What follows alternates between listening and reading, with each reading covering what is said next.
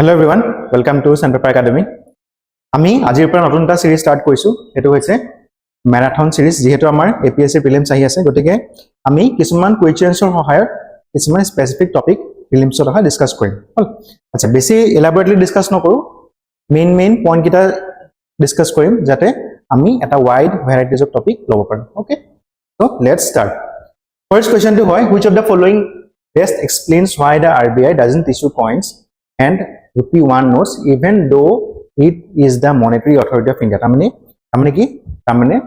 RBI amar Reserve Bank of India kiyo coins aru 1 tokia note issue nokore jodio ba RBI hoise amar dekhor monetary authority kele nokore saita option dia ase. Option number A, RBI Act prohibits the RBI from issuing coins. Option number B, coins and rupee 1 notes are considered token currency and not fiat money. Option number C, the issuance of the coins and rupee 1 notes is vested with the Government of India under the Coinage Act. And option number D to hoise RBI delegates coin issuance to commercial banks. Acha, এটা আমি জানো যে আমাৰ RBI দেখত পইচাবিলাক print কৰে, পইচাবিলাক issue কৰে, মানে পইচাবিলাকখনত যেখন এখন নোট চাব, নোটত কাৰ সিগনেচাৰ থাকে, গভৰ্ণৰ অফ RBI সিগনেচাৰটো থাকে, কিন্তু হলো যিবিলাক কইনছ ইস্যু কৰা হয়, কইনছবিলাক কিন্তু আমাৰ RBI ইস্যু নকৰে, মানে বা যিবিলাক আমাৰ 1 টকীয়া নোট হয়, সেই নোটবিলাক আমাৰ RBI ইস্যু নকৰে। 1 টকীয়া নোটত কাৰ সিগনেচাৰ থাকে, ফাইনান্স সেক্ৰেটাৰী সিগনেচাৰ থাকে, মানে তো তাৰ ৰিজনটো কি? এটা অপচন ভালকৈ চাওঁ। RBI Act prohibits the RBI from issuing coins. আচ্ছা, এটা RBI Act জানো RBI যিকোনো এটা কইন ইস্যু কৰা প্ৰহিবিট কৰে নকৰে? RBI Act অকল RBI এডমিনিষ্ট্ৰেশ্যন বা কেনেকে নিজৰ ডেইলি কামকাজবিলাক চলাব তাৰ ওপৰতহে বেছিকৈ ব্ৰিফলি এলাবৰেটেড আছে, মানে কইন ইস্যুৱেন্সৰ কথাতে একো নাই,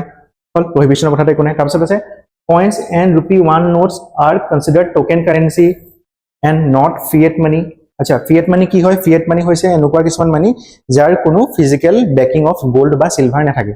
বা যাৰ কোনো ইন্ট্ৰিনসিক ভ্যালু নাথাকে। ফৰ এক্সাম্পল, এতিয়া যদি আপুনি কইন এটা লয়, কইনৰ ফেস ভ্যালু মানে কইনটো যোনটো লিখা থাকে কেটকিয়া 1 টকীয়া বা 5 টকীয়া, মানে এই 1 টকাটো বা 5 টকাটো যোনটো লিখা থাকিব এটো কি হয়? কইনৰ ফেস ভ্যালু, মানে প্লাস এতিয়া কইনটো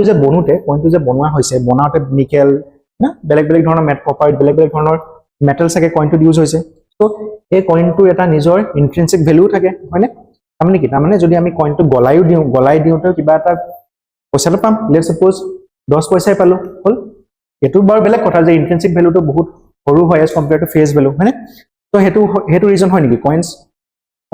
coins and rupee 1 notes are considered token currency and not fiat money, এটো তো নহয়, হল। তাৰপিছত আছে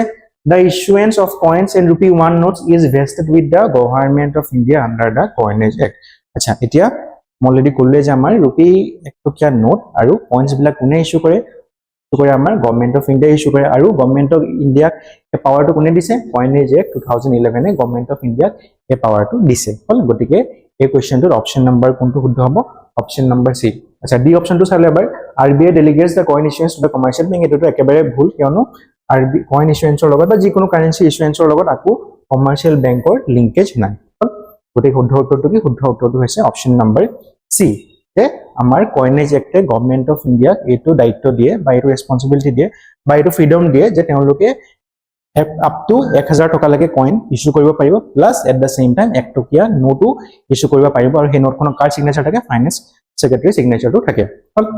so question number 2, consider the following with respect to CRAR, capital to risk weighted ratio, asset ratio. আচ্ছা, তিনটা statement দিয়া আছে। a higher CRAR implies a stronger capital buffer against the potential loan defaulters. Statement number 2, it is a part of the Basel framework for banking supervision. And statement number 3 to hoise it includes tier 1, tier 2 and market capitalization as capital components. Which of the above is or are correct? আচ্ছা, এটা কি হয়? CRAR কি হয়? CRAR মানে হৈছে যিকোনো এটা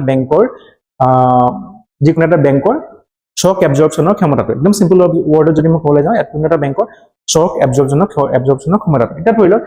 লোন দুটা টাইপৰ থাকে, এটা হৈছে সিকিউৰড লোন,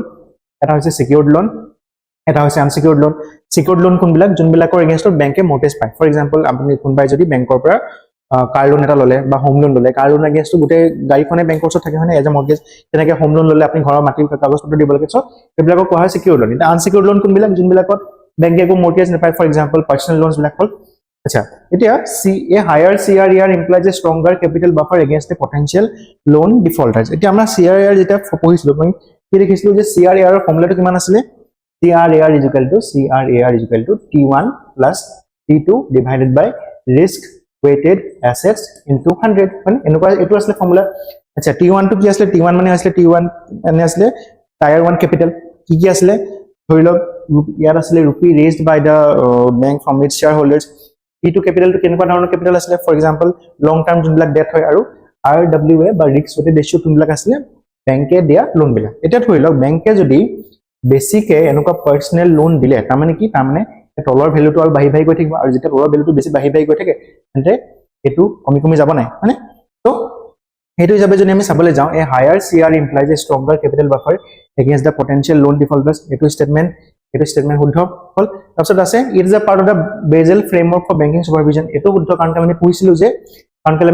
যে কি পঢ়িছিলো যে Basel framework এ মিনিমাম যিকোনো এটা বেংকৰ কাৰণে 10.5% CRAR to mandatory হোৱা বুলি ৰেকমেন্ড কৰে যদি ইয়াতকৈ বেছি হয় তেন্তে তো আৰু ভাল কিন্তু ইমানটো তো মিনিমাম হ'বই লাগে আৰু এটো মিনিমাম হ'বলে কি কৰিব লাগিব আমাৰ যোনটো RWA বা risk weighted asset টো হয় এটো কম হ'ব লাগিব হয়নে risk weighted asset টো কম হ'লে ওপৰৰ CRAR টো বেছি হ'ব হয়নে তাৰপিছত আছে it includes the tier 1 tier 2 and market capitalization as capital components acha tier 1 to include hoy ami alop agte formula চাইলো T1 plus T2 divided by RWA কিন্তু এই মার্কেট ক্যাপিটালাইজেশন কথাটা একো তাত মেনশন নাই গতিকে হেতু হিচাপে চাব গলে এই স্টেটমেন্টটো ভুল গতিকে শুদ্ধ উত্তৰটো কোনটো হ'ব শুদ্ধ উত্তৰটো হ'ব option number A which corresponds to statement 1 and 2 respectively explanation of হেতু লিখা আছে যে CRAR is also measures the bank's capital in relation to risk weighted asset ensuring it can absorb reasonable amount of loss and remain solvent already যোনটো কলে যে CRAR কি identify কৰে বা কি ডিনোট কৰে যে এটা বেংকৰ কিমান শক এবজৰ্পচনৰ ক্ষমতা আছে হেতু ডিনোট কৰে It includes a tier 1 capital already called core equity retained earnings and retained earning money as a profit T2 capital মানে subordinate debt long term debts hybrid instruments market capitalization is not a component of the CRAR already মজুদ হল তাতে ইয়াতে লিখা আছে তাৰপিছত question number 3 in the context of modern payment infrastructure in India which of the following statements correctly differentiates UPI from IMPS আচ্ছা এটা UPI কি হয় UPI হৈছে আমাৰ ইউনিফাইড পেমেন্ট ইন্টাৰফেস যেটা আমি মোবাইলটো দি পেলাই পেমেন্ট বিলাক কৰো এটি পেমেন্ট কৰো UPI দি পেলাই পেমেন্ট কৰো মানে UPI টো এটা কাইন্ড অফ ইউনিফৰ্ম ডিজিটাল ইনফ্ৰাস্ট্ৰাকচাৰ যাৰ ওপৰত বেলেগ ধৰণৰ কোম্পানী বিলাকে বেলেগ ধৰণৰ এপ বিলাক লঞ্চ কৰে বেলেগ ধৰণৰ এপ বিলাক বনায় ফৰ এক্সাম্পল গুগলে বনালে জিপে হয়নে বেলেগ ফোন পে বনোৱা হৈছে তাৰ বেলেগ ফোন পে বনোৱা হৈছে বেলেগ ধৰণৰ পেমেন্ট এপ বিলাক বনোৱা হৈছে পেটিএম বনোৱা হৈছে UPI টো হৈছে এটা ইউনিফৰ্ম বেস যাৰ ওপৰত বেলেগ পেমেন্ট এপ বিলাক বনোৱা হয় আচ্ছা এতিয়া আমাক ইয়াত কি কোৱা হৈছে যে কোনটো তলৰ স্টেটমেন্টে UPI আৰু IMPS ৰ মাজত ডিফাৰেন্সিয়েট কৰে IMPS কি আছিল এটা মন কৰক আমাৰ যেতিয়া UPI নহয় আগতে আমি যেতিয়া এটা জায়গাৰ পৰা ইটো জায়গালৈ পইচা পঠাবলৈ হয় যে আমি নৰমাল ট্ৰানজাকশন কৰো কেনেকৈ কৰো আমি বেংকত বা লেটস সাপোজ নট বেংকত আমি মোবাইলতে বেলেগ ধৰণৰ এপ মানে মোবাইল বেংকিং এপ বিলাক ডাউনলোড কৰো তাত আমি কি কৰো যাৰলে পঠাই আমি তাৰ একাউন্ট নাম্বাৰ দিও প্লাস IFSC কোডটো দিও কিমান এমাউন্ট পঠাব লাগে এটো মাৰিলে পইচাটো গুচি যায় হয়নে তো হেতু কিহৰ থ্ৰুদি হৈছিলে IMPS ৰ থ্ৰুদি হৈছিলে আচ্ছা এটা আমাক কোৱা হৈছে যে কোনটো তলৰ স্টেটমেন্টে ডিফাৰেন্সিয়েট কৰে from UPI and IMPS First to say UPI operates only through banks while IMPS can be used by non-bank players. Second to say UPI allows transaction routing via virtual IDs whereas IMPS uses account numbers and IFSC. Also say UPI is a deferred settlement system IMPS is real time. Also say IMPS supports overdraft features and UPI doesn't. It is so. ये तो एकेबारे भूले Second, C2 so UPI is a deferred settlement system IMPS is real time আচ্ছা IMPS ও real time হয় UPI ও real time হয় UPI জন্য এনেকুৱা হৈছে যে আপুনি পইচা পঠাই 1 ঘন্টা পিছত পইচাটো পাইছে এনেকুৱাটা হোৱা নাই কেতিয়াবা বাৰু ইন কেস অকেশনাল ডিলে হৈ যায় কিন্তু নৰমালি তো এটো ডিফাৰ্ড সেটেলমেন্ট হয় নহয় বে দেৰি নালাগে হল তো এটো ভুল হল তাৰপিছত আছে UPI allows transaction routing via virtual IDs whereas IMPI uses account number and IFSC আচ্ছা এটো মলদি বাগতে কৈছো যে যেতিয়া আমি UPI থ্ৰুদি পেমেন্ট কৰো তে কি লাগে VPA virtual payment address or through the আমি পইচাটো দিও ফৰ এক্সাম্পল মোক যদি কোনবা পইচাটো দিবলৈ হয় KBG12131@OKAxis এনেকে হয় মানে এটো হৈছে আমাৰ কি ভাৰ্চুৱেল আইডি তো UPI ভাৰ্চুৱেল আইডি ইউজ কৰে ওকে আৰু IMPS এম অলৰেডি কলো আগত অলপ আগতে যে UPI নহৰ আগতে আমি কেনেকৈ পইচা পঠাইছিলো একাউন্ট নাম্বাৰ আৰু IFSC দি পেলাই প্লাস কিমান এমাউন্টলৈ পইচা পঠাব লাগে তো আমি দিলে হৈ গল তো হেতু হিচাপে যদি আমি চাবলৈ যাওঁ অপশন নাম্বাৰ B টো শুদ্ধ গতিকে option number B is the correct answer এটো ইয়াত হেতু লিখা আছে UPI is a real time payment system that uses VPA to make peer to peer and merchant payments without needing account details UPI থৰ জন্য আমি account details দিব নালাগে just আমি VPA বা virtual payment address to দিলে হল Question number 4 which of the following would decrease the money multiplier in an economy, all else being equal. মানে তলৰ কোনগিটা কাম কৰিলে বা তলৰ কোনটো কাম কৰিলে money multiplier to decrease হ'ব, মানে money supply to in a way normal terms যদি ক'বলৈ যায় money supply to বা money multiplier to decrease হ'ব। হল কেইটামান অপচন দিয়া আছে। Option number a decrease in the cash reserve ratio, option number B increase in the SLR by statutory liquidity ratio, option number C increase in the demand for credit by public, option number D increasing of capital expenditure by the government। আচ্ছা এতিয়া সব ব্যাংকৰ ওচৰত যদি 100 টকা এটা থাকে গুটে 100 টকাটো ব্যাংকে লোন দি নিদিয়ে মানে তাৰ পৰা এটা পোৰশন ব্যাংকে থব লাগে CRR হিচাপে, এটা পোৰশন থব লাগে ব্যাংকে SLR হিচাপে। ফৰ এক্সাম্পল এতিয়া যদি ধৰক ব্যাংকৰ ওচৰত 100 টকা আছে, 100 টকা থাকিলে লেটস সাপোজ যে আমাৰ ব্যাংকে থৈছে 10 টকা এটা CRR হিচাপে আৰু 15 টকা এটা SLR হিচাপে। হল লেটস সাপোজ 10 টকা এটা বিলে সিম্পল যদি কৰিব যাও 10 টকা এটা CRR আৰু 10 টকা এটা SLR থৈছে, তাৰমানে কি ব্যাংকে এতিয়া কিমান টকা লোন দিব পাৰিব, এট প্ৰেজেন্ট কিমান টকা লোন দিব পৰা ক্ষমতা আছে ব্যাংকৰ ওচৰত 80 টকা, হয়নে? 80 টকা আছে, এই গিটাটো CRR আৰু SLR থৈ দিছে সাইড লাইন কৰি পেলাই 80 টকা এটা লোন দিব পৰা ব্যাংকৰ ক্ষমতা আছে। এতিয়া যদি আমি CRR টো কমাই দিও, ডিক্ৰিজ কৰি দিও, তেতিয়া কি হ'ব? CRR যদি কমাই দিও, CRR মানে 10 টকাৰ পৰা যদি 5 টকা কৰি দিও, তেতিয়া ব্যাংকৰ ওচৰত কিমান টকা লোন দিব পৰা ক্ষমতা থাকিব? 85 रुपये। তাৰমানে কি উল্টাই মানি মাল্টিপ্লায়াৰ টো বা মানি সাপ্লাই টো বাঢ়ি বহে, গতিকে এটো হল। তাৰপিছত আছে increasing of capital expenditure by the government. এটা যদি গভৰ্নমেন্টে ক্যাপিটাল এক্সপেন্ডিচাৰ টো বঢ়ায় বা ৰাস্তা ঘাট এইবিলাক যদি বেছিকে বনায়, তাৰমানে কি গভৰ্নমেন্টে বেছি মানুহক এমপ্লয়মেন্ট দিছে, মানে মানুহৰ ওচৰত বেছিকে পইচা আহিছে, মানুহৰ ওচৰত বেছিকে পইচা অহা মানে কি মানি মাল্টিপ্লায়াৰ টো আৰু ইনক্ৰিজ হ'ব, গতিকে এটো ভুল। তাৰপিছত আছে increase in the demand for credit by the public. এটা যদি পাব্লিকে যদি বেছি ক্ৰেডিট বা বেছি লোন ডিমান্ড কৰে ব্যাংকৰ পৰা, তেন্তে কি হ'ব? পাব্লিকে বেছি লোন ল'ব, বেছি লোন লৈ পেলাই বেছি ইকোনমিক এক্টিভিটিজ বিলাক কৰিব, এইটো ক্ষেত্ৰতো মানি মাল্টিপ্লায়াৰ টো ডিক্ৰিজ নহব, গতিকে থাকি গল option number B increase in the SLR বা statutory liquidity ratio। এটা ধৰি লওক লেটস সাপোজ CRR বুলি আছে 10 টকা, SLR বুলি আছে 10 টকা। এতিয়া যদি মই SLR টো 10 টকাৰ পৰা 20 টকা কৰি দিও, তেতিয়া ব্যাংকৰ ওচৰত কেই টকা লোন দিব পৰা ক্ষমতা থাকিব? 70 টকা। তাৰমানে কি মানি মাল্টিপ্লায়াৰ টো কমিলে, তাৰমানে ব্যাংকে কমকে টকাকে লোন দিব পাৰিব, গতিকে অপচন নম্বৰ বি টো হ'ব শুদ্ধ অপচন। অপচন নম্বৰ বি এক্সপ্লেনেশ্যনত অলৰেডি যোনখিনি ক'লো সেইখিনিয়ে লিখা আছে। তাৰপিছত আছে consider the following monetary aggregates defined by RBI, M1 M2 M3 আৰু M4। M1 M2 M3 M4 কি হয়? এটা মানি সাপ্লাই মেজাৰ্স, হয়নে? আচ্ছা, which of the following statement is correct regarding their order in terms of liquidity from highest to lowest? মানে তলৰ কোনটো option correct হ'ব in terms of their order in terms of their liquidity? মানে তলৰ কোনটো M1 সবতকে বেছি liquid নে M4 বেছি লিকুইড নে M3 বেছি লিকুইড, হেতু ভালকে এটা অৰ্ডাৰত এৰেঞ্জ কৰিবলৈ কোৱা হৈছে। আচ্ছা, এতিয়া আমি যেতিয়া ক্লাছত চাইছিলো এটা বস্তু পঢ়িছিলো ন, সবতকে বেছি কোনটো লিকুইড হয়? M1 হয়। সবতকে কম লিকুইড কোনটো? M4 হয়। M1 ত কি থাকে? Currency hold by the public plus demand deposit, মানে আমাৰ পাব্লিকৰ লগত যোনখিনি পইচা আছে সেইখিনি প্লাস পাব্লিকে বেংকত যোনখিনি কারেন্ট একাউন্ট হৈছে বা সেভিং একাউন্টত পইচা হৈছে সেইখিনি, মানে ডিমান্ড ডিপোজিট খিনি এট দা ডিমান্ড যেতিয়া বেংকে পাব্লিকক দিব লাগে সেইখিনি পইচাই কোৱা হয় ডিমান্ড ডিপোজিট, মানে। আচ্ছা, সবতকে বেছি এখানে লিকুইড কোনটো হ'ব? M1। সবতকে কম লিকুইড কোনটো আছিলে? M4। গতিকে এইটো হিচাপে যদি আমি চাবলৈ যাওঁ কোনটো অপচন শুদ্ধ হ'ব? অপচন হ'ব option number D. So M1 আটাইতকৈ বেছি লিকুইড, তাতকৈ কম লিকুইড M2, তাতকৈ কম লিকুইড M3 আৰু আটাইতকৈ কম লিকুইড হৈছে M4, গতিকে অপচন নম্বৰ 4 হ'ব কাৰেক্ট আনসাৰ। ইয়াত গোটেই গিটাৰে হেৰিও দিয়া আছে, এক্সপ্লেনেশনও দিয়া আছে, M1 M কি হয়, M2 কি হয়, M3 কি হয়, M4 কি হয়। ফৰ এক্সাম্পল M1 মানে কি? কাৰেন্সি উইথ পাব্লিক মডেলিটি, যোনটো ক'লে যে মোৰ সকলোৰে আছে যোনখিনি পইচা থাকে সেইখিনি, plus demand deposit in the banks, মানে পাব্লিকে যোনখিনি পইচা বেংকত থয় in the form of saving account বা কারেন্ট একাউন্টত থয়। M2 মানে কি? M2 মানে হৈছে M1 plus saving deposits with the post offices হয়। M3 মানে কি? M3 মানে হৈছে M1 মানে currency with public plus demand deposit plus deposits time deposit with bank. Time deposit with bank মানে কোনবিলাক? আমি যোনবিলাক ফিক্সড ডিপোজিট হয়, যোনবিলাক ৰেকাৰিং ডিপোজিট হয়, এইবিলাক যেহেতু এইবিলাক আমাৰ টাইম ডিপোজিট বিলাকটো আমি যেতিয়া মন যায় তেতিয়া উইথড্ৰ কৰি ল'ব নোৱাৰে, গতিকে সেইকাৰণে M3 টো কমকে liquid as compared two M1। আৰু M4 মানে হৈছে M3 plus total post office deposit, total post office deposit, আৰু সেইকাৰণে আটাইতকৈ কমকে লিকুইড হৈছে M4 টো। Number 6, which of the following statements best define the high powered money in context of Indian monetary policy? আচ্ছা, high powered money যোনটো definition হয় সেই ডেফিনেশনটো তলৰ কোনকিটা স্টেটমেন্টে ভালকে ডিফাইন কৰিব পাৰে?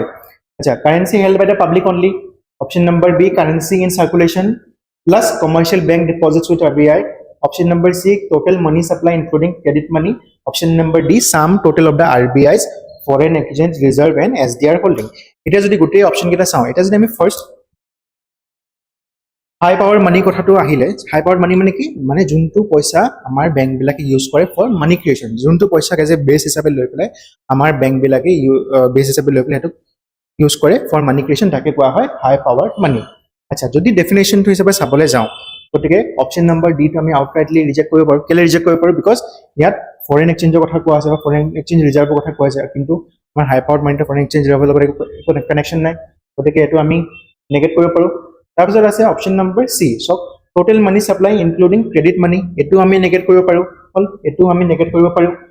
তাৰপিছত আছে currency in circulation plus commercial bank deposits with RBI, এইটো মন কৰক, currency in circulation, currency in circulation মানে কাৰ মাজত চাৰ্কুলেশ্যন, আমাৰ মাজত চাৰ্কুলেশ্যন, হ'ল কাৰেঞ্চি ইন চাৰ্কুলেশ্যন মানে আমাৰ মাজত circulation, plus commercial bank deposits with RBI, commercial bank deposit with RBI মানে কি, RBI যোনখিনি পইচা আমাৰ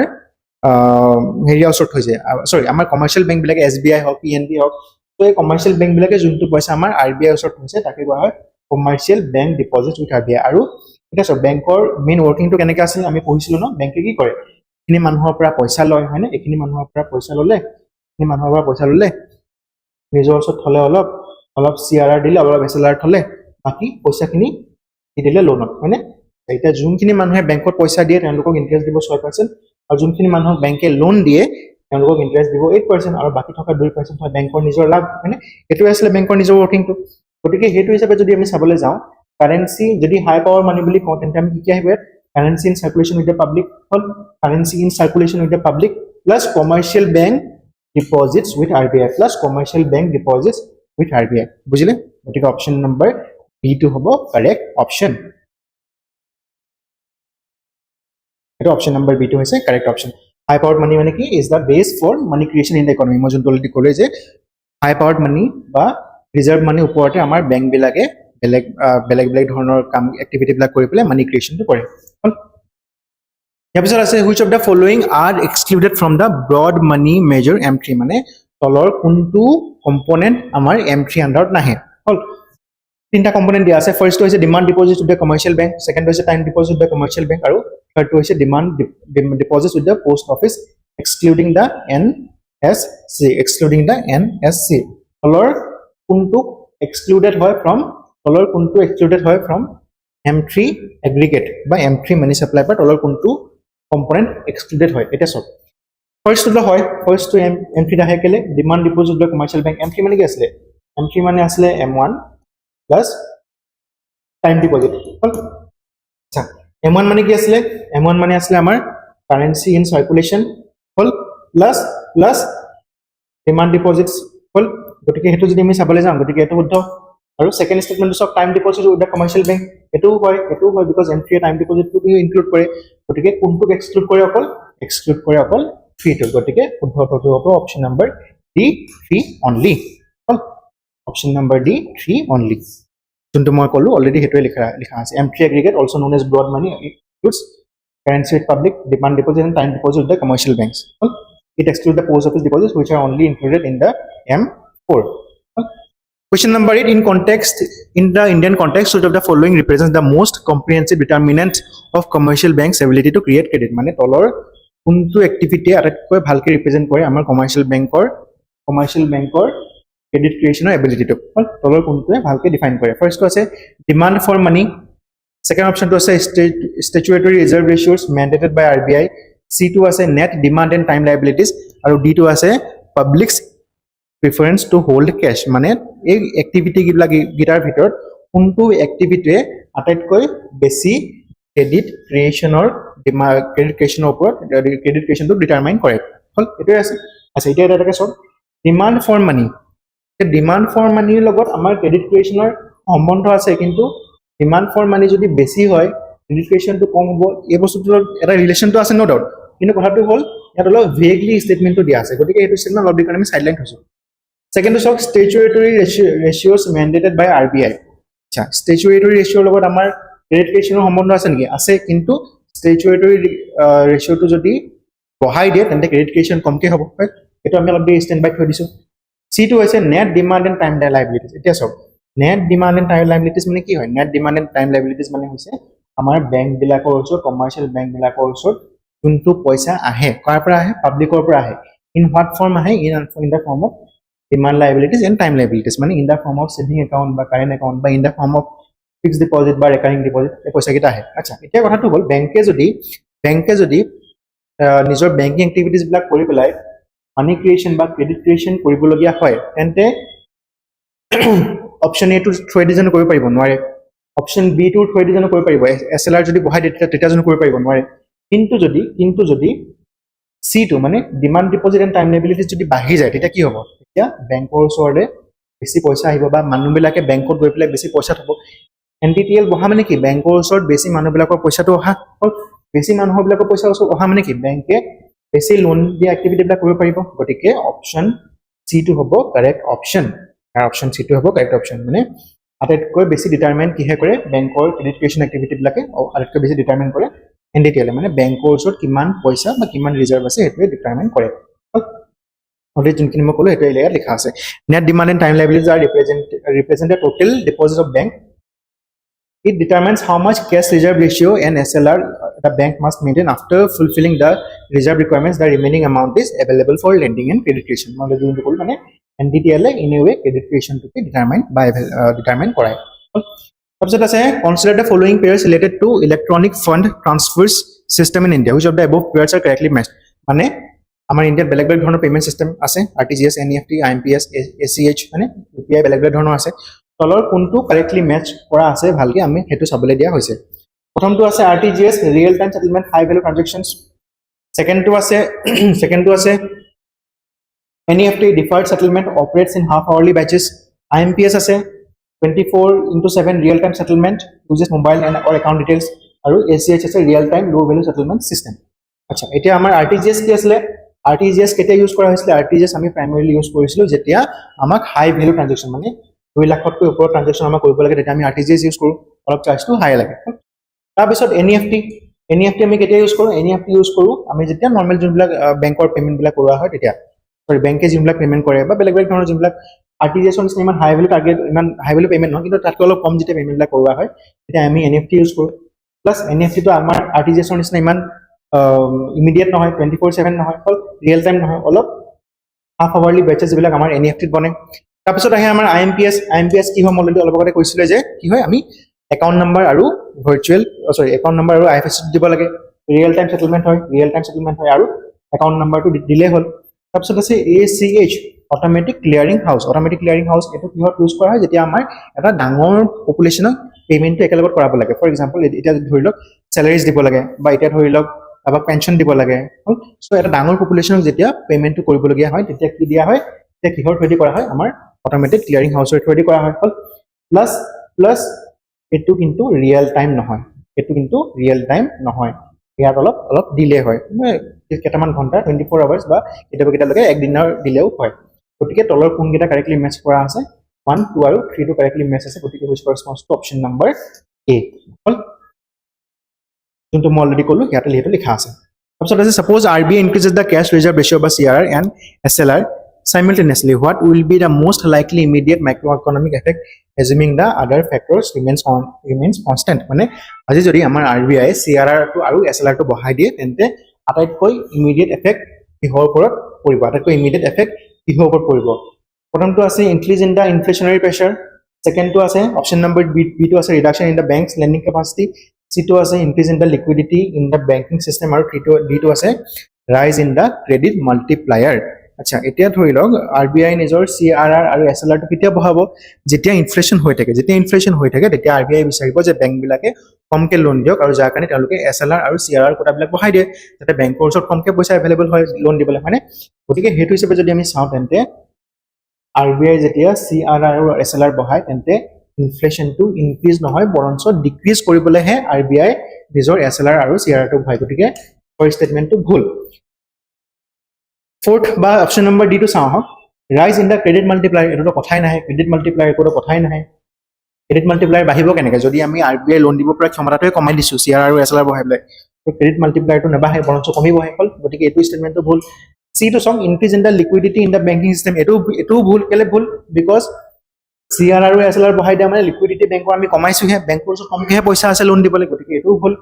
আৰু বিটো চক reduction in the banks lending capacity, এইটো আটাইতকৈ শুদ্ধ। কেলে যিহেতু আমি CR আৰু SLR বহাই দিছোঁ, তাৰমানে কি বেংকৰ ওচৰত কমকে পইচা আছে লোন দিবলৈ, গতিকে বেংকৰ আমি যোনটো লেণ্ডিং কেপাচিটি হয় সেইটোক ৰিডিউচ কৰিছোঁ। অপশ্যন নম্বৰ বি টো কাৰেক্ট অপশ্যন। অলৰেডি যোনখিনি মই ক'লো তাত ইয়াতে লিখা আছে। CRR and SLR are the tools of monetary control, and increase in the CRR means the bank must keep more in the deposits, মানে বেছিকে থব লাগিব ডিপজিটত, as cash with RBI, reducing their lendable funds. Similarly, in the case of SLR, য'ত নেকি বেংকে নিজৰ cash বা জিচেক বিলাক থব পাৰে, reducing their lending capacity. Question number 11, which of the following is not a method used by the Central Statistics Office CSO for calculating GDP in India? আচ্ছা, মানে আমাৰ যেতিয়া ইণ্ডিয়া GDP ক্যালকুলেশন কৰা হয় তেন্তে আমাৰ NSO কোনটো তলৰ মেথড ইউজ নকৰে? ইনকাম মেথড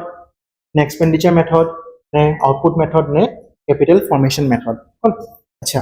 আমি জানো যে আমাৰ যেতিয়া NSO GDP ক্যালকুলেট কৰে তেতিয়া কি মেথড ইউজ কৰে? ইনকাম মেথড, মানে আমাৰ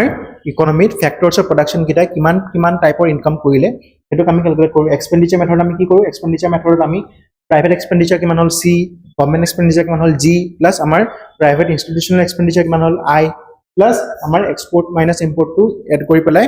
আমি এক্সপেন্ডিচাৰ মেথডৰ থ্ৰুদি GDP ক্যালকুলেট কৰো। ঠিক তেনেকৈ আউটপুট মেথড আমি ইউজ কৰো GDP ক্যালকুলেশনত। কিন্তু ক্যাপিটাল ফৰ্মেশন মেথডটো আমি ইউজ নকৰো আমাৰ ইণ্ডিয়াত for the calculation of GDP। গতিকে আটাইতকৈ শুদ্ধ অপশনটো কোনটো হ'ব? Option number D, not a method. দেই, ইজি মেথড বুলি কোনে নট এ মেথড, যেহেতু আমি তিনটা মেথড ইউজ কৰো, অকল ডি টোহে নকৰো, গতিকে ডি টো হ'ব কাৰেক্ট আনসাৰ।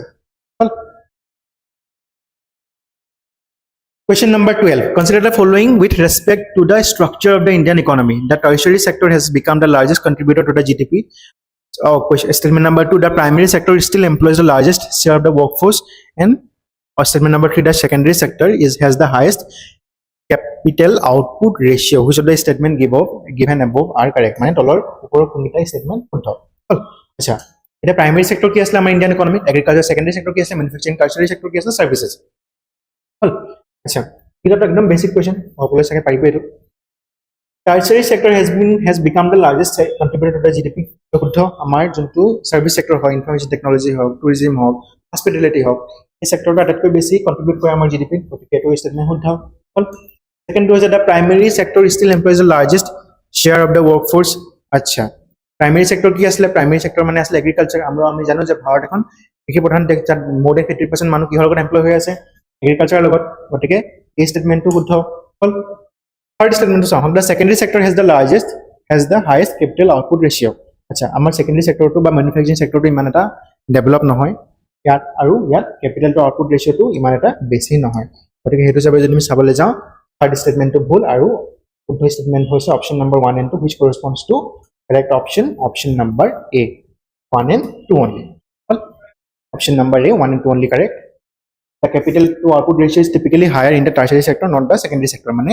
যোনটো আমাৰ টাৰ্সিয়াৰি সেক্টৰ হয়, এই টাৰ্সিয়াৰি সেক্টৰটো যিমান আমি ইনপুট দিওঁ তাতকৈ আমি বেছি আউটপুট পাওঁ, বা তাৰ একৰ্ডিং তাৰ সমানে আমাৰ সেকেন্ডাৰি সেক্টৰ ইমানটা আউটপুট নাপাওঁ এজ কম্পেয়াৰ টু আমাৰ টাৰ্সিয়াৰি সেক্টৰ। টাৰ্সিয়াৰি সেক্টৰটো হৈছে আমাৰ ইণ্ডিয়ান ইকনমিক আটাইতকৈ ভাল বা best performing sector. 13. Milton Friedman's monetarist theory differs from Keynesian economics primarily because it, মানে কেনেকৈ মিল্টন ফ্ৰিমেনৰ মনেটাৰী থিয়ৰিটো আমাৰ জেমছ কিনছ বা কেনেচিয়ান ইকনমিক্সৰ যোনটো থিয়ৰি হয় কেনেকৈ ডিফাৰ কৰে, কেনেকৈ বেলেগ হয়। চাৰিটা দিয়া আছে। Rejects the fiscal policy in favour of the income and distribution. বিটো হৈছে argues that inflation is always a demand side issue. C, emphasizes monetary policy and stable money supply for controlling inflation. Or D2 hoise advocates for public control over prices and wages. Acha, eta amar Milton Friedman one of the key achievement ba key feature in his theory ki asle je সৰকাৰৰ অলপ অলপ হস্তক্ষেপ বা সৰকাৰৰ অলপ অলপ influence থাকিব লাগে in controlling the macroeconomic variables of the economy. গতিকে হেতু যদি আমি চাবলৈ যাওঁ তেন্তে কোনটো স্টেটমেন্টে ভালকে ৰিফ্লেক্ট কৰিছে মিল্টন ফ্ৰিডমেনৰ সেই প্ৰিন্সিপাল হেৰিটো থিয়ৰিটো ভালকে ৰিফ্লেক্ট কৰিছে আমাৰ অপশন নম্বৰ সি এ। কাৰণ কেলে কি লিখা আছে emphasize the monetary policy and the stable money supply for controlling inflation. আচ্ছা, এটা মনেটাৰী পলিচিটো আমাৰ কোনে আনে? মনেটাৰী পলিচিটো আমাৰ আনে আমাৰ মনেটাৰী পলিচি কমিটিয়ে, হ'ল বেলেগ বেলেগ মানে কাইণ্ড অফ চেন্ট্ৰেল অথৰিটি আনে বা চেন্ট্ৰেল পাৱাৰ এটা আমাৰ মনেটাৰী পলিচি কাম কাজবিলাক কন্ট্ৰোল বা চলাই নিয়ে আচ্ছা গতিকে হেতু হিচাপে যদি আমি চাবলৈ যাওঁ যদি আপোনালোকৰ ওচৰত এই থিওৰি কিটা লগত জড়িত ইমানটা জ্ঞান নাই তেন্তে ধুনীয়াকে কোৰ প্ৰিন্সিপালটো লগত আইডিয়া কৰি পেলাই আপোনালোকে ধুনীয়াকে কাৰেক্ট আনসাৰটো বিচাৰিব পাৰে because of rejects all fiscal policy in favor of the income redistribution হেতুটো কেতিয়াও কোৱাই নাই argues that inflation is always a demand side issue এটো অলপ অলপ তেওঁ inflationৰ ওপৰত কিছুমান কথা কৈছিলে কিন্তু এছা চেকো কোৱা নাই তেওঁ মেইন কোৰ প্ৰিন্সিপালটো আছিল যে যোনটো আমাৰ ষ্টেট হয় বা যোনটো চেন্ট্ৰেল অথৰিটি হয় চেন্ট্ৰেল অথৰিটিৰ কিবা এটা হলেও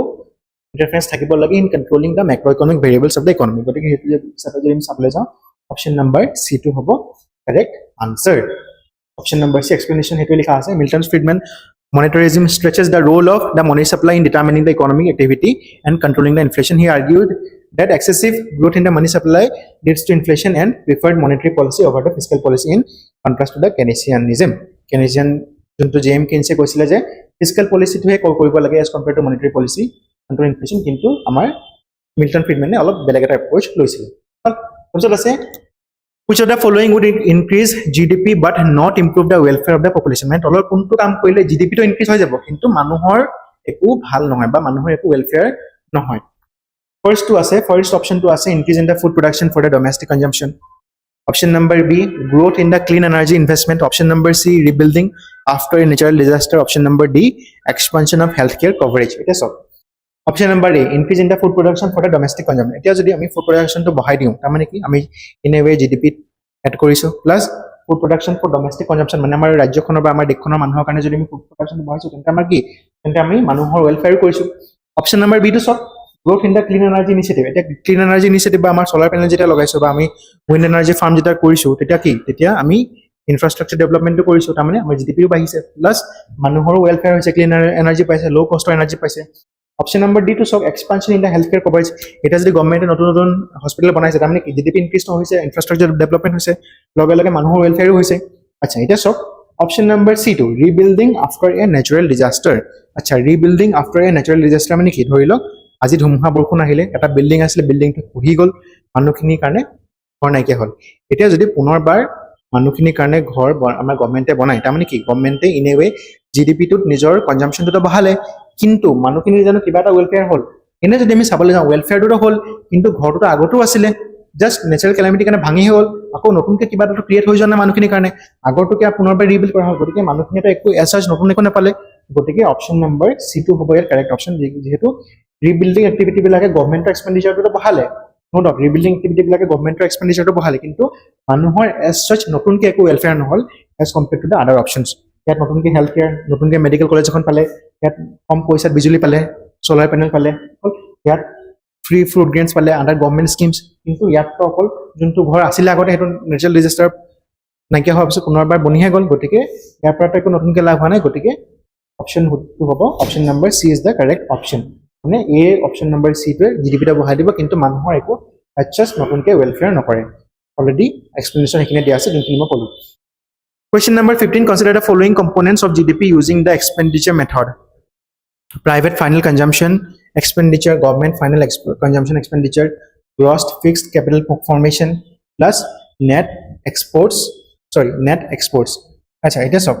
এতিয়া যেতিয়া আমি ইনকাম আমি যেতিয়া এক্সপেন্ডিচাৰ মেথডত থৈ দি জিডিপি ক্যালকুলেট কৰি আমি কি চাওঁ আমি চাওঁ আমাৰ টোটাল দেশখনৰ পপুলেশনটোৱে কিমান পইচা খৰচা কৰিলে নিজৰ কনজাম্পশনত লাগিলে ভাত চাউল দাইল মোবাইল এসি ফ্ৰিজ জিও নিকিনক লাগিলে মানে আমাৰ দেশখনৰ মানুহে দেশখনৰ নাগৰিকে কিমান খৰচা কৰিলে আমি এটা চাওঁ মানে private final consumption এক্সপেন্ডিচাৰ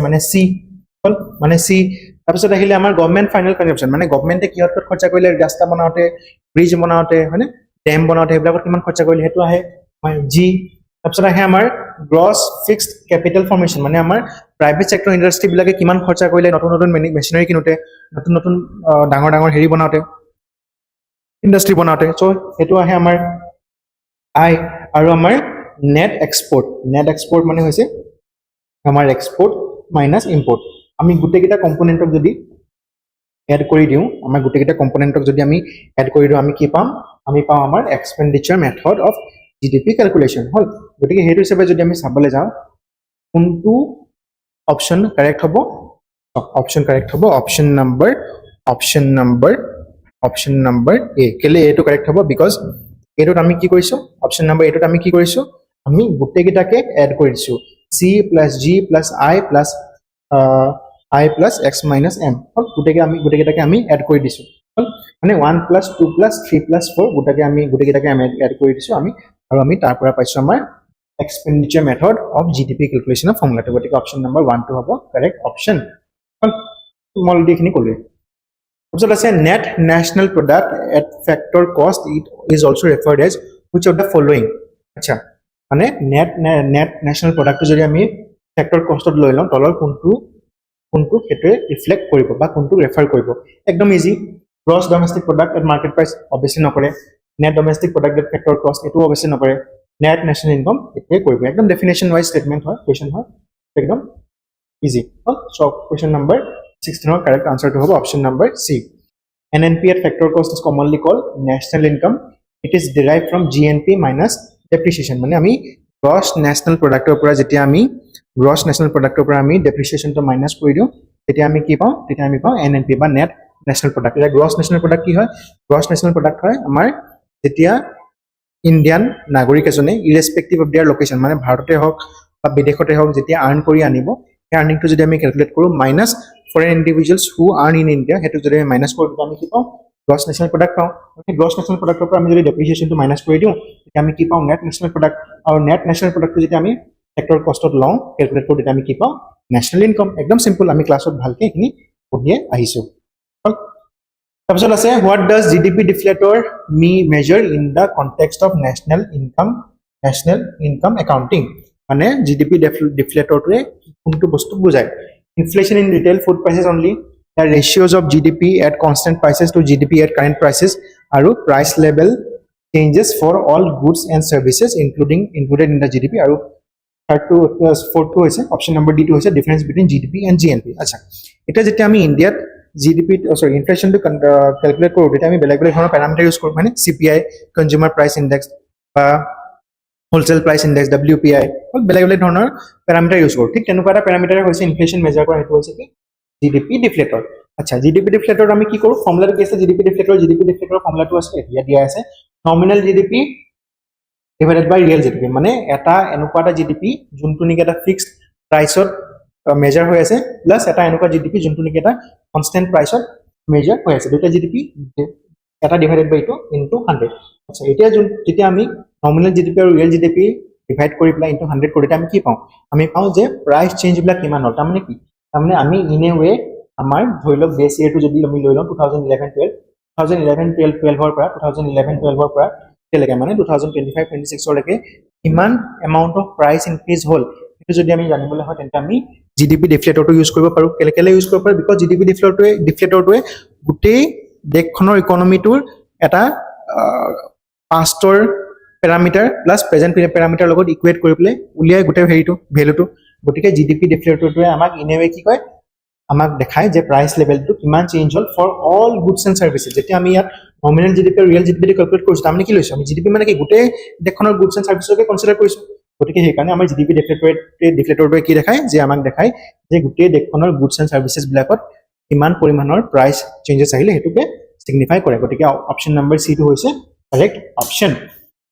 question number 18 consider the following statements GDP includes the value of intermediate goods তাৰপিছত আছে GDP includes the market value of both goods and services তাৰপিছত আছে GDP includes the transfer payments like pensions and subsidies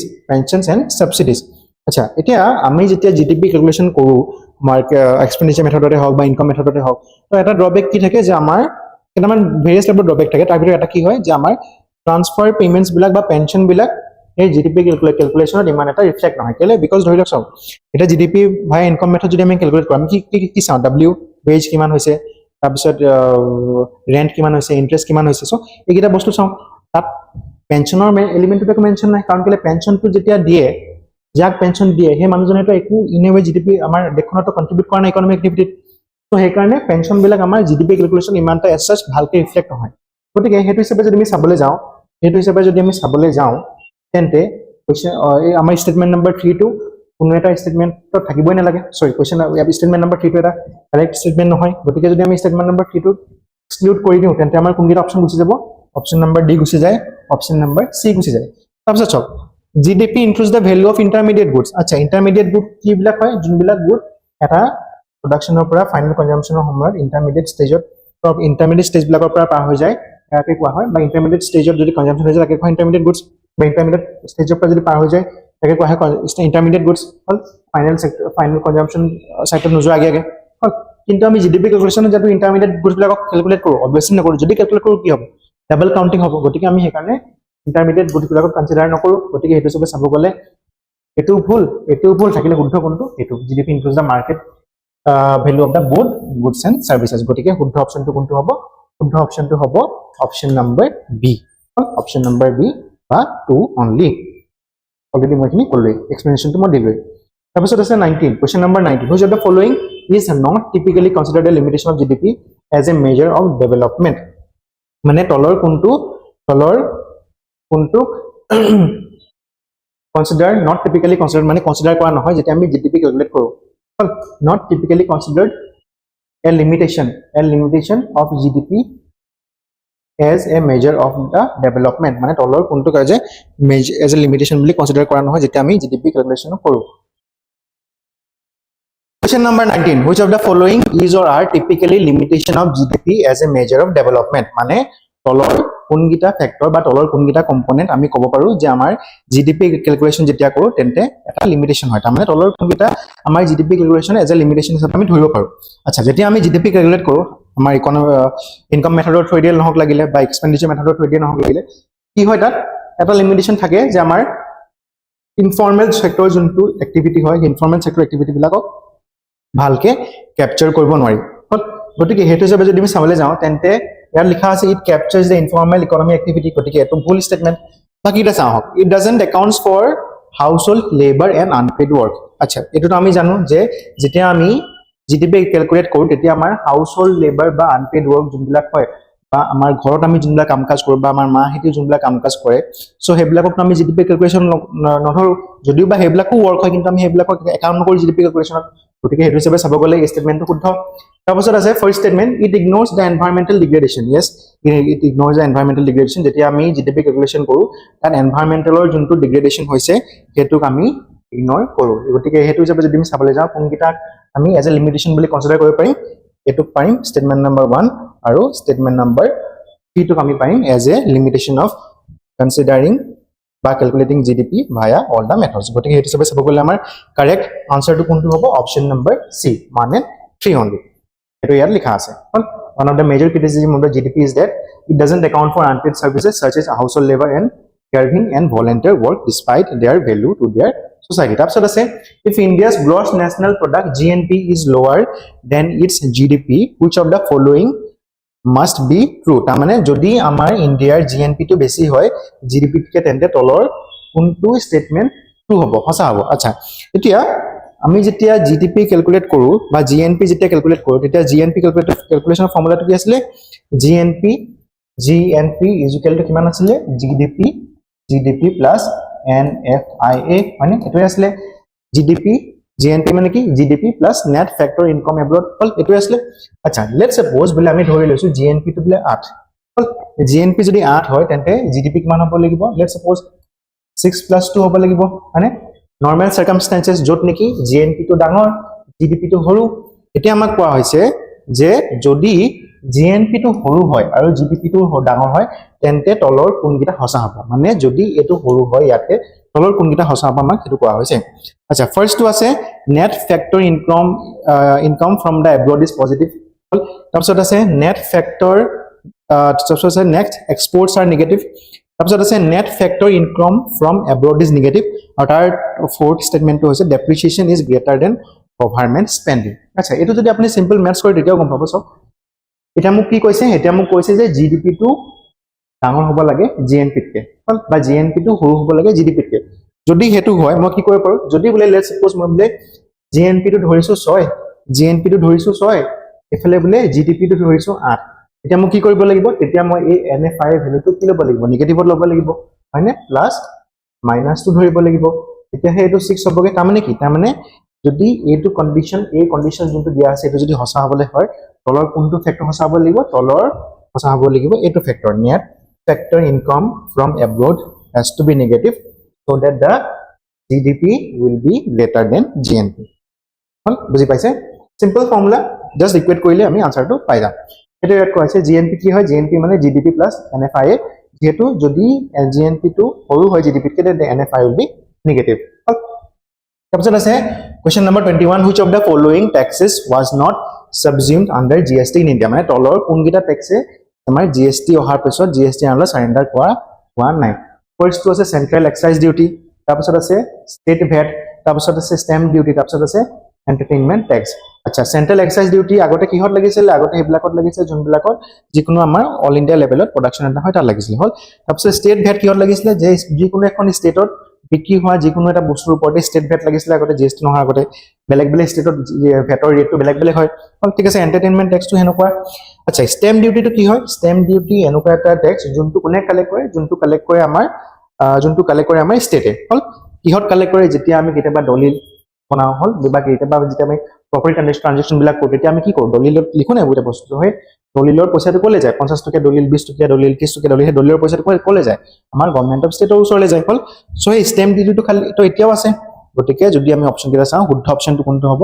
option number C stamp duty on property transactions remain outside the scope of GST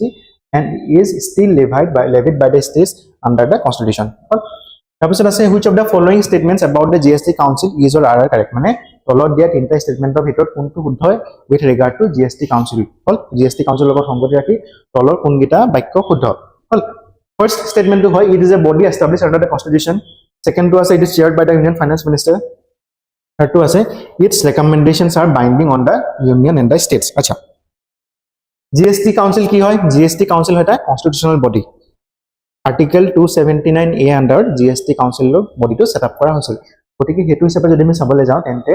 it is a body established under constitution hol eto শুদ্ধ hobo second to sok it is chaired by the union finance minister eto শুদ্ধ because ami gom pao je GST Council or member bila sadhanote ko hoy amar state or finance minister bila plus chair kore amar union or finance minister chairperson hoy union finance minister gotike eto শুদ্ধ tarpasot ase its recommendations are binding on the union and the states acha eto bhul kele bhul আমাৰ GST কাউন্সিলৰ ৰেকমেন্ডেশনস বিলাক binding নহয় advisory হে হয় গতিকে এটো হিচাপে আমি যদি আমি চাবলৈ যাও তেন্তে কোনগিটা স্টেটমেন্ট শুদ্ধ হ'ব অপচন স্টেটমেন্ট 1 আৰু স্টেটমেন্ট শুদ্ধ which corresponds to option number A আচ্ছা আৰু কথা কৈদিলো আমাৰ বৰ্তমান যোনটো GST কাউন্সিল আছে তাত around 33 জন মেম্বাৰ আছে 33 জন মেম্বাৰ ভিতৰত কোন কোন থাকে চেয়াৰপাৰসন হয় আমাৰ ইউনিয়ন ফাইনান্স মিনিষ্টাৰ আৰু বাকি মেম্বাৰ বিলাকৰ ভিতৰত থাকিব আমাৰ ষ্টেটৰ ফাইনান্স মিনিষ্টাৰ বিলাক Here pisot ase consider the following items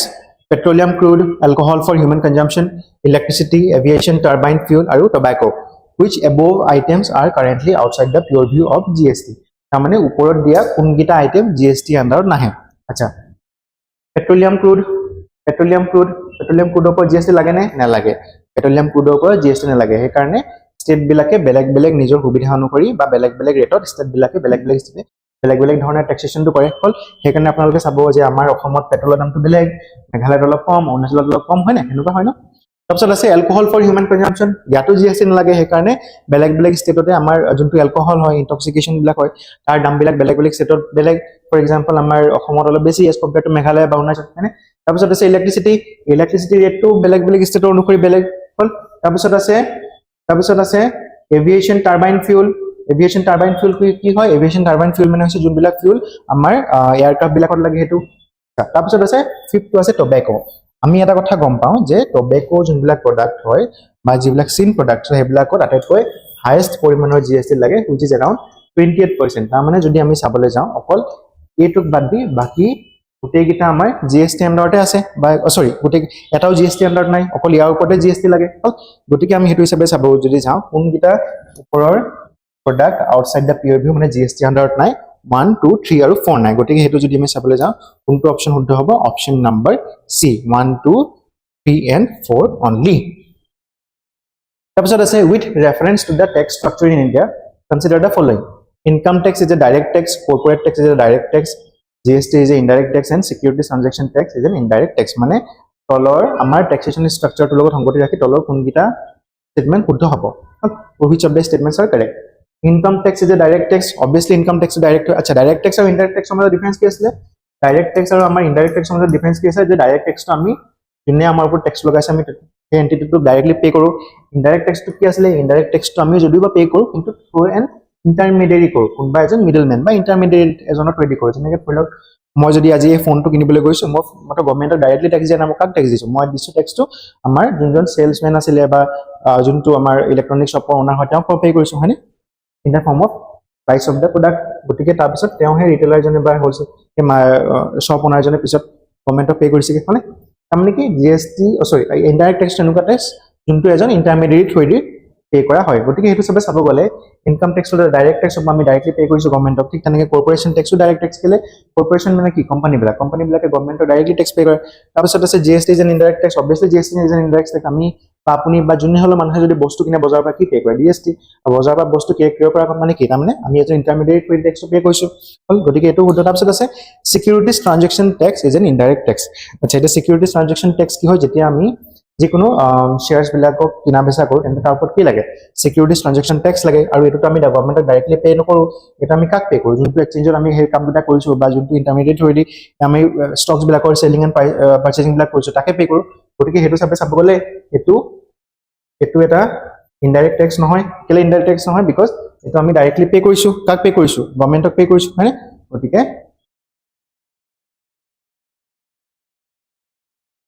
Question number 24. With reference to the tax structure in India, consider the following. মানে আমাৰ ইণ্ডিয়াৰ tax structure লগত সংগতি ৰাখি তলৰ কোনকেইটা স্টেটমেন্ট শুদ্ধ ফাৰ্স্ট টু আছে income tax is a direct tax আমি গম পাওঁ যে ইনকাম টেক্সটো ডাইৰেক্ট টেক্স হয় আছে ডাইৰেক্ট টেক্স আৰু ইনডাইৰেক্ট টেক্সৰ মাজত ডিফাৰেন্স কি আছে ডাইৰেক্ট টেক্সটো আমি ডাইৰেক্টলি যোনজনে আমাৰ ওপৰত টেক্স লগায় এন্টিটিটো পে কৰো হয়নে ইনডাইৰেক্ট টেক্স কি আছে ইনডাইৰেক্ট টেক্স হৈছে আমি পে কৰো টেক্সটো কিন্তু এজন ইন্টাৰমিডিয়েট থ্ৰুদি কৰো ইন্টাৰমিডিয়েট জন কোনবা শ্বপৰ ওনাৰো হ'ব পাৰে কোনবা দোকানী হ'ব পাৰে হয়নে আচ্ছা এতিয়া হেতু হিচাপে যদি আমি চাবলৈ যাওঁ ইনকাম টেক্স ডাইৰেক্ট টেক্স হয় নে অবভিয়াছলি হয় কাৰণ আমি ডাইৰেক্টলি পে কৰো তাৰপিছত আছে কৰ্পোৰেট টেক্স ডাইৰেক্ট টেক্স হয় নে অবভিয়াছলি ডাইৰেক্ট টেক্স হয় কোম্পানী বিলাকে কৰ্পোৰেট টেক্সটো ডাইৰেক্টলি পে কৰে তাৰপিছত আছে GST is an indirect tax obviously GST এটা ইনডাইৰেক্ট টেক্স হয় তাৰপিছত আছে securities transaction tax is an indirect tax আচ্ছা সিকিউৰিটিজ ট্ৰানজেকচন টেক্সটো ইনডাইৰেক্ট টেক্স নহয় এটো কি হয় এটা ডাইৰেক্ট টেক্স গতিকে হেতু হিচাপে আমি চাবলৈ যাওঁ কোনটো স্টেটমেন্ট ভুল অকল এই স্টেটমেন্টটো ভুল গতিকে ইয়াৰ ভিতৰত শুদ্ধ অপচনটো কোনটো হ'ব শুদ্ধ অপচনটো হ'ব option number B 1 2 and 3 are correct only 1 2 and 3 are correct only ইয়াতে হেতুৱে কোৱা আছে STT বা securities transaction tax although deducted at source it is a direct tax because it is not passed on to the others তাৰপিছত আছে the tax to GDP ratio in India has remained relatively low compared to OECD countries which of the following is not likely a reason for this মানে আমাৰ India tax to GDP ratio to com as compared to যিবিলাক OECD country বা European country হয় এইবিলাকতকে তাৰ region কি হ'ব পাৰে সৰি তাৰ কোনটো তলৰ দিয়া ৰিজন হ'ব নোৱাৰে বুলি কোৱা হৈছে তাৰমানে আমাৰ কোৱা হৈছে যে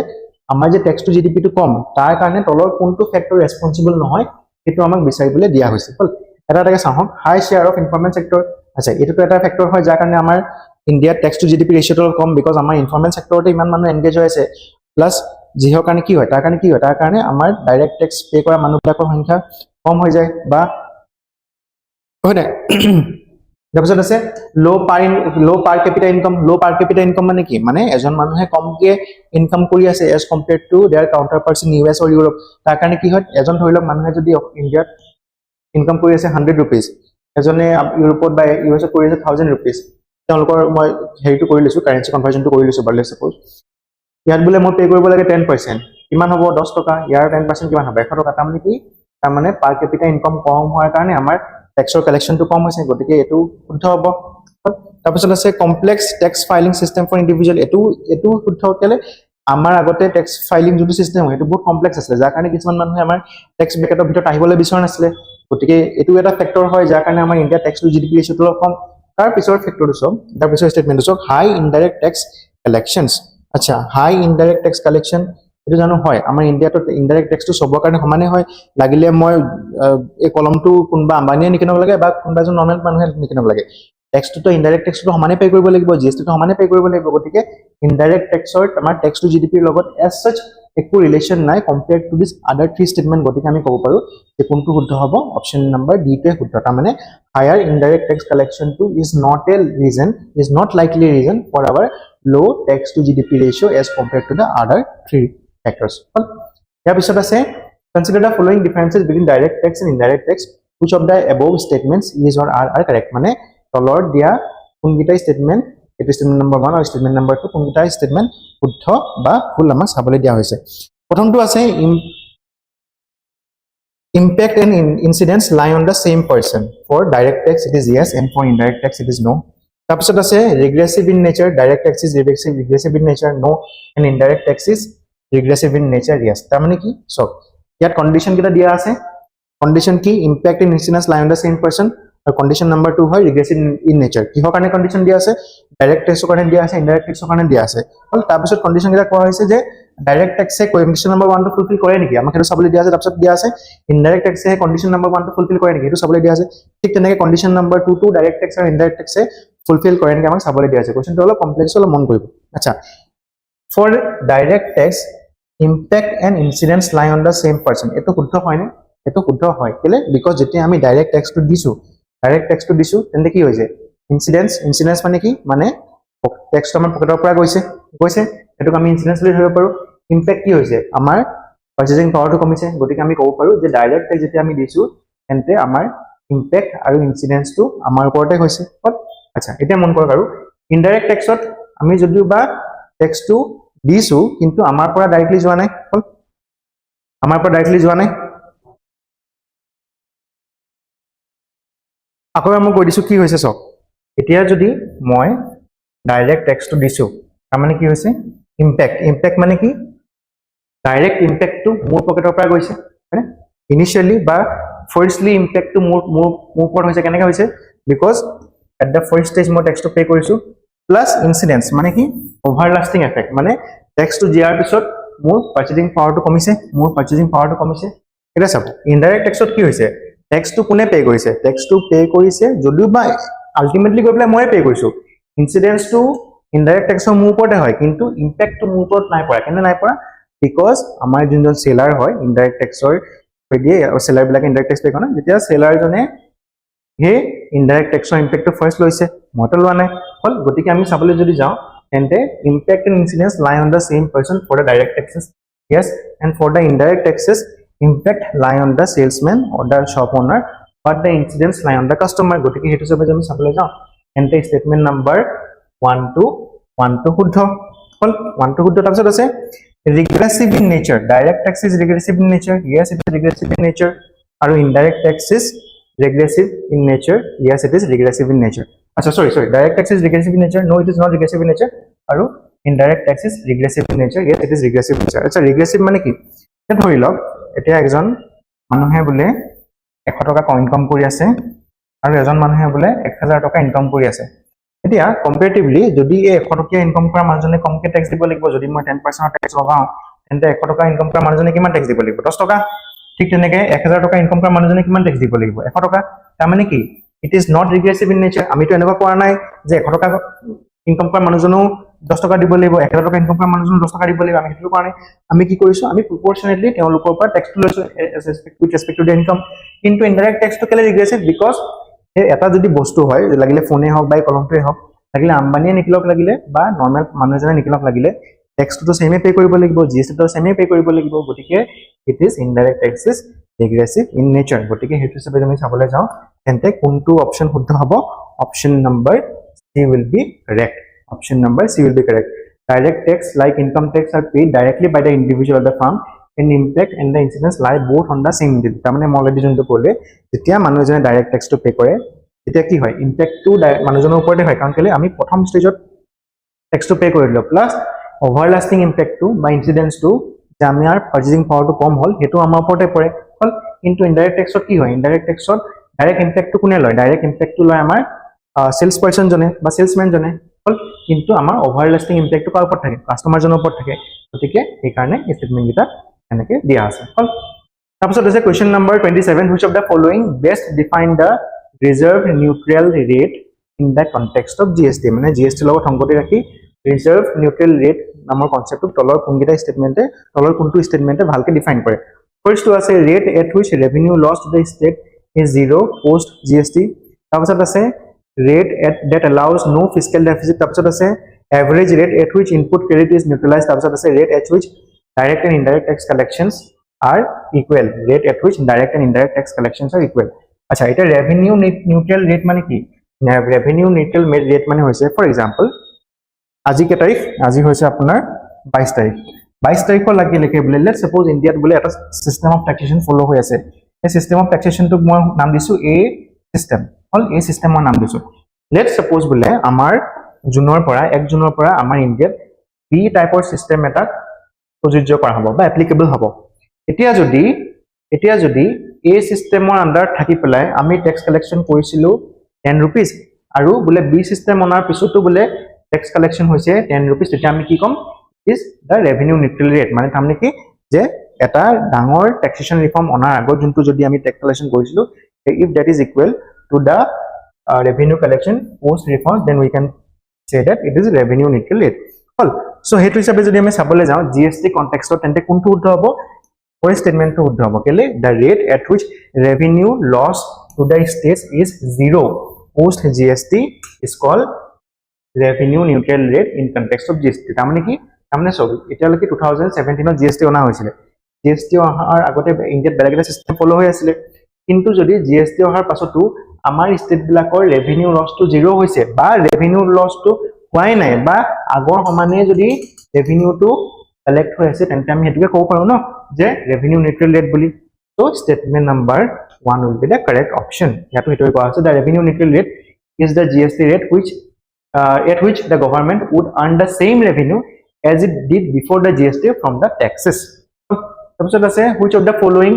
committees is associated with the reforms of the tax structure in India মানে তলৰ কোনখন কমিটি আমাৰ ইণ্ডিয়াৰ ট্যাক্স ৰিফৰ্ম ষ্ট্ৰাকচাৰৰ লগত জড়িত হৈ আছে প্ৰথমটো আছে ৰংগৰাজন কমিটি তাৰপিছত আছে কেলকাৰ কমিটি তাৰপিছত আছে নৰসিমন কমিটি তাৰপিছত আছে উজ্জিত পাটেল কমিটি এখনকৈ চাওঁ ৰংগৰাজন কমিটিটো কিহৰ কাৰণে আছিলে মেইনলি ৰিলেটেড আছিল পভাৰ্টি লাইনৰ লগত মানে বা পভাৰ্টি বেঞ্চমাৰ্কিংৰ লগত তাৰপিছত আছিল আমাৰ উজ্জিত পাটেল কমিটি কিহৰ লগত জড়িত হৈ আছিল মেইনলি আমাৰ মনিটাৰী পলিচি বিলাকৰ লগত তাৰপিছত আছিল আমাৰ কেলকাৰ কমিটি কিহৰ লগত জড়িত হৈ আছিল কেলকাৰ কমিটি জড়িত হৈ আছিল আমাৰ ট্যাক্স ৰিফৰ্মছৰ লগত আৰু ইন এ ৱে যদি আমি চাবলৈ যাওঁ কেলকাৰ কমিটিয়ে ইন এ ৱে আমাৰ ইণ্ডিয়াত জিএসটিৰ আৰম্ভণিটো বা ইনিচিয়েশনটো বা সূচনাটো কৰিছিল গতিকে শুদ্ধ অপচন কোনটো হ'ব option number B Kelkar committee was set up in 2007 to recommend the tax reforms both in the direct taxes and indirect taxes Rangarajan was for poverty estimation and planning Narasimhan for banking and Ujjit Patel for monetary policy তাৰপিছত আছে question number 29 the concept of destination based taxation under GST implies that তাৰমানে যদি আমি GST ৰ লগত সংগতি ৰাখি destination based taxation টাৰ্মটো define কৰিবলৈ যাওঁ তেন্তে তলৰ কোনটো ডেফিনিশন ভালকে খাপ খাব ফাৰ্স্ট আছে tax is levied where the product is manufactured তাৰপিছত আছে tax is shared between center and the producing state C2 হয় tax assures to the state where the final consumption occurs D2 আছে tax is credited only to the union government আচ্ছা আমি এটা কথা কম পাওঁ যে জিএসটি টো কোৱা হয় এটা ডেস্টিনেশন বেসড ট্যাক্স কেলে ডেস্টিনেশন বেসড ট্যাক্স বুলি কোৱা হয় বিকজ ফৰ এক্সাম্পল বস্তু এটা বোলে প্ৰডিউস হৈছে বস্তু এটা বোলে ম্যানুফ্যাকচাৰ হৈছে গুজৰাটত কিন্তু বোলে লেটস সাপোজ গাড়ী এখন বোলে ম্যানুফ্যাকচাৰ হ'ল গুজৰাটত ম্যানুফ্যাকচাৰ হোৱাৰ পাছত গাড়ীখন আহিলে অসমত বোলে বিক্ৰী হ'ল ইয়াৰ পৰা জিএসটি লাগিলে হ'ল ইয়াৰ পৰা জিএসটি লাগিব আধা পইচা পাবা আমাৰ গভৰ্নমেন্ট অফ ইণ্ডিয়া আৰু আধা পইচা পায় আমাৰ গভৰ্নমেন্ট অফ আসামে কেলে পাব এইকাৰণে পাব বিকজ এই গাড়ীখন at the end of the day ক'ত চেল হৈছে এই গাড়ীখনৰ ফাইনেল ডেস্টিনেশন কি এই গাড়ীখনৰ ফাইনেল ডেস্টিনেশনটো হৈছে আমাৰ অসম গতিকে সেইকাৰণে গভৰ্নমেন্ট অফ আসামে সেই ট্যাক্সটো পাব আচ্ছা গতিকে জিএসটি টো কেলে ডেস্টিনেশন বেসড ট্যাক্স বুলি কোৱা হয় এইকাৰণে কোৱা হয় বিকজ বস্তু এটাৰ ফাইনেল ডেস্টিনেশন য'ত থাকে তাৰ ষ্টেট গভৰ্নমেন্টে সেই ট্যাক্সটো আধা পাব হ'ল গতিকে হেতু হিচাপে যদি আমি চাবলৈ যাওঁ স্টেটমেন্ট নাম্বাৰ সি টো শুদ্ধ হ'ব কেলে tax accrues to the state where the final consumption occur final consumption jot hoise ba bostutor final destination juntu state hoy tate GST adha amar ei state government e pabo gotike he karone GST to ki bole koa hoy destination based tax correct answer ki hobo correct answer to option number C correct answer hobo option number C GST the destination based tax that is tax accrues to the state where goods and services are consumed not where they are produced মানে গুজৰাটত যদিও বা গাড়ীখন produce হৈছিল কিন্তু গুজৰাটত আমাৰ গুজৰাট গভৰ্নমেন্টে হে ট্যাক্সটো পোৱা নাই যেতিয়া বিক্ৰী হৈছে গুজৰাট গভৰ্নমেন্টে পোৱা নাই কোনে পালে গভৰ্নমেন্ট অফ আসামে আধা পালে আৰু গভৰ্নমেন্ট অফ ইণ্ডিয়াই আধা পালে তাৰপিছত আছে which of the following statements regarding the GST compensation to the states is correct মানে GST compensation লগত সংগতি ৰাখি তলৰ কোনটো statement শুদ্ধ first to আছে compensation is payable for 10 years from 2017 তাৰপিছত আছে it is funded through a cess on luxury and sin goods তাৰপিছত আছে it is distributed as per population ratio তাৰ পাছৰ অপচনটো আছে compensation is automatic from the consolidated fund of India আচ্ছা এটা compensation কি আছে GST compensation cess to কি আছে যেতিয়া 2017 চনৰ GST অনা হল স্টেট বিলাকৰ মনত এটো এটা হংকা আছিল এটো এটা ভয় আছিল যে GST হোৱাৰ পাছত হয়তো তেওঁলোকৰ আগতে যেনেকৈ ট্যাক্স কালেকশনটো হৈছিল এই ট্যাক্স কালেকশনটো নহব গতিকে এই কনসার্নটো যেতিয়া তেওঁলোকে গভৰ্নমেন্ট অফ ইন্ডিয়া কলে গভৰ্নমেন্ট অফ ইন্ডিয়া ধুনিয়া মেথড উলিয়ালে মেথডটো কি আছিল বা ওয়ে উলিয়ালে কি ওয়েটো কি আছিল যে আমাৰ স্টেট বিলাকৰ GST নোহোৱাৰ আগতে তেওঁলোকৰ কিমান পৰিমাণৰ ইনডাইৰেক্ট ট্যাক্স কালেকশন হৈছে হেতু এটা এভাৰেজ আউট উলিয়ালে এভাৰেজটো কিমান হল अराउंड 14% গভৰ্নমেন্ট অফ ইন্ডিয়া তেতিয়া স্টেট বিলাকক কলে যে তোমালোকৰ যদি GST অহাৰ পাছত মিনিমাম 14% অফ ট্যাক্স কালেকশন নহয় তেন্তে যিমান পাৰ্চেন্টৰ গ্যাপটো হ'ব এই গ্যাপটো আমি ফুলফিল কৰিম কোনে ফুলফিল কৰিব গভৰ্নমেন্ট অফ ইন্ডিয়া ফুলফিল কৰিব via imposing or levying a cess known as the GST compensation cess হল আচ্ছা GST compensation cess কোনবিলাক বস্তুৰ ওপৰত লগোৱা হ'ব যোনবিলাক বস্তু sin বা লাক্সাৰি আইটেম sin goods মানে কি sin goods মানে হৈছে আপোনাৰ carbonic drinks carbonated drinks cigarettes tobacco products এইবিলাক লাক্সাৰি গুডস কোনবিলাক লাক্সাৰি গুডস হৈছে আপোনালোকৰ ডাঙৰ 5 star হোটেল ষ্টে বা ডাঙৰ ডি সেগমেন্টৰ SUV এইবিলাক তো এই লাক্সাৰি গুড আৰু sin goods বিলাকৰ এটা এক্সট্ৰা এমাউন্ট অফ সেস লগাই পেলাই আমাৰ ষ্টেটৰ যোনটো ৰেভিনিউ ইনডাইৰেক্ট ট্যাক্সৰ ৰেভিনিউ ডেফিসিট হৈছিল ৰেভিনিউ ডেফিসিটটো মেকআপ কৰিবলৈ আমাৰ গভৰ্নমেন্টে GST কম্পেনসেশন সেসটো আনিছিল গতিকে এই হিচাপে যদি আমি চাবলৈ যাওঁ কোনটো স্টেটমেন্ট শুদ্ধ হ'ব স্টেটমেন্ট নাম্বাৰ 2 বা অপচন নাম্বাৰ বি টো শুদ্ধ এটো এক্সপ্লেনেশন মই অলৰেডি কলোৱে আচ্ছা আৰু ইয়াত অপচন নাম্বাৰ সি টো মই এবাৰ কৈ দিছো it is distributed as per population ratio লগত একো কথা নাই অকল কথা আছে যদি ষ্টেটৰ কিবা এটা মিচ ম্যাচ হৈছে আগৰ ট্যাক্স কালেকশন আৰু GST হোৱাৰ পাছত ট্যাক্স কালেকশন ইয়াহে আমাৰ সেন্ট্ৰেল গভৰ্নমেন্টে এই ট্যাক্সটো মেকআপ কৰি দিব এই মিচ ম্যাচটো মেকআপ কৰি দিব তাৰপিছত আছে এটো directly consolidated fund of India পৰা ডাইৰেক্টলি উইথড্ৰ হৈ নাযায় ফান্ডটো আমাৰ গভৰ্নমেন্ট অফ ইন্ডিয়া হে এসএস পে কৰে তাৰপিছত আছে which of the following best defines the equalization levy in India মানে equalization levy কামটোৰ লগত সংগতি ৰাখি তলৰ কোনটো স্টেটমেন্ট শুদ্ধ হ'ব বা কোনটো স্টেটমেন্টে ভালকে ডিফাইন কৰি দিছে equalization levy নামৰ টাৰ্মটো আচ্ছা কি হয় a surcharge levied on the high income individuals to ensure the tax parity b to হয় a customs duty imposed on the digital goods c to হয় a tax on the non resident digital companies for income earned from Indian users তাৰপিছত আছে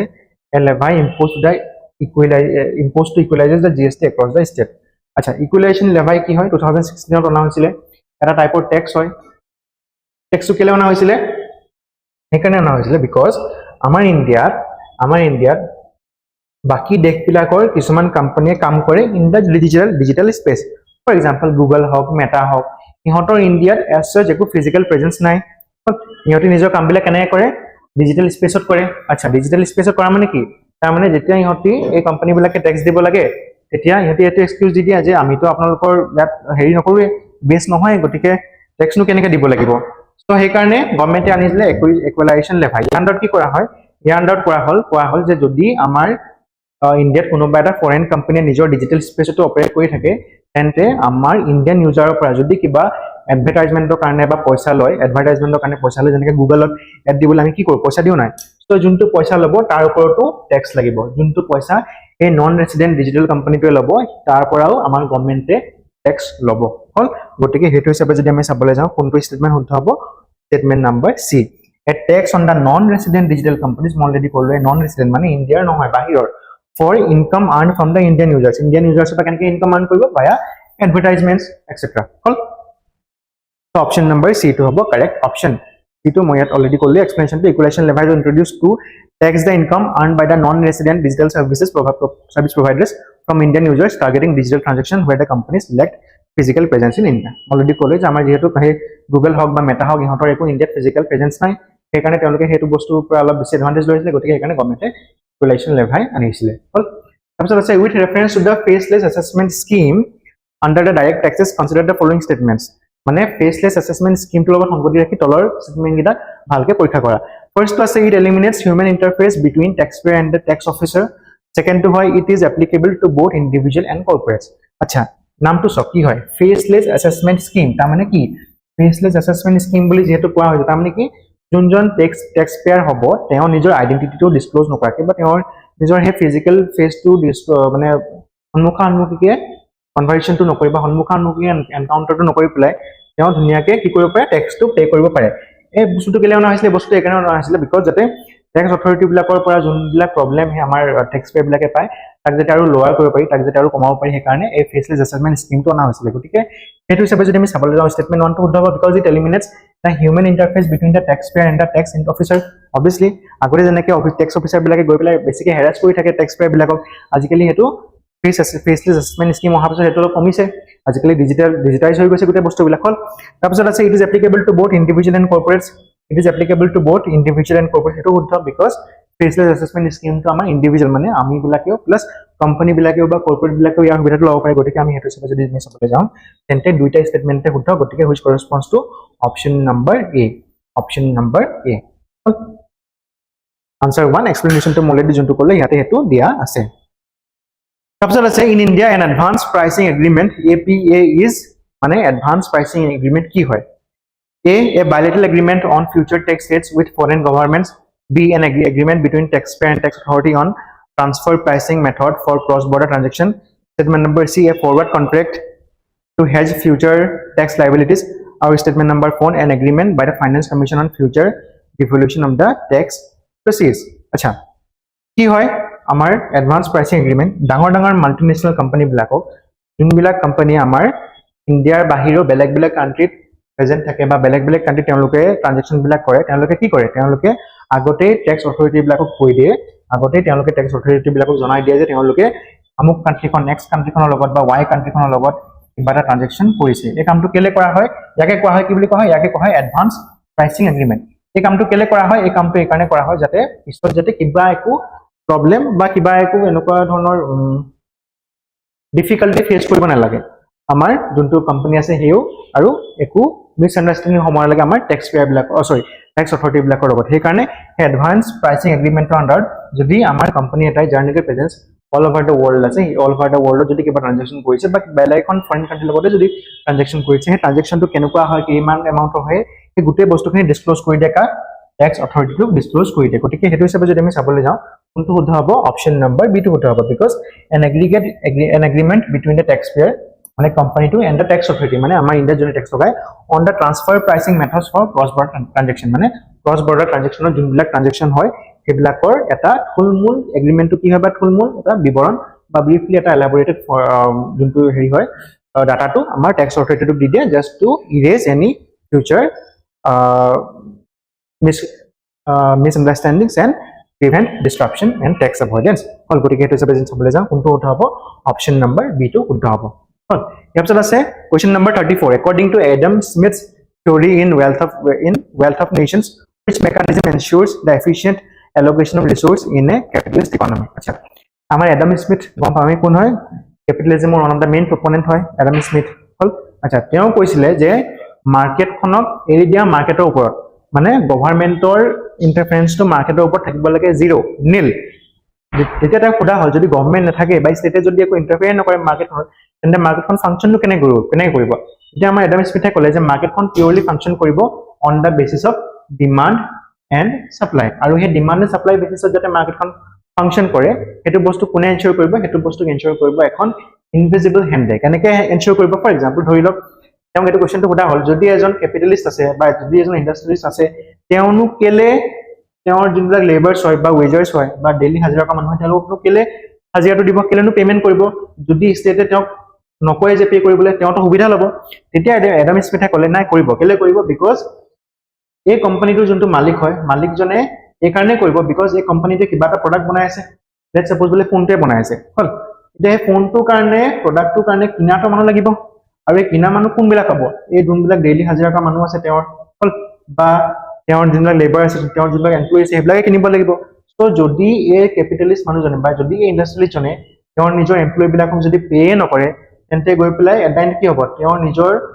যোনটো product হয় আমাৰ হেৰিজনৰ ইণ্ডাষ্ট্ৰিয়েলিষ্টজনৰ সেই প্ৰডাক্টটো কিনা মানুহে নাথাকিব গতিকে সেই invisible hand in the market এইটো এনশিওৰ কৰিব যে এই ক্যাপিটালিষ্টজনেও গৈ পেলাই কি কৰিব যোনবিলাক এমপ্লয়ি আছে এমপ্লয়িজনক পে কৰিব আৰু ইণ্টাৰ্ণ এমপ্লয়ি বিলাকেও কাম কৰিব টু আৰ্ন the money হল so এই গোটেই বস্তুখিনি এডাম স্মিথৰ মতে কোনে কন্ট্ৰোল কৰি আছে বুলি কোৱা হৈছিল an invisible hand in the market an invisible hand in the market গোটেই বস্তুখিনিকে এনশিওৰ কৰিব আৰু ধুনিয়াকে মাৰ্কেটখন ডিমান্ড এণ্ড সাপ্লাই ওপৰতে ফাংচন কৰিব হল গতিকে শুদ্ধ অপচন কোনটো হ'ব অপচন নম্বৰ সি ইয়াৰ পিছত আছে according to J.M. Keynes which of the following is the most effective in reviving an economy stuck in liquidity trap আচ্ছা মানে জেম কেনছৰ যদি আমি এই থিওৰিটো পঢ়ো তেন্তে তলৰ কোনটো মেথড তেওঁ দিছিলে to revive a economy from liquidity trap well first to আছে increase in the money supply via monetary policy b to আছে decrease the direct taxes to spur consumption c to আছে large scale government expenditure আৰু d to আছে promoting import substitution on the policies acha J.M. Keynes কোন আছিল আমাৰ world war সময়ত বা post world war একদম one of the finest বা one of the most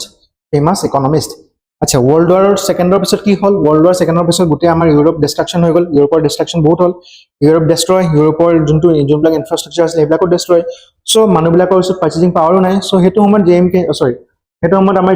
jam কেনছে কি কলে জেম কেনছে কলে যে নাই যদি ইকোনমিটোক চলাবলৈ হয় তেন্তে কি কৰিব লাগিব মানুহৰ হাতত পাৰ্চেজিং পাৱাৰ দিব লাগিব মানুহৰ হাতত পাৰ্চেজিং পাৱাৰ দিব কোনে মানুহৰ হাতত পাৰ্চেজিং পাৱাৰ দিব আমাৰ গভৰ্ণমেণ্টে কেনেকৈ গভৰ্ণমেণ্টে মানুহৰ হাতত পাৰ্চেজিং পাৱাৰ দিব জেম কেনছে যেতিয়া কৈছিলে গভৰ্ণমেণ্টে মানুহক পইচা দিব লাগে কিহৰ কাৰণে পইচা দিব লাগে মানুহক গাঁত খান্দিবলৈ পইচা দিব লাগে মানুহে গাঁতবোৰ খান্দক আৰু পুনৰবাৰ গাঁতটো যিমানখিনি মাটি খান্দি পেলাই উলিয়ালে পুনৰবাৰ মাটিখিনি যাতে ভৰাই দিয়ক তাৰ কাৰণে পইচা দিব লাগে মানে এইটো কৈছে যে গভৰ্ণমেণ্টে মুঠতে মানুহক পইচা দিব লাগে লাগিলে মানুহৰ পৰা যিয়ে কাম নকৰক লাগিলে কামটো একো মিনিংফুল নহকে লাগিলে গাঁতটো খান্দিছে একো মিনিংফুল কাম নহয় গাঁতটো ফিল কৰিছে সেইটো আৰু মিনিংফুল কাম নহয় কিন্তু গভৰ্ণমেণ্টে জেম কেনছে এটোৱে ক'লে যে গভৰ্ণমেণ্টে যদি যেতিয়ালৈকে মানুহক পইচাটো নিদিয়ে তেতিয়ালৈকে মানুহৰ হাতত কনজাম্পচন পাৱাৰ নাহে হল মানুহৰ হাতত পাৰ্চেজিং পাৱাৰ নহয় বা কনজাম্পচন পাৱাৰ নহয় নেকি আমাৰ ইকোনমিটো কেতিয়া ওপৰলৈ উঠি নোযোৱা গতিকে হেতুৱে আমাৰ জেম কেনছৰ তাতকৈ ডাঙৰ ষ্টেটমেন্ট আছিলে যে আমাৰ গভৰ্ণমেণ্টে লাৰ্জ স্কেল এক্সপেন্ডিচাৰ কৰিব লাগিব টু আপসাৰ্জ বা টু ক্ৰিয়েট দ্য ডিমান্ড বা টু ৰিভাইভ দ্য ইকোনমি হল গতিকে হেতু যে বিজনেস সম্ভালি যাও কোনটো ষ্টেটমেন্ট শুদ্ধ হ'ব অপচন নম্বৰ সি টু শুদ্ধ in liquidity trap the interest rate are already very low and the monetary policy becomes ineffective in boosting demand মানে demand boost নহয় ইকোনমিটো স্লো ডাউন হৈ আছে ইকোনমিটো আগলৈ যোৱা নাই সেইকাৰণে আমাৰ জেম কেনছে কি কৈছিলে যে ফিস্কাল ষ্টিমুলাস বা ব্ৰিজ বনোৱা ৰাস্তা বনোৱা ৰেলৱে লাইন বনোৱা হেবিলাক কৰা যাতে গভৰ্ণমেণ্টৰ স্পেন্ডিং বিলাক বাঢ়ে আৰু তাৰ একৰ্ডিংলি মানুহবিলাকৰ ওচৰতো পাৰ্চেজিং পাৱাৰ আহে তাৰপিছত আছে which of the following considered a demand pull factor contributing to inflation মানে তলৰ কোনটো factor হয় demand pull factor with respect to inflation মানে তলৰ কোনটো এটা demand pull factor of inflation হয় first to আছে rise in the oil prices second to আছে excess government spending তাৰপিছত আছে fall in the food production due to drought তাৰপিছত আছে increase in the input cost for manufacturing আচ্ছা increase in the input cost for manufacturing এটা একেবাৰে আমি আউটৰাইটলি বাদে দিব পাৰো কেলে যদি এজন মানুহে আজি বোলে 5 টকাত কিবা এটা ৰ মেটেৰিয়েল কিনি আছে যদি বোলে কাইলেলে সেই ৰ মেটেৰিয়েল দামটো 3 টকা হৈ যায় তাৰমানে কি তাৰমানে বস্তুৰ দাম আলটিমেটলি কমি যাব কাৰণ তেওঁ ৰ মেটেৰিয়েল দামটো কমি গৈছে যে বস্তুৰ দাম কমি যাব গতিকে এটো আমি আউটৰাইটলি নেগলেক্ট কৰিব পাৰো ফেস কৰিব পাৰো তাৰপিছত আছে rise in the oil prices due to geopolitical tension আচ্ছা এতিয়া যদি আমাৰ গোটে ওয়াৰ্ল্ডত ক্ৰুড অইলৰ প্ৰাইসটো ইনক্ৰিজ হয় এটা কি হ'ব আমাৰ ইন্ডিয়া কি হয় এখন নেট ইম্পৰ্টাৰ অফ ক্ৰুড অইল বা নেট ইম্পৰ্টাৰ অফ এনাৰ্জি তাৰমানে আমি বেছি দামত অইল বিলাক ইম্পৰ্ট কৰিব লাগিব মানে তাৰমানে কি আমাৰ যোনটো ট্ৰান্সপোৰ্টেশন হয় মানে ডিজেলত যোনবিলাক আমাৰ ট্ৰাক বিলাক চলে এই ডিজেলৰ ফুয়েলটো বাঢ়িব ডিজেলৰ ফুয়েলটো বঢ়া মানে কি ডিজেলৰ ফুয়েলটো বঢ়া মানে হৈছে যে ডিজেলৰ ফুয়েলটো বঢ়া মানে যোনবিলাক বস্তু আমাৰ এই ট্ৰাকখনৰ থ্ৰুদি ট্ৰান্সপোৰ্ট কৰা হয় চাউল দাইল আটা নহৰু পিয়াজ যিয়ে লাগে নহক লাগিলে সেইবিলাকৰ ট্ৰান্সপোৰ্টেশন চাৰ্জটো বাঢ়িলে প্লাস লগালগ বস্তুৰ দামটো বাঢ়িব কাৰণ কেলে ট্ৰান্সপোৰ্টাৰটো নিজৰ পকেটৰ পৰা এক্সেস এমাউন্ট অফ মানে পইচাটো উলিয়াই নিদিয়ে নিজৰ লছটো কেতিয়াও কৰি নলয় গতিকে আলটিমেটলি বাৰ্ডেনটো কাৰ ওপৰত আহিব আমাৰ কনজিউমাৰৰ ওপৰত আহিব তাৰমানে ইনফ্লেশনটো হ'ল এই ইনফ্লেশনটো কেলে হ'ল ইনফ্লেশনটো হোৱাৰ মেইন কাৰণটো আছিল আমাৰ অইলৰ দামটো বাঢ়িলে ক্ৰুড অইলৰ দামটো বাঢ়িলে in the global stage due to the geopolitical tension তাৰমানে কি এইটো এটা কষ্ট পুশ ফেক্টৰ অফ ইনফ্লেশন হ'ল না বিকজ অইলৰ কষ্টটো পুশ কৰি দিলে যাৰ কাৰণে at the end of the ইনফ্লেশনটো হ'ল গতিকে এইটো এটা ডিমান্ড পুল ফেক্টৰ নহয় আচ্ছা সি টু চাওক fall in the food production due to drought যদি আজি কিবা এটা ড্ৰাফট হৈ গ'ল হেৰি হৈ গ'ল একেবাৰে পানী চানি নোহোৱা হৈ গ'ল খেতি বাতি নোহোৱা হৈ গ'ল তেন্তে কি হ'ব ফল ইন দা ফুড প্ৰডাকশন তাৰমানে আমাৰ যোনটো শস্যৰ প্ৰডাকশন আছিলে সেইটো কমিব সেইটো কমাৰ লগে কি হ'ব সেইটো কমাৰ লগে তাৰ accordingly যোনটো ফুড হয় দামটো বাঢ়িব demand and supply basic demand and supply গতিকে এটো আমি নেগলেক্ট কৰিব পাৰো কষ্ট পুষ্টে হ'ব এটো বিকজ ড্ৰাফটে আহি প্লে কষ্ট পুষ্ট কৰিলে তাৰপিছত আছে বি এক্সেস গভৰ্নমেন্ট স্পেন্ডিং আচ্ছা কেনেকৈ হয় এক্সেস গভৰ্নমেন্ট স্পেন্ডিং কেনেকৈ এক্সেস গভৰ্নমেন্ট স্পেন্ডিং আচ্ছা ধৰি লওক আজি বোলে গভৰ্নমেন্টে বেছি পইচা খৰচা কৰি দিল গভৰ্নমেন্টে বোলে বেছি পইচা খৰচা কৰি দিল এটা কি হ'ব গভৰ্নমেন্টে যদি বেছি পইচা খৰচ কৰি দিয়ে তাৰ মানে কি মানুহৰ হাতত বেছি পজিটিভ পাৱাৰ আজি গভৰ্নমেন্টে যদি এখন ব্ৰিজৰ জেগাত 10খন ব্ৰিজ বনাই দিছে তাৰ মানে কি গভৰ্নমেন্টে বেছি মানুহক এমপ্লয়মেন্ট দিছে মানুহক বেছি এমপ্লয়মেন্ট দিয়া মানে কি মানুহৰ হাতত বেছি পজিটিভ পাৱাৰ অহা মানে কি মানুহে এতিয়া বেছিকে গৈ পেলাই বজাৰত বস্তুবিলাক কিনিব মানে কি মানুহবিলাকে বেছি বজাৰত গৈ পেলাই ডিমান্ড ক্ৰিয়েট কৰিছে হয়নে গতিকে এইটো এটা demand pull factor of inflation হয় গতিকে শুদ্ধ উত্তৰ কোনটো হ'ব শুদ্ধ উত্তৰটো হ'ব option number B demand pull inflation occurs when demand exceeds the supply excessive government spending boosts the demand beyond the supply capacity fueling the inflation তাৰপিছত আছে which of the following is not a direct monetary policy in India মানে monetary policy লগত সংগতি ৰাখি তলৰ কোনটো এটা direct monetary policy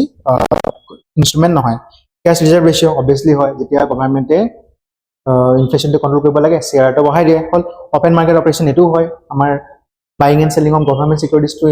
inject or to absorb the excess liquidity to হয় repo rate যেতিয়া গভৰ্নমেন্টৰ ইনফ্লেশ্যন কন্ট্ৰোল কৰিব লাগে বা ইনফ্লেশ্যনটো কমাব লাগে তেন্তে repo rate বঢ়াই দিয়ে moral suasion কি আছে moral suasion মানে কি গভৰ্নমেন্টে sorry not government RBI sorry not government আমাৰ RBI যিমানবিলাক গভৰ্নমেন্ট নহয় RBI কি কৰে আমাৰ যোনবিলাক কমাৰ্শিয়েল বেংক হয় কমাৰ্শিয়েল বেংক বিলাকক কয় যে লোন বিলাক অলপ কমকে দিয়া ইনফ্লেশ্যনৰ সময়ত লোন বিলাক কমকে দিয়া লোন বিলাক অলপ চাই চিতি দিবা যাক তাক দি নিদিবা হয়নে সো moral suasion টো কি নহয় moral suasion টো এটা ডাইৰেক্টলি মনিটাৰী পলিসি টুল নহয় এটো বাৰু এটা কোৱালিটেটিভ টুল হয় but as such quantitative monetary policy tool নহয় গতিকে কাৰেক্ট আনসাৰটো কোনটো হ'ব কাৰেক্ট আনসাৰটো হ'ব option number D correct answer হ'ব option number D direct or quantitative tools of monetary policy influence the volume of the liquidity system CRR OMO and repo rate directly affect the money supply obviously moral suasion on the other hand is a qualitative instrument model into question where the RBI persuades the bank ba why bank bilako to dialogues or directives to align their lending and investment behavior with broader policy objective already junkhini koru yate hetu likha ase তাৰপিছত আছে which of the following correctly describes the consumer price index মানে তলৰ কোনটোৱে CPI টাৰ্মটো ভালকে define কৰে বা CPI কনসেপ্টটো ভালকে define কৰে it measures the average change in the wholesale prices of the goods and services তাৰপিছত আছে it reflects the changes in the retail price paid by the consumer তাৰপিছত আছে it is compiled by the finance ministry তাৰপিছত আছে it excludes food and fuel items for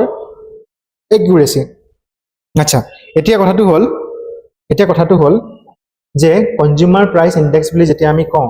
consumer price index বুলি যেতিয়া আমি concept তাৰমানে কি যে তাৰমানে হৈছে যে আমাৰ কনজিউমাৰ লেভেলত বা ৰিটেল লেভেলত যিমান দাম বাঢ়ি আছে বা যিমান পৰিমাণে ইনফ্লেশ্যনটো হৈ আছে তাৰ এটা মেজাৰ হল গতিকে হেতু হিচাপে যদি আমি চাবলৈ যাওঁ স্টেটমেন্ট নম্বৰ 1 টো আমি ডাইৰেক্টলি খাৰিজ কৰিব পাৰো ডাইৰেক্টলি নেগেট কৰিব পাৰো কেলে বিকজ ইট হোলসেল মাৰ্কেটৰ কথা কোৱা আছে বা হোলসেল প্ৰাইচিংৰ কথা কোৱা আছে আচ্ছা স্টেটমেন্ট নম্বৰ সি টো চাব it is compiled by the finance ministry it is not compiled by the finance ministry এটো আমি জানো তাৰপিছত আছে it excludes the food and fuel items for accuracy আচ্ছা যেতিয়া আমি CPI উলিয়াও তাতো ফুডটো ইনক্লুড কৰা হয় গতিকে এটো এটা ভুল স্টেটমেন্ট গতিকে শুদ্ধ স্টেটমেন্ট কোনটো হ'ব শুদ্ধ স্টেটমেন্টটো হ'ব statement number B it reflects the changes in the retail prices paid by the consumer মানে retail price মানে কি আমি কনজিউমাৰ বিলাকে যোনটো ৰিটেইলত গৈ পেলাই বা দোকানত গৈ পেলাই যোনটো দামত বস্তুবিলাক কিনিছো এই বস্তুৰ দামত কিমান পাৰ্চেন্টেজৰ ইনক্ৰিজ আহিলে হেতু যদি আমি ভালকে চাবলে হয় তেন্তে আমি কি ইউজ কৰিব লাগিব কনজিউমাৰ প্ৰাইস ইনডেক্স বা CPI শুদ্ধ অপচন কোনটো হ'ব শুদ্ধ অপচনটো হ'ব option number B CPI tracks the retail prices বা আমাৰ কনজিউমাৰ লেভেলৰ prices of a basket of goods and services consumed by the households it is published by NSO under MOSPI NSO publish কৰে question number 39 which of the following will help in reducing the inflation মানে তলৰ কোনটোৱে ইনফ্লেশ্যনটো reduce কৰাত সহায় কৰিব first to আছে increasing the CRR second to আছে decreasing the government expenditure third to আছে increasing the direct taxes আচ্ছা এটা সব আমাক কি কৰিব লাগে আমাক ইনফ্লেশ্যনটো ৰিডিউস কৰিব লাগে আমাক যদি ইনফ্লেশ্যনটো ৰিডিউস কৰিব লাগে আমি কি কৰিব লাগিব আমি আমাৰ ইকোনমিটোত মানি সাপ্লাইটো কমাব লাগিব মানি সাপ্লাইটো কমাব লাগিব মানে কমাব লাগিব নে আচ্ছা যদি আমি CRR টো বঢ়াই দিও তেতিয়া কি হ'ব তেতিয়া বেংকৰ কাৰণে কমকে পইচা থাকিব লোন দিবলৈ তাৰমানে কি আমি মানি সাপ্লাইটো কমাই দিছো মানি সাপ্লাইটো আমি কমাই দিছো CRR হেৰি কৰিবলৈ বঢ়াই পেলাই তাৰপিছত আছে ডিক্ৰিজিং গভৰ্নমেন্ট এক্সপেন্ডিচাৰ মানে সব আজি যদি গভৰ্নমেন্টে 10খন ব্ৰিজ বনাই আছিল কিন্তু যদি অহা বছৰ অকল এখন ব্ৰিজ বনাই তাৰমানে কি আজি গভৰ্নমেন্টে 10000 মানুহক এমপ্লয়মেন্ট দি আছিল কালি গভৰ্নমেন্টে অহা বছৰ গভৰ্নমেন্টে অকল 1000 মানুহক এমপ্লয়মেন্ট দিব তাৰমানে কি মানি সাপ্লাইটো কমিছে ইয়াতো মানুহৰ ওচৰত পাৰ্চেজিং পাৱাৰ কম নেকি মানি সাপ্লাই কমা তাৰপিছত আছে increasing direct taxes increasing direct taxes মানে কি ইনক্ৰিজিং ডাইৰেক্ট টেক্সেছ মানে হৈছে যে গভৰ্ণমেণ্টে মানুহৰ পৰা বেছি পইচা লৈ লৈছে গভৰ্ণমেণ্টে মানুহৰ পৰা বেছি পইচা লৈছে মানে কি মানুহৰ ওচৰত খৰচা কৰিবলৈ অলপ কমকে পইচা আছে গতিকে গোটেইকেইটা যদি আমি চাবলৈ যাম মানে গোটেইকেইটাই ইন এ ৱে ক'বলৈ গ'লে কি কৰিছে মানে চাপ্লাইটো কম কৰিছে গতিকে শুদ্ধ অপশ্যন কোনটো হ'ব option number D all of the above will be the correct answer option number D কেনেকৈ হৈছিলে মই অলৰেডি ক'লো এক্সপ্লেনেশ্যন শৰ্টলি মেনশ্যনো আছে ইয়াত তাৰপিছত আছে next question 14 which of the following is not a component of the fiscal policy মানে আমাৰ গভৰ্ণমেণ্টে যোনটো ফিস্কেল পলিচি উলিয়ায় সেই ফিস্কেল পলিচিৰ কম্পোনেণ্টৰ ভিতৰত তলৰ কোনটো এটা কম্পোনেণ্ট নহয় এটা আমাক বিচাৰিবলৈ দিয়া হৈছে তলৰ is not a component তলৰ কোনটো এটা কম্পোনেণ্ট নহয় প্ৰথমটো আছে গভৰ্ণমেণ্ট এক্সপেণ্ডিচাৰ এটো হয় ফিস্কেল কম্পোনেণ্টৰ এটা ফিস্কেল পলিচি এটা কম্পোনেণ্ট তাৰপিছত আছে ট্যাক্সেশন এটো হয় যদি যেতিয়া আমাৰ গভৰ্ণমেণ্টে মানি সাপ্লাই কমাব বা বঢ়াব লাগে ট্যাক্সেশনটো কমাই দিয়ে বা বঢ়াই দিয়ে হয় ঠিক তেনেকৈ ফৰেন ৰিজাৰ্ভটো হয়নে ফৰেন ৰিজাৰ্ভটো এটা কম্পোনেণ্ট হয় কেলে হয় মই অলপ পিছত কম তাৰপিছত আছে ৰেপো ৰেটটো কম্পোনেণ্ট হয়নে অবভিয়াছলি নহয় কেলে ৰেপো ৰেটটো ফিস্কেল পলিচিৰ কম্পোনেণ্ট নহয় কিহৰ কম্পোনেণ্ট হয় ৰেপো ৰেটটো হৈছে এটা মনেটাৰী পলিচি কম্পোনেণ্ট যদি আমি চাবলৈ যাওঁ সেইটো হিচাপে কোনটো অপশ্যন শুদ্ধ হ'ব option number D repo rate is a component of monetary policy by RBI and not a component of our government আচ্ছা এটা কথা সব এই foreign reserve to directly as such আমাৰ ফিস্কেল পলিচিৰ এটা কম্পোনেন্ট নহয় কিন্তু হলো আমাৰ ফরেন রিজার্ভটো যদি ভাল হয় বা ফরেন রিজার্ভটো যদি অলপ বেছিকে থাকে তেতিয়া কি হ'ব এটা ষ্টেবিলিটি দিব কিহক ষ্টেবিলিটি দিব আমাৰ ৰূপীটোক এটা ষ্টেবিলিটি দিব ৰূপীক ষ্টেবিলিটি দিয়া মানে কি যোনটো in normal case যদি ৰূপীটো ফ্লাকচুৱেশ্যন হলেকিন সেই নৰ্মেল ফ্লাকচুৱেশ্যনটো যদি ফৰেন ৰিজাৰ্ভটো অলপ বেছি ভাল ষ্টেটত থাকে তেন্তে সেই ফ্লাকচুৱেশ্যনটো নহয় হল সো সেই ৰূপীক ষ্টেবিলিটি দিব গতিকে হেতু সবে চাব গলে আমাৰ ফৰেন ৰিজাৰ্ভটো indirectly is a component of fiscal policy but not directly is a component of fiscal policy কিন্তু যদি যেহেতু এই স্টেটমেন্টত বা স্টেটমেন্ট কিটাত বা এই অপশন কিটাত অপশন নম্বৰ ডি টু আছে অপশন নম্বৰ ডি টু হে ভালকে is not outrightly a component of fiscal policy গতিকে হেকাৰণে আমি option number D two choose কৰিছো যদি মাল্টিপল অপশন থাকিলে হেতিন যদি এনে অপশন বিলাক যদি আমাৰ ওচৰত এনেকৈ থাকিলে হেতিন 1 বা 1 2 বা 1 only বা not এনেকৈ সব অপশন গিলা যদি এনেকৈ থাকিলে a 2 হৈছে b c 2 হৈছে c only বা d 2 হৈছে c and d only তেতিয়া আমি কোনটো চুজ কৰিলো তেতিয়া আমি চুজ কৰিলো তেন d কিন্তু যেহেতু অপশন আমাৰ সিঙ্গল সেট অফ অপশন আছে গতিকে আমি চুজ কৰিছো এই অপশনটো কিন্তু যদি ডাবল সেট অফ অপশন থাকে তেনেকৈ তেতিয়া আমি চুজ কৰিলো তেন এই দুইটা কাৰণ কেলে ফৰেন ৰিজাৰ্ভটো বা ফৰেন ৰিজাৰ্ভ মেনেজমেন্টটো এটা ডাইৰেক্টলি এটা আমাৰ ফিস্কেল পলিচিজ এটা কম্পোনেন্ট নহয় কিন্তু হলো যদিও বা কম্পোনেন্ট নহয় আমাৰ এটা ভাল ফৰেন ৰিজাৰ্ভে আমাক কি দিয়ে আমাৰ এক্সচেঞ্জ ৰেট ষ্টেবিলিটি দিয়ে প্লাস আমাৰ যোনবিলাক ইম্পৰ্টেন্ট ইনফ্লেশ্যন হয় ইম্পৰ্টেন্ট ইনফ্লেশ্যনটোৰ পৰা আমাক এটা ৰক্ষা কৰি থয় সেইকাৰণে আমি এই কোৱেশ্চনটোত ফৰেন ৰিজাৰ্ভটো এজ এ কম্পোনেন্ট বুলি ধৰিছো ইনডাইৰেক্টলি এজ এ কম্পোনেন্ট বুলি ধৰিছো আচ্ছা ইয়াৰ পিছত আহে consider the following statements about the wholesale price index মানে wholesale price index লগত সম্বন্ধ ৰাখি তলৰ statement এটা কনসিডাৰ কৰা it is released by the office of the economic advisor ministry of commerce and industry তাৰপিছত আছে it includes services and is more relevant to the consumers আচ্ছা মানে wholesale price লগত সম্বন্ধ ৰাখি তলৰ statement এটা ভালকে পৰীক্ষা কৰা it is released by the office of the economic advisor এটো হয় under ministry of industry and commerce এটা আমি গম পাওঁ second to it includes services and is more relevant to the consumers it doesn't include services wholesale price index on service component to include kora nohoy plus eto amar consumer kane relevant to nohoy kele relevant nohoy bas amar consumer kane cpi ase consumer price index ase gotike ami kele no wpi measure to include koim ba wpi measure benchmarking to use kori pela belag belag kambu koim wpi to mainly amar government belag use kore to curb the spillover effects in the cpi mane thoilok eta bole ekhon wholesale market wholesale market বলে এখন বলে হইছে আমাৰ retail market মানে আমি জোপৰা consumer বিলাকে জোপৰা কিনো এখন হইছে ৰিটেল মাৰ্কেট এখন হইছে হোলসেল মাৰ্কেটৰ পৰা কোনে কিনে আমাৰ ৰিটেলাৰ বিলাকে কিনে এটা ধৰি লওক হোলসেল মাৰ্কেটৰ বলে কিবা এটা বস্তুৰ দাম বহুত বাঢ়ি গল কিবা এটা বস্তুৰ দাম বলে বহুত বাঢ়ি গল আৰু গভৰ্ণমেণ্টে দেখিছে যে হোলসেলতে যদি ইমান বাঢ়ি গৈছে তেন্তে ৰিটেলত তও বাঢ়িব সো গভৰ্ণমেণ্টে কি কৰে হোলসেল মাৰ্কেটৰ ভালকে ট্ৰেক কৰি থাকে যাতে ইয়াৰ যদি কিবা বেছি ধৰণৰ প্ৰাইস ইনক্ৰিজ হৈছে তেন্তে সেই ষ্টিল অফাৰটো যাতে ইয়াত নহওক তাক এনশিওৰ কৰিলে গভৰ্ণমেণ্টে এই হোলসেল মাৰ্কেট হোলসেল প্ৰাইস ইনডেক্সটো ভালকে ট্ৰেক কৰি থাকে গতিকে আমি হেতু সবে যদি চাবলৈ যাওঁ তেন্তে স্টেটমেন্ট নম্বৰ 2 টো ভুল হয় স্টেটমেন্ট নম্বৰ 2 টো ভুল হয় স্টেটমেন্ট নম্বৰ 2 টো ভুল গতিকে কারেক্ট স্টেটমেন্ট কোনটো হ'ব কারেক্ট স্টেটমেন্ট হ'ব only one গতিকে শুদ্ধ অপশনটো কোনটো হ'ব শুদ্ধ অপশনটো হ'ব only a অনলি বা one only explanation এইখিনি লিখা আছে যোনখিনি মই অলৰেডি ক'লো it doesn't include services making it less relevant for the tracking consumers inflation the office of the economic advisor under the ministry of commerce and industry publishes it monthly CPI is more relevant for the consumers as it includes services and flex the retail prices তাৰপিছত আছে question number 42 which of the following are considered qualitative tools of the monetary policy আচ্ছা qualitative tools of monetary policy বুলি যদি আমি কওঁ তলৰ কোনকেইটা ensure কৰিব তলৰ কোনকেইটা কনসিডাৰ কৰিব পাৰো moral suasion তাৰপিছত আছে margin requirement আৰু তাৰপিছত আছে bank rate হল bank rate টো আমি ডাইৰেক্টলি আউটৰাইট নেগেট কৰি দিব পাৰো কেলে যেহেতু এটা ৰেট বুলি কোৱা হৈছে তাৰ মানে কি এটো আইদাৰ কি হ'ব quantitative measure হ'ব মানে which deals in quantity hall which deals in quantity আচ্ছা এতিয়া হৈছে moral suasion মানে কি অলপ আগত আমি চাইছিলো যে কোৱা হয় যে বেংক বিলাকক RBI কয় যে তোমালকে লোন বিলাক অলপ ভালকে দিয়া কমকে দিয়া যাকটা লোন নিদিবা অলপ মানুহ বিলাকক চাইছিলি লোন দিয়া হল এটাকে কোৱা হয় moral suasion margin requirement মানে কি আসলে margin requirement মানে আসলে এটা লোন লবলে কিমান পৰিমাণৰ মৰ্টেজ আমাৰ বেংকটোৱে লব ঠিক তেনেকে ফৰ এক্সাম্পল লেটস সাপোজ এনেকে ধৰক বলে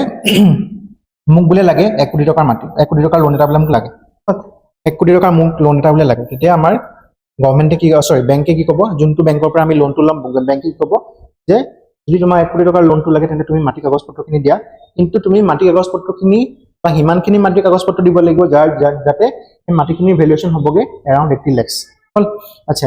এডুকে কোৱা হয় কি বুলি কোৱা হয় লোন টু ভ্যালু ৰেশিও আৰু ইন এ ওয়ে আমাৰ মাৰ্জিন ৰিকোয়াৰমেন্টে এই লোন টু ভ্যালু ৰেশিওটোকে ৰেগুলেট কৰে হল গতিকে হেতু হিচাপে যদি আমি চাবলৈ যাওঁ এটো এটা অপচন নাম্বাৰ 2 টু এটা মাৰ্জিন ৰিকোয়াৰমেন্টটো এটা কোৱালিটেটিভ টুলে হয় হল RBI আমাৰ বেংক বিলাকক ৰিপিটেডলি কেতিয়াবা কনফাৰেন্সতে হওক বা কেতিয়াবা এনেকুৱা টক শ্ব বিলাকতে হওক বা এনেকুৱা ধৰণৰ মিটিং সিটিং বিলাকতে হওক এটো কথা মৰেল সুৱেচনৰ কথা মাৰ্জিন ৰিকোয়াৰমেন্টৰ কথা কৈ থাকে গতিকে হেতু হিচাপে আমি চাবলৈ যাওঁ কোনটো ষ্টেটমেন্ট বা কোনকেইটা ষ্টেটমেন্ট শুদ্ধ statement 1 আৰু statement 2 which corresponds to option number A 1 and 2 only হল ইয়াৰ পিছত আছে what does core inflation include what does core inflation exclude in its calculation মানে core inflation যেতিয়া আমি ক্যালকুলেট কৰো কি এক্সক্লুড কৰে fuel and light food and beverages food and fuel and housing and clothing আমি সকলোৱে জানো একদম easy question obviously option number C আমাৰ কিন্তু core inflation হয় core inflation calculate কৰাৰ আমি কি দুটা প্যাৰামিটাৰ কনসিডাৰেশন নলো ফুড আৰু ফুয়েলৰ নলো কেলে নলো because they are very volatile মানে ফুড আৰু ফুয়েলৰ প্ৰাইসত বহুত ফ্লাকচুৱেট কৰি থাকে কেলে ফ্লাকচুৱেট কৰে বিকজ ফুড আৰু ফুয়েলৰ প্ৰাইসটো বেলেগ বস্তুৰ ওপৰত ডিপেন্ড কৰে কি বস্তুৰ ওপৰত ডিপেন্ড কৰে আজি বলে বতৰ বেয়া হৈ গল আজি বলে বৰষুণ আহি গল পছন্দ বৰষুণ হিল বৰষুণ আহিলে গুটে আধা হৈছে গল হল আজি বলে কবাত কোনবা এখন দেশৰ ওপৰত এটাক কৰিলে তাৰমানে ফুডৰ প্ৰাইসৰ দাম বাঢ়িছে হল মিডল ইষ্টৰ এটাক বিলাক হৈ থাকে ফুডৰ দাম তেনেকৈ বাঢ়ে সো সেইকাৰণে ইমান ভলেটাইল কাৰণে আমি যেটা কোৰ ইনফ্লেশন ক্যালকুলেট কৰো সেইকাৰণে কোৰ ইনফ্লেশন ক্যালকুলেট কৰোতে ফুড আৰু ফুয়েলৰ কম্পোনেন্টক আমি ক্যালকুলেট নকৰো হল সো অপচন নাম্বাৰ C টো হ'ব কাৰেক্ট অপচন ইয়াৰ পিছত আছে what could be a likely consequence of prolonged deflation in an economy মানে যদি এখন ইকোনমিত বহু দিনৰ কাৰণে ডিফ্লেশন হৈ আছে তেন্তে তাৰ কনসিকুৱেন্স কি হ'ব পাৰে হল প্ৰথমটো আছে surge in the consumer spending obviously surge in the consumer spending নহয় যদি ডিফ্লেশন হৈ আছে তাৰমানে যদি মানুহৰ হাতত পইচাই নাই তেন্তে হেতি বস্তু কিনিব কৰবা বস্তু যদি নিকিনে তেন্তে কনজিউমাৰ স্পেন্ডিং আহিব কৰবা গতিকে আমি স্টেটমেন্ট নাম্বাৰ 1 টো নেগলেক্ট কৰিব পাৰো স্টেটমেন্ট নাম্বাৰ 1 টো তাৰপিছত আছে boost in the private investment obviously এটো ভুল কেলে যদি বলে মাৰ্কেটখন চলাই নাই যদি ইকোনমিটো চলাই নাই তেন্তে প্ৰাইভেট ইনভেষ্টমেন্টটো আহিব নো কৰবা বা প্ৰাইভেট যোনবিলাক ক্যাপিটালিষ্ট মানুহ হয় বা যোনবিলাক ইন্ডাষ্ট্ৰিয়ালিষ্ট হয় তেওঁলোকেনো আৰু এক্সপানশন কৰিব নো কেলে যদি মাৰ্কেটত কোনো কিনা মানুহে নাই হল গতিকে এটো ভুল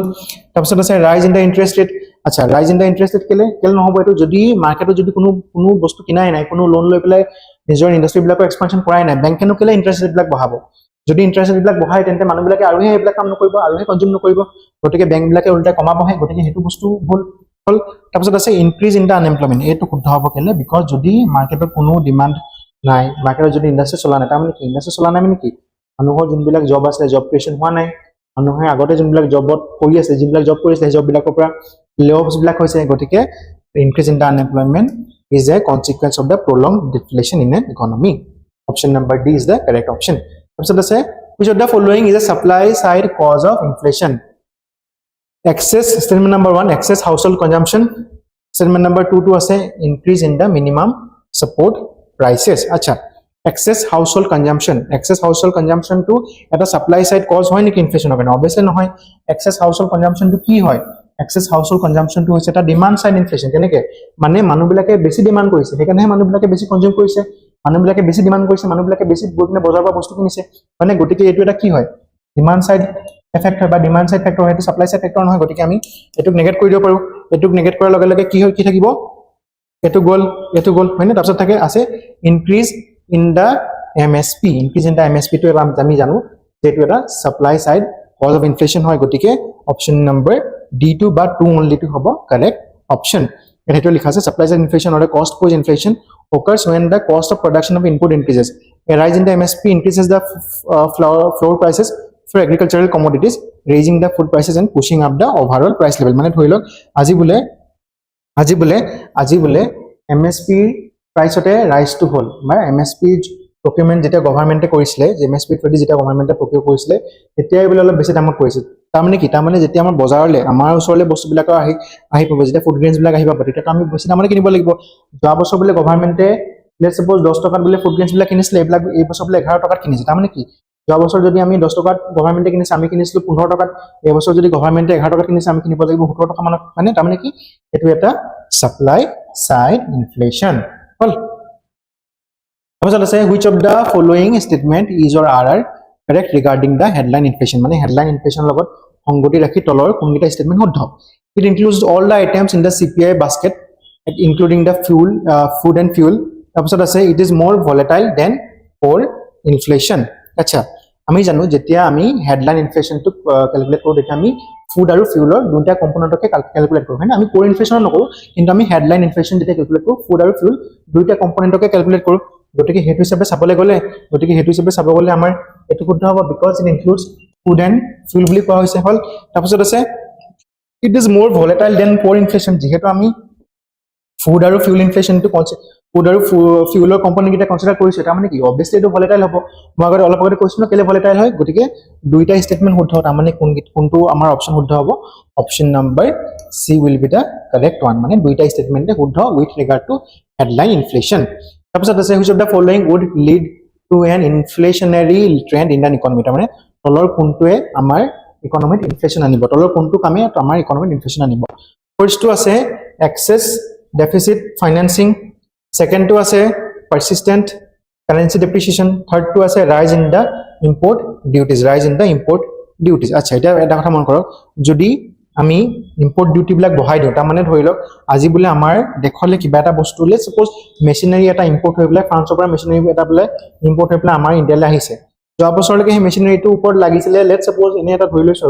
যে 5% import duty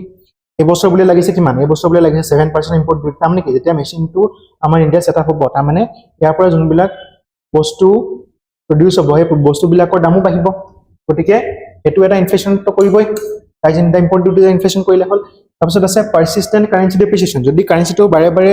depreciate কৰি গৈ থাকে continuously depreciate কৰি গৈ থাকে তাৰ মানে আমি যোনবিলাক ইম্পোৰ্ট কৰিম বা আমি যোনবিলাক ক্ৰুড অইল ইম্পোৰ্ট কৰিম বা বেলেগ বেলেগ ধৰণৰ বস্তু ইম্পোৰ্ট কৰিম এই ইম্পোৰ্ট বিলাকৰ কাৰণে আমি বেছিকে পইচা দিব লাগিব বেছিকে পইচা দিয়া মানে কি ওভাৰঅল যোনটো প্ৰডাক্টৰ প্ৰাইসটো হয় হেতু বেছি হ'ব বা ওভাৰঅল মাৰ্কেটত ইনফ্লেশনটো দাম বাঢ়িব বিশেষকৈ যদি আমি ক্ৰুড অইলৰ দামটো বাৰে বাৰে বেছিকে দি থাকিব লাগে because of our depreciating rupee তাৰ মানে আমাৰ ইন্ডিয়াটো ইনফ্লেশন আহিব গতিকে টুটো এটা ফেক্টৰ তাৰপিছত আছে excessive deficit financing মানে কি excessive deficit financing মানে হৈছে আমাৰ গভৰ্ণমেণ্টে বেছি স্পেন্ড কৰিছে প্ৰথম কথা গভৰ্ণমেণ্টে বেছি স্পেন্ড কৰা মানে কি গভৰ্ণমেণ্টে বেছি স্পেন্ড কৰা মানে যোনটো বাজেটত এস্টিমেট কৰিছে তাতকে বেছি স্পেন্ড কৰা মানে বেছি মানুহৰ ওচৰত পাৰ্চেজিং পাৱাৰ হয় গভৰ্ণমেণ্টে বেছি ৰাস্তা ঘাট ব্ৰিজ এইবিলাক বনাইছে তাৰ মানে বেছি মানুহৰ ওচৰত পাৰ্চেজিং পাৱাৰ হয় plus at the same time এই ফাইনেন্সিয়েল এই যে বেছিকে স্পেন্ড কৰিলে এই বেছিকে স্পেন্ড কৰা এই পইচাটো আহিব ক'ৰ পৰা আইদাৰ ভেৰিয়াছ টাইপছৰ পৰা আহিব security issue কৰিব প্ৰিন্টিং কৰিব হল সো এখিনিও এটা ইনফ্লেশনাৰী প্ৰেছাৰ ক্ৰিয়েট কৰিছে প্লাস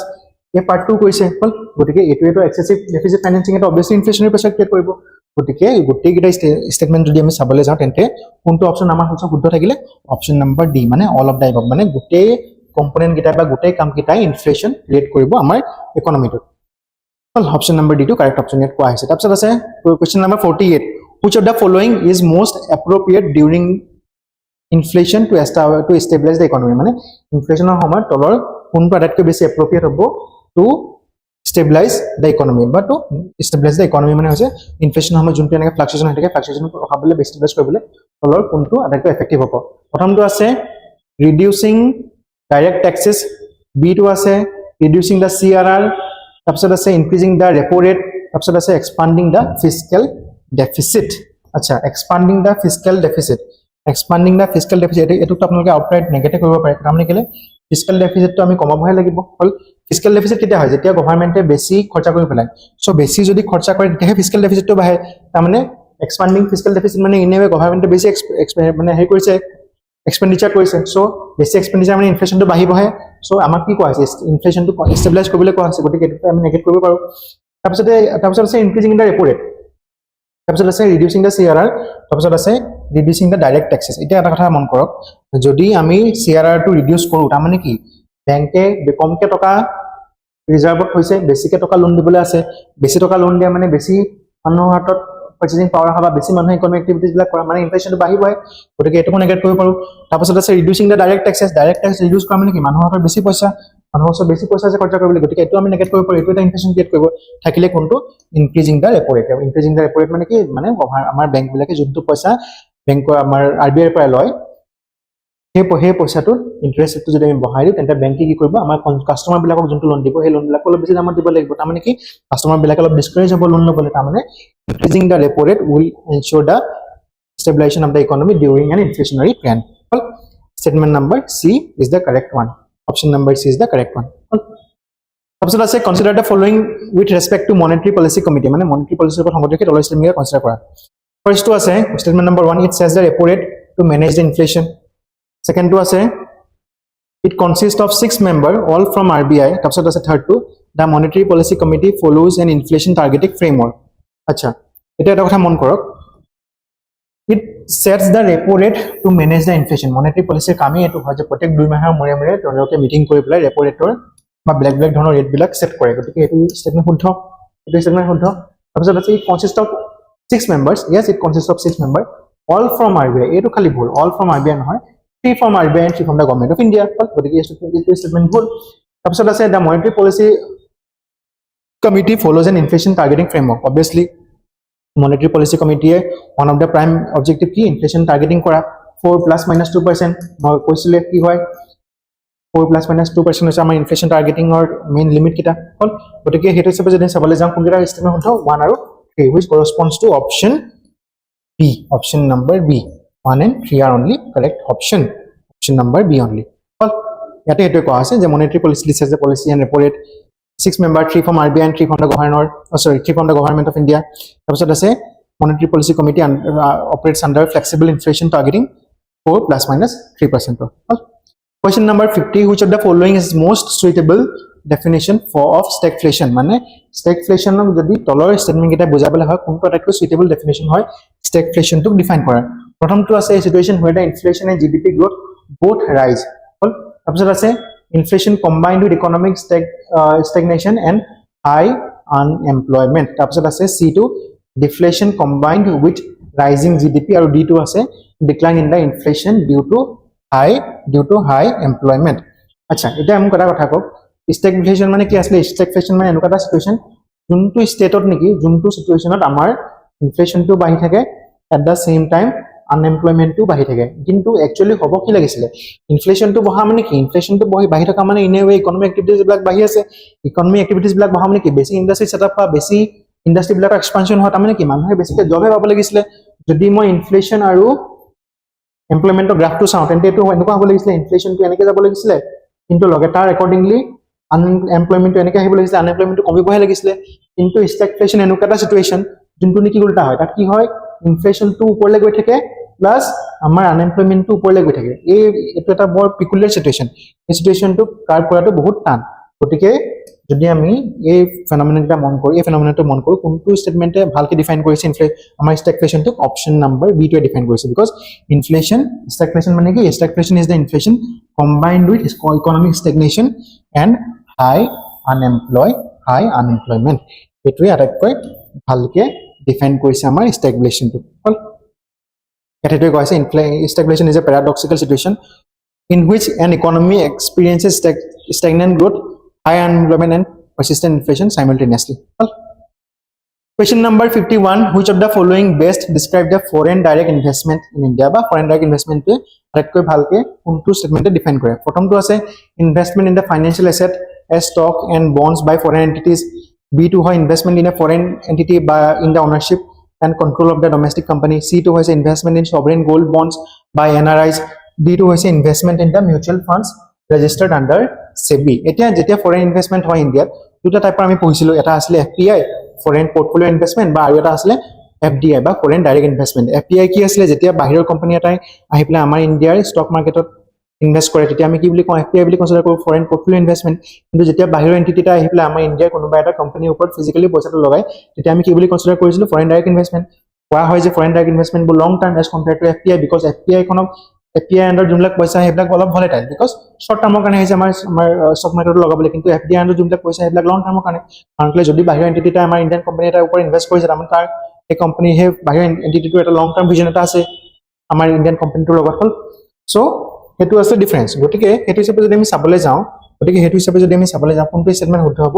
স্টেটমেন্ট নাম্বাৰ B2 শুদ্ধ হ'ব because FDI মানে কি it's an investment by the foreign entity in the ownership and control of a domestic company মানে domestic company এটা ওপৰত যেতিয়া আমাৰ foreign entity এটা ইনভেস্ট কৰে আৰু তাৰ কিবা এটা ownershipও লৈ লয় লাগিলে কিবা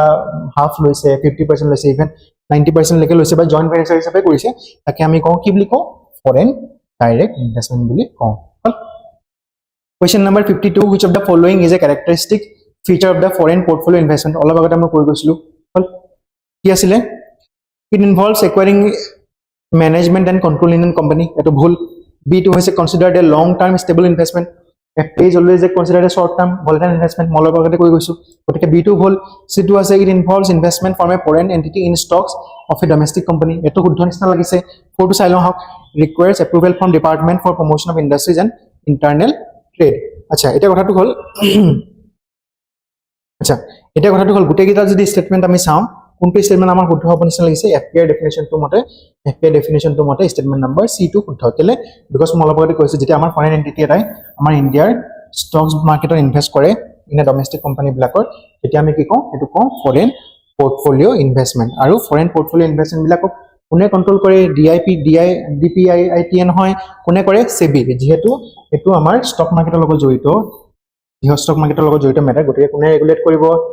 SEBI মানে SEBI Securities and Exchange Board of India. Question number 53. Consider the following statements following with respect to greenfield and brownfield investment in India. Statement number 1. Greenfield investment refers to setting up new projects from scratch. Statement B. Brownfield investment involve acquiring or leasing existing assets or facilities. Greenfield investments is always allowed through an automatic route. Acha tamne ki greenfield investment mane hoise jetia eta bahiro entity ahi pele amar India notunke kiba eta project banai infrastructure project banale ba beleg dhonor project banale tak ami ki bili ko greenfield investment bili ko gote ki hetu sabe sabogole amar statement number 1 to শুদ্ধ kele শুদ্ধ because yet new projects kotha koa hoise from scratch statement number 2 to sok brownfield investment involves acquiring or leasing existing assets or facilities মই already কৈছিলো যে brownfield investment মানে কি যেটা বাহিৰৰ entity এটা আমাৰ ইন্ডিয়াৰ যিকোনো এটা এক্সিস্টিং এন্টিটিৰ ওপৰত ইনভেস্ট কৰে তাকে আমি কি বুলি কওঁ brownfield investment বুলি কওঁ গতিকে এটো এটা শুদ্ধ স্টেটমেন্ট থাৰ্ড টু সব greenfield investment is always allowed for automatic route আচ্ছা এটো স্টেটমেন্ট ভুল কেলে not all greenfield investment are allowed for automatic route some do require permissions from the government গতিকে হেতু জবা চাব গলে থাৰ্ড স্টেটমেন্টটো ভুল গতিকে শুদ্ধ অপচন কোনটো হ'ব option number A 1 and 2 only for example আমি যদিও বা ডিফেন্সত আমাৰ গ্ৰীনফিল্ড ইনভেষ্টমেন্ট এলাউ কৰো কিন্তু 100% লৈকে নকৰো এটা স্পেসিফিক 74% মান লৈকে কৰো আমি তাৰপিছত আছে under the foreign contribution and regulation act by FCRA which of the following is prohibited from receiving a foreign contribution মানে বাহিৰৰ পৰা কোনটো এন্টিটি বা কোনটো এক্টিভিটি কাৰণে কন্ট্ৰিবিউশন লোৱাটো এলাউ কৰা হোৱা নাই in the FCRA বা foreign Contribution and Regulation Act খনক কেটামান দিয়া আছে গভৰ্ণমেন্ট ফান্ডেড ইনস্টিটিউশনস তাৰপিছত আছে ৰেজিস্টাৰ্ড NGOs তাৰপিছত আছে পলিটিক্যাল পাৰ্টিজ আৰু তাৰপিছত আছে পাবলিক সেক্টৰ আন্ডাৰটেকিং আমি সকলোৱে জানো কোনটো হ'ব কাৰেক্ট আনসাৰটো হ'ব অপচন নম্বৰ সি পলিটিক্যাল পাৰ্টিজক বাহিৰৰ পৰা ফৰেন ফান্ডিং আমাৰ ইন্ডিয়াত এলাউ কৰা হোৱা নাই in the FCRA Act explanation হেতু লিয়া আছে under the FCRA certain categories like political parties, government servants, judges, journalists, etc. are prohibited from accepting foreign contribution to prevent undue foreign influence in the India's political and administrative process. মানে এটাই কোৱা আছে যে যাতে আমাৰ ইণ্ডিয়াৰ সভৰেনিটিটো maintain হৈ থাকে আৰু একো বাহিৰৰ ইনফ্লুৱেঞ্চ নাথাকে আমাৰ ইণ্ডিয়াৰ ওপৰত তাৰ কাৰণে আমাৰ যোনটো গভৰ্ণমেণ্ট মেচিনাৰী হয় পলিটিকেল পাৰ্টিয়ে নহওক লাগিলে আমাৰ চিভিল সাৰ্ভেন্টছে নহওক লাগিলে বা জাজেছ হওক বা আমাৰ জুডিচিয়াৰী নহওক লাগিলে তো এই এন্টিটি বিলাকক বাহিৰৰ পৰা ফৰেন ফান্ডিং এলাউ কৰা হোৱা নাই ইন দ্য FCRA. তাৰপিছত আছে question number 55 which of the following correctly explains the primary role of Niti Aayog in India's governance framework. আচ্ছা নীতি আয়োগ কেলে বনা হৈছে নীতি আয়োগ বনা হৈছে আমাৰ প্ল্যানিং কমিশনক ৰিপ্লেস কৰি পেলাই প্ল্যানিং কমিশনক কেলে ৰিপ্লেস কৰা হল because it was a top down approach মানে ওপৰৰ পৰা কিবা এটা পলিচি দি দিয়ে প্ল্যানিং কমিশন তলত সেইখিনি এপ্লাই নহয় নীতি আয়োগ হৈছে এটা বটম আপ এপ্ৰোচ 2015 বনা হৈছিল মানে 12 প্ল্যানিং কমিশনৰ পিছত হল আচ্ছা আচ্ছা ইয়াৰ নীতি আয়োগ কেনে কাম কৰে নীতি আয়োগে এটা থিংক ট্যাঙ্ক টাইপৰে কাম কৰে থিংক ট্যাঙ্ক টাইপৰ কাম কৰে আৰু ই একদম গ্ৰাছৰুট লেভেলৰ পৰা বা টপ ডাউন এপ্ৰোচ এটা লয় হল সৰি বটম আপ এপ্ৰোচ এটা লয় নট টপ ডাউন আই এপ্লজাইজ আচ্ছা গোটেই স্টেটমেন্টটা চাওঁ হক statement number 1 বা option number A, it is a constitutional body tasked with financial devolution to the states. It is not entitled to financial devolution of the state. কোনে কাম কৰে এটো কৰে আমাৰ ফাইনান্সিয়াল কমিশনে কাম কৰে ফাইনান্সিয়াল ডিভলিউশন টু দা ষ্টেটৰ গতিকে এটো ভুল তাৰপিছত আছে it is the nodal agency for formulating the union বাজেটৰ আমাৰ নীতি আয়োগৰ লগত একো এছাচ কাম নাই অকল কিছুমান ডাটা সাটা প্ৰভাইড কৰে ফৰ্মুলেট নকৰে আমাৰ ইউনিয়ন বাজেটখন এটো ভুল তাৰপিছত আছে it is a policy think tank that provide strategic and technical advice to the central and state governments এটো আমাৰ শুদ্ধ নিচিনাকে লাগিছে অলপ সাইডলাইন কৰি থৈ দিছো নেক্সট টু চাওঁ হক it regulates and implements the centrally sponsored scheme it doesn't regulate and implement the centrally sponsored scheme rather it monitors the implementation of such schemes গটিকে আমি যদি আমি গটিকেটা অপচন চাও অপচন নাম্বার সি টু হতা because it acts as a think tank that provides the strategy and technical advice to the central and the state governments গটিকে option number C two হ'ব correct answer তো ইয়াত কোৱা হৈছে যে নীতি আয়োগ 2015 অনা হল প্ল্যানিং কমিশনক ৰিপ্লেস কৰি পেলাই it provides strategic directional and technical advice to the central and the state government on the key policy issues ইয়াৰ পিছত আছে which of the following is responsible for regulating the FPI in India মানে আমাৰ ইন্ডিয়াত কোনটো entity FPI বিলাক regulate কৰে SEBI Reserve Bank of India Department of Promotion of Industries and Internet Trade and NITI Aayog অলপ আগতে মই জাস্ট কৈ আহিছিলো যে আমাৰ ইন্ডিয়াত এফপিআই বিলাকক কোনে ৰেগুলেট কৰে আমাৰ সেবিয়ে এসিবিআই securities and exchange board of India regulate কৰে বিকজ যেহেতু এফপিআই বিলাক আমাৰ কিহৰ লগত জড়িত আমাৰ ষ্টক মাৰ্কেটৰ লগত জড়িত গতিকে ষ্টক মাৰ্কেটৰ ৰেগুলেটিং অথৰিটি কোন হয় সেবি গতিকে মানে এফপিআই বিলাককো কোনে ৰেগুলেট কৰে আমাৰ সেবি ৰেগুলেট কৰে option number is the correct one. তাৰপিছত আছে which of the following sectors is currently not permitted for FDI under the automatic route মানে তলৰ কোনটো সেক্টৰক আমি অটোমেটিক ৰুটৰ থ্ৰুদি FDI টো এলাউ নকৰো হল telecom services civil aviation multi brand retail trading আৰু ই2 হৈছে ম্যানুফ্যাকচাৰিং আচ্ছা এটা চাব আমি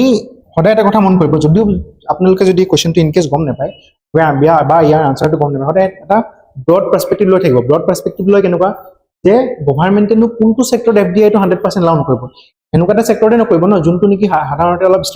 ষ্ট্ৰেটেজিক নেচাৰ হ'ব বা যোনটো নেকি গভৰ্ণমেণ্টে নিবিচাৰিব যে এটো প্ৰমোশনটো বেছিকে হ'ব এটা জানো গভৰ্ণমেণ্টে এটো কথা নিবিচাৰিব নেকি যে ম্যানুফ্যাকচাৰিংটো বেছিকে প্ৰমোট হটো জানো নিবিচাৰিব অবভিয়াসলি বিচাৰিব গতিকে এটো হেতু হিচাপে চাব গলে এটো হ'ব নোৱাৰে এটো গভৰ্ণমেণ্টে এলাউ কৰিব অটোমেটিক ৰুটৰ পৰা এফডিআই টো হল তাৰপিছত আছে টেলিকম সাৰ্ভিসেস obviously ইয়াটো এলাউ কৰিব গভৰ্ণমেণ্টে সিভিল এভিয়েশন মানে প্লেন এবিলাকত এটোটো এলাউ কৰিব গতিকে থাকি গল কিটো মাল্টি ব্ৰ্যান্ড ৰিটেইল ট্ৰেডিং এটা থাকি গল গতিকে কাৰেক্ট আনসাৰ হ'ব অপশন নাম্বাৰ সি টু জাস্ট এটা ওভাৰঅল পলিসি ফ্ৰেমৱৰ্কটো মনত ৰাখিব যে আমাৰ গভৰ্ণমেণ্টে কোনটা বস্তুৰ ওপৰত বেছি ফোকাস কৰে তেতিয়া আপোনালোকে আনসাৰটো পাই যাব মাল্টি ব্ৰ্যান্ড এটা এক্সপ্লেনেশন হেতুৱে কোৱা আছে multi brand retail trading allows FDI only up to 51% requires the government approval মানে অকল 51% লৈকে এফডিআই টো এলাউ কৰে তাৰ পিছত যদি ইনভেষ্টমেন্ট কৰিবলৈ হয় তেন্তে গভৰ্ণমেণ্টৰ প্ৰায়ৰ এপ্ৰুভেল ল'ব লাগিব in contrast sectors like telecom aviation and manufacturing permits higher FDI limits up to 100% though the automatic routes are subject to conditions already যোনটো ক'লো হেতু ইয়াত কোৱা হৈছে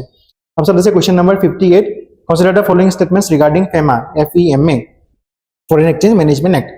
it is administered by the Ministry of Finance তাৰপিছত আছে it allows free transactions on current account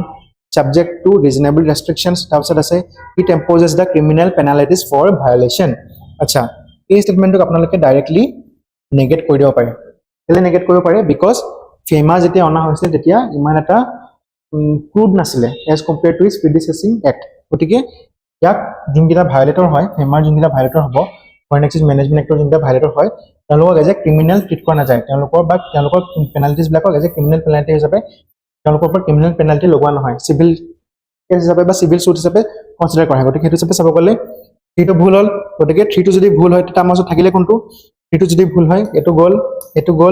গ'ল থাকিলে অনলি অপশ্যন নাম্বাৰ 1 মানে অল ষ্টেটমেণ্ট 1 আৰু ষ্টেটমেণ্ট 2টোৱে হ'ব শুদ্ধ হ'ল ষ্টেটমেণ্ট নাম্বাৰ 1 আৰু ষ্টেটমেণ্ট নাম্বাৰ 2টো হ'ব শুদ্ধ it is administered by the ministry of finance আৰু FEMA permits the current account convertibility allowing the free movement of forex for current account transaction with some restriction মানে আমাৰ ট্ৰেডৰ যাতে আমি ট্ৰেডত inter country ট্ৰেডত যাতে অলপ ইজ হয় তাৰ কাৰণে ইয়াত কাৰেন্ট একাউণ্টৰ কনভাৰ্টিবিলিটি এলাউ কৰা হয় হ'ল কাৰেন্ট একাউণ্টৰ কনভাৰ্টিবিলিটি পাৰমিট কৰা হয় তাৰপিছত আছে কোৱেশ্চন নম্বৰ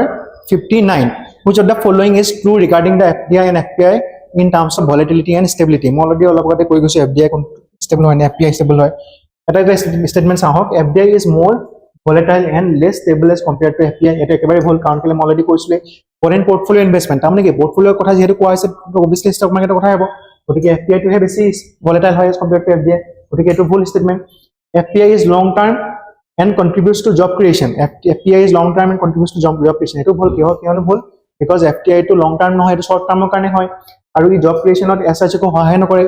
FPI আন্ডাৰ যদি বাহিৰৰ এন্টিটি এটা আমাৰ ইণ্ডিয়াত ইনভেষ্ট কৰিছে তাৰমানে কি ষ্টক মাৰ্কেটৰ যোনটো বেনিফিট হয় বেনিফিটটো ল'বলৈহে ইনভেষ্ট কৰিছে তাৰপিছত আছে FDI is more stable and promotes technology transfers এটো অলপ আমাৰ শুদ্ধ নিচিনা লাগিছে হয়নে তাৰপিছত fourth statement চাওক both FDI and FPI are equally volatile এটো ভুল because FPI is more volatile as compared to FDI গতিকে শুদ্ধ statement বা শুদ্ধ অপচন কোনটো হ'ব অপচন নম্বৰ C2 শুদ্ধ অপচন এক্সপ্লেনেশ্যন হেইখিনি কোৱা আছিল যোনখিনি মই অলৰেডি কৈছো তাৰপিছত আছে question number 60 which of the following is a permitted use of foreign contribution under FCRA by a registered NGO option number A disbursing funds to a political parties using funds for speculative investments funding education and rural development investing in the stock markets for returns acha mamak koha hoise tolor kuntu kam permit kora hoise under the FCRA মানে যদি FCRA আন্ডাৰত বা যদি আমাৰ NGO এটাই বাহিৰৰ পৰা foreign funding পাইছে তেন্তে যোনটো এমাউন্ট পাইছে সেই এমাউন্টটো কোনবিলাক কামত ইউজ কৰিব পাৰিব বুলি আমাৰ FCRA ত মেনশন আছে সেই কামকেইটা কোনটো হ'ব পাৰে distributing funds to political parties মানে NGO এটা বাহিৰৰ পইচা বলে আৰু পইচাটো পলিটিক্যাল পাৰ্টিজ দিব পাৰিব নেকি নোৱাৰে গতিকে এটো ভুল তাৰপিছত আছে using funds for speculative investment মানে ষ্টক মাৰ্কেট শেয়াৰ মাৰ্কেট ট্ৰেডিংত বাহিৰৰ পৰা পইচা পাই পেলাই NGO বিলাক ইনভেষ্ট কৰিব পাৰিব নেকি নোৱাৰে এটো ভুল তাৰপিছত fourth to সব আহক investment in the stock market for returns এটো নোৱাৰে অলপতে কৈ গৈছো তাৰপিছত থাকিলে কোনটো স্টেটমেন্ট নাম্বাৰ C বা option number C funding in the education and rural development project মানে যদি এডুকেশ্যন শিক্ষা আৰু rural development মানে গ্ৰামাঞ্চলৰ উন্নতিৰ কাৰণে কিবা প্ৰজেক্টত ইনভেষ্ট কৰে তেন্তে হেতুহে এলাও আছে হল আৰু ইয়াৰ এক্সপ্লেনেশ্যনটো হেতুৱে লিখা আছে FCRA allows registered NGOs to use foreign funds for charitable and social welfare activities such as health education rural development and disaster relief however foreign funds for political purposes speculative activities and unapproved objectives are not permitted বা prohibited okay question number 61 which of the following statements correctly describe the features of public private partnership models in India মানে তলত দিয়া কোনটো স্টেটমেন্টে আমাৰ ইন্ডিয়াৰ public private পাৰ্টনাৰশ্বিপৰ মডেলটো ভালকে explain কৰে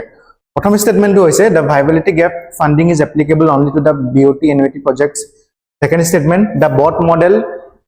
in the BOT model the private party recovers investment from the user charges আৰু statement number 3 টো হৈছে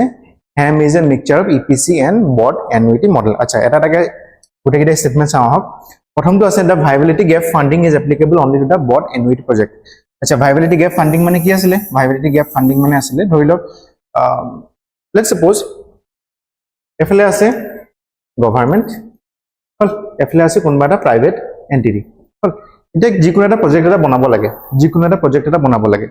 হল let's suppose এটো কিবা ইনফ্ৰাষ্ট্ৰাকচাৰ প্ৰজেক্ট এটা বনাব লাগে এতিয়া যদি প্ৰজেক্টৰ লোকেশনটো একদম কোনবা গাঁৱৰ ভিতৰত হয় এই প্ৰাইভেট এন্টিটিৰে জানো বনাবলৈ বিচাৰিব অবভিয়াসলি নিবিচাৰে কেলে নিবিচাৰিব বিকজ গাঁওখনত বনালে এই যোনটো ইনফ্ৰাষ্ট্ৰাকচাৰ বনাব এই ইনফ্ৰাষ্ট্ৰাকচাৰ ব্যৱহাৰ কৰিলে মানুহ থাকিব লাগিব ফাৰ্স্ট কথা সেকেন্ড কথা যদি গাঁৱত বনায় তেন্তে লাভটো কম হ'ব এজ কম্পেয়াৰ টু টাউনত বনোৱাতকে প্ৰাইভেট এন্টিটিটোৰ কাৰণে সো এই কাৰণে কি কৰা হয় যে যদি কেনেকুৱা কিছুমান প্ৰজেক্ট আমাৰ প্ৰাইভেট এন্টিটিয়ে বনায় আৰু হয়তো যদি প্ৰজেক্টটো ইমান এটা লাভৱান নহয় ইমান এটা প্ৰফিটেবল নহয় তেতিয়া আমাৰ গভৰ্ণমেণ্টে কিবা এটা চাৰ্জ পে কৰে to the private entity so that the private entity bills it কাৰণ বনাবতো লাগিবই এতিয়া কথাটো হ'ল প্ৰাইভেট এন্টিটি বিলাকে এইকাৰণে বনাব নিবিচাৰে কাৰণ তেওঁলোকে ইমান এটা প্ৰফিটেবল নহয় বনোৱাটো য'ত ত'ত গাঁৱে ভূঞে বনোৱাটো ইমান প্ৰফিটেবল নহয় কাৰণ তেওঁলোকে বনাব নিবিচাৰে কিন্তু বনাব নিবিচাৰিলেও নহ'ব সেই গাঁৱৰ মানুহখিনিতো অভাৰঅল ভালটো হ'বই লাগিব সো সেইকাৰণে গভৰ্ণমেণ্টে কি কৰে গভৰ্ণমেণ্টে প্ৰাইভেট এন্টিটিটোকে এটা এমাউণ্ট দিয়ে যাতে তেওঁলোকে ইনচেন্টিভাইজ হৈ পেলাই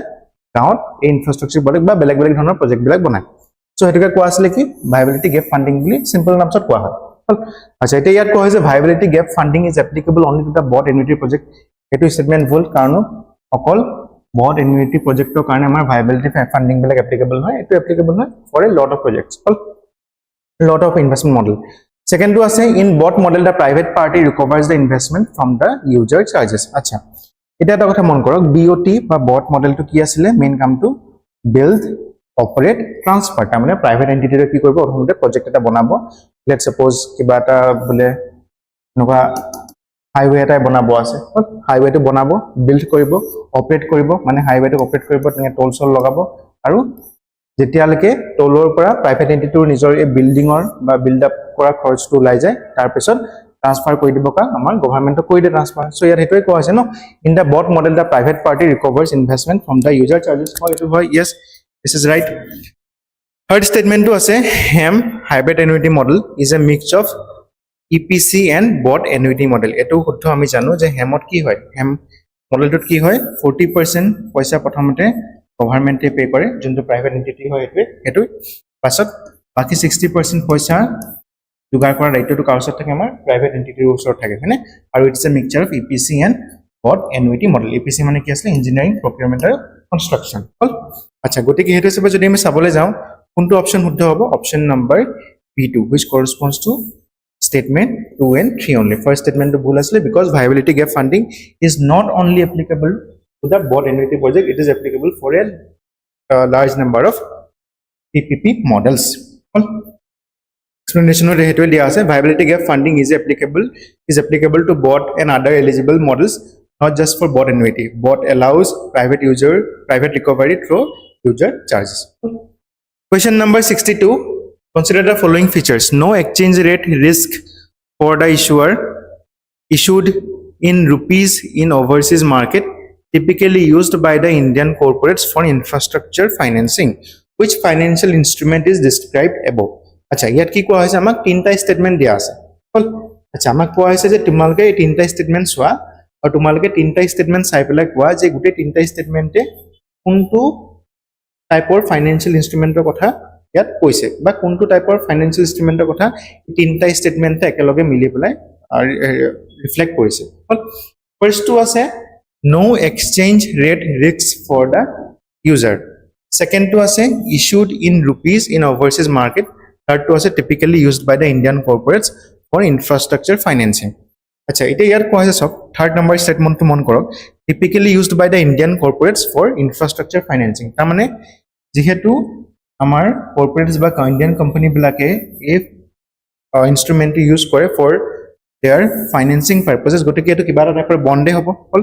গতিকে কিবা এটা টাইপৰ বন্ডে হ'ব আমি এটা কথা গম পাওঁ গতিকে আমি এটো কাটি দিলো থাকিলে তিনটা তাৰপিছত আছে no exchange rate risk for the issuer মানে যোনে ইস্যু কৰে এই বন্ডটো ইস্যু কৰাৰ জন্য ইস্যুৱাৰ জন্য একো এটা এক্সচেঞ্জ ৰেট ৰিস্ক নাথাকে হল গতিকে হেতু যদি হয় তেন্তে আমি এটো কাটি দিলো external commercial borrowing to কাটিলো কাৰণ কেলে এটো তো আমাৰ ৰুপি হেৰিয়া ইস্যু কৰা নহয় ৰুপিজত ইস্যু কৰা নহয় আৰু ইয়াত কিবা এটা এক্সচেঞ্জ ৰেট থাকে এক্সচেঞ্জ ৰেট ৰিস্ক এটা থাকে বিকজ এটো কিহত ইস্যু কৰা হয় এক্সটাৰ্নাল commercial borrowing to foreign কাৰেন্সিত issue কৰা হয় ফাৰ্স্ট সেকেন্ড স্টেটমেন্টটো মন কৰক issued in rupees in ওভাৰসিজ market আৰু যেহেতু এটো ৰুপিজত ইস্যু কৰা হয় গতিকে আমি গম পাইছো এটো এটা ইন্ডিয়ান রুপি ডিনোমিনেটেড বন্ড যাক আমি কি বুলি কওঁ যাক আমি কওঁ মাসালা বন্ড বুলি সো মাসালা বন্ডে এই গুটেই গিটা স্টেটমেন্টকে ভালকে satisfy কৰিছে because মাসালা বন্ডটোৰ ওপৰত একো এটা এক্সচেঞ্জ ৰেট ৰিস্ক নাথাকে কিয় নাথাকে because এটো তো মাসালা বন্ডটো অলৰেডি ৰুপিজতে হেৰি কৰা হয় ইস্যু কৰা হয় সেকেন্ড টু আছে issued in rupees in the overseas market obviously overseas মাৰ্কেটত ইস্যু কৰা হয় যাতে আমাৰ ইন্ডিয়ান কৰ্পোৰেটস বিলাকে বাকি ফৰেন দেশ বিলাকৰ পৰাও পইচা নিজে গোটাব পাৰে কালেক্ট কৰিব পাৰে নিজৰ ইনফ্ৰাষ্ট্ৰাকচাৰ প্ৰজেক্টবিলাক ফান্ডিং কৰিবলৈ কাৰণে তাৰপিছত আছে typically used by the Indian corporates for infrastructure financing already ক'লো সেইটো ইয়াত লিখা আছে গতিকে শুদ্ধ অপশ্যন কোনটো হ'ব শুদ্ধ অপশ্যনটো হ'ব option number B option number B option number B correct answer explanation সেইখিনি কোৱা আছে যোনখিনি মই ক'লো Question number 63. Which of the following can be classified as a capital receipt in the union budget? মানে আমাৰ union budget খনত তলৰ কোনটো বা তলৰ কোনকিটা আহে under capital receipt? প্ৰথমটো আছে recovery of loans, তাৰপিছত আছে disinvestment proceeds, থাৰ্ডটো আছে borrowings from the RBI. আচ্ছা এতিয়া যদি capital receipt হ'বলে হয় তাৰ হেৰিকিটা কি আছিল কন্ডিশন কিটা কি আছিল প্ৰথম কন্ডিশনটো আছিল যে লাইবিলিটি কৰিব লাগিব যদি কিবা এটা ৰিসিপ্ট হেৰি হয় ক্যাপিটাল ৰিসিপ্ট হ'বলে হয় তেন্তে তাৰ সেই ৰিসিপ্টৰ পৰা কিবা এটা লাইবিলিটি এটা কিবা এটা ৰিডাকশন ইন এসেট হ'ব লাগিব তাৰ লগে লগে লাইবিলিটি ক্ৰিয়েট কৰিব লাগিব আচ্ছা এতিয়া কথাটো হৈছে এটা মন কৰক ৰিকভাৰি অফ লোন মানে কি ৰিকভাৰি অফ লোন মানে কি ফৰ এক্সাম্পল এতিয়া যদি আপোনালোকে বা আমাৰ গভৰ্ণমেণ্টে যদি কোনোবা এখন ফৰেন গভৰ্ণমেণ্টক লোন দিলে যেতিয়া ফৰেন গভৰ্ণমেণ্টে গোটেই লোনটো ঘূৰাই দিব মই ইন্টাৰেষ্টৰ কথা কোৱা নাই কিন্তু মই লোনৰ প্ৰিন্সিপাল এমাউণ্টৰ কথা কৈছো মানে গোটেই যদি লোনৰ প্ৰিন্সিপাল এমাউণ্টটো ঘূৰাই দিয়ে তাৰমানে আমাৰ ইণ্ডিয়ান গভৰ্ণমেণ্টে আৰু সেই ফৰেন গভৰ্ণমেণ্টৰ পৰা পেমেণ্ট পাবলগীয়া নাই তাৰমানে কি আমাৰ ৰিডাকশন ইন এসেট হ'ল তাৰপিছত আছে ডিসইনভেষ্টমেন্ট প্ৰসিড মানে কি ডিসইনভেষ্টমেন্ট প্ৰসিড মানে হৈছে ধৰি লওক আমাৰ ইণ্ডিয়ান গভৰ্ণমেণ্টে কিবা এটা কোম্পানী এটা আছে সাপোজ কেইদিনমান আগত এয়াৰ ইণ্ডিয়া গভৰ্ণমেণ্টে হেৰি কৰিলে ন প্ৰাইভেটাইজ কৰিলে ন আচ্ছা এতিয়া যে এয়াৰ ইণ্ডিয়াক বেছি দিলে তাৰমানে কি এয়াৰ ইণ্ডিয়াক বেছি দিয়া মানে কি আমাৰ গভৰ্ণমেণ্টৰ হাতৰ পৰা কিবা এটা এসেট ওলাই গ'ল সেইটো এটা ৰিডাকশন ইন এসেট হ'ল তাৰপিছত আছে বৰোইংছ ফ্ৰম আৰবিআই টো আমি এটা গম পাওঁ এইটো কি হয় এটা কেপিটেল ৰিসিপ্ট আচ্ছা ইয়াৰ আৰু এটা সিচুৱেচন আপোনালোকে ধৰিব পাৰে ধৰি লওক কেপিটেল ৰিসিপ্ট কেতিয়া হয় যেতিয়া যোনবিলাক পইচা যোনবিলাক আহে সেইবিলাক ওৱান টাইম আহে আমাৰ গভৰ্ণমেণ্টৰ ওচৰত মানে ধৰি লওক যদি ইয়াত ৰেভিনিউ ৰিসিপ্ট বুলি থাকিলে ৰেভিনিউ ৰিসিপ্ট কোনবিলাক হয় যোনবিলাক ৰেকাৰিং ইন নেচাৰ যোনবিলাক আমাৰ গভৰ্ণমেণ্টৰ ওচৰলৈ প্ৰত্যেক বছৰলৈ আহিয়ে থাকে এনেকৈ ধৰি লওক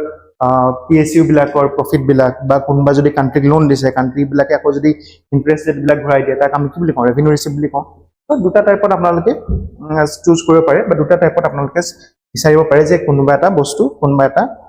স্পেন্ডিং ৰেভিনিউ ৰিসিপ্ট কোনোবা এটা আৰ্নিং ৰেভিনিউ ৰিসিপ্ট হয় নে নহয় গতিকে এইটো হিচাপে যদি আমি চাবলৈ যাওঁ কোনকেইটা হ'ব ইয়াৰ শুদ্ধ অপশ্যন গোটেইকেইটাই হ'ব 1 2 আৰু 3 গতিকে ৰাইট আনসাৰ হ'ব option number D all of da above তাৰপিছত আছে question number 64 which of the following are components of revenue expenditure অলপ আগত আমি ক্যাপিটাল ৰিসিপ্টটো চাইছো এতিয়া আমি চাইছো ৰেভিনিউ এক্সপেন্ডিচাৰ তলৰ কোনকেইটা কম্পোনেন্ট হ'ব ৰেভিনিউ এক্সপেন্ডিচাৰ মানে ৰেভিনিউ এক্সপেন্ডিচাৰ বুলি ক'লে আমি কি বুজো ৰেভিনিউ এক্সপেন্ডিচাৰ বুলি ক'লে আমি বুজো যে যোনখিনি এক্সপেন্ডিচাৰ বা যোনখিনি আমাৰ খৰচা গভৰ্ণমেণ্টে প্ৰত্যেক বছৰে কৰিবই লাগিব মেন্ডেটৰি কৰাটো এতিয়া এটাকে চক salaries of the government employees obviously কৰিব লাগিব গভৰ্ণমেণ্টে প্ৰত্যেক বছৰে salary দিবই লাগে প্ৰত্যেক মাহতে দিব লাগে এমপ্লয়ী বিলাকক গতিকে এইটো এটা ৰেভিনিউ এক্সপেন্ডিচাৰ হ'ল তাৰপিছত আছে interest payment on debts interest payment on debts মানে কি ফৰ এক্সাম্পল আজি যদি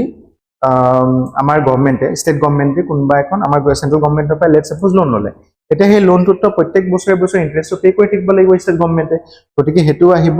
আন্ডাৰ ৰেভিনিউ এক্সপেন্ডিচাৰ তাৰপিছত আছে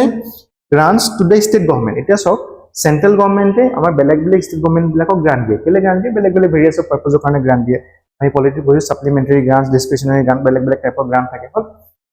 এই গ্ৰান্ট বিলাকো আমাৰ গভৰ্ণমেণ্টে চেন্ট্ৰেল গভৰ্ণমেণ্টে প্ৰত্যেক বছৰ ষ্টেট গভৰ্ণমেণ্ট বিলাকতো দিয়ে গতিকে হেতু হিচাপে যদি আমি চাবলৈ যাওঁ তেন্তে কোনকেইটা এক্সপেন্ডিচাৰ আমি ৰেভিনিউ এক্সপেন্ডিচাৰ বুলি কনচিডাৰ কৰিব পাৰিম গোটেইকেইটাই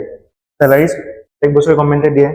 ইন্টাৰেষ্ট পেমেন্ট প্ৰত্যেক বছৰে দিবই লাগিব যদি গভৰ্ণমেণ্টে লোন লৈছে আৰু চেন্ট্ৰেল গভৰ্ণমেণ্টে প্ৰত্যেক বছৰে আমাৰ ষ্টেট গভৰ্ণমেণ্ট বিলাকক গ্ৰান্ট দিয়ে গতিকে হেতু হিচাপে যদি আমি চাবলৈ যাওঁ তেন্তে শুদ্ধ অপশ্যন কোনটো হ'ব শুদ্ধ অপশ্যন হ'ব option number D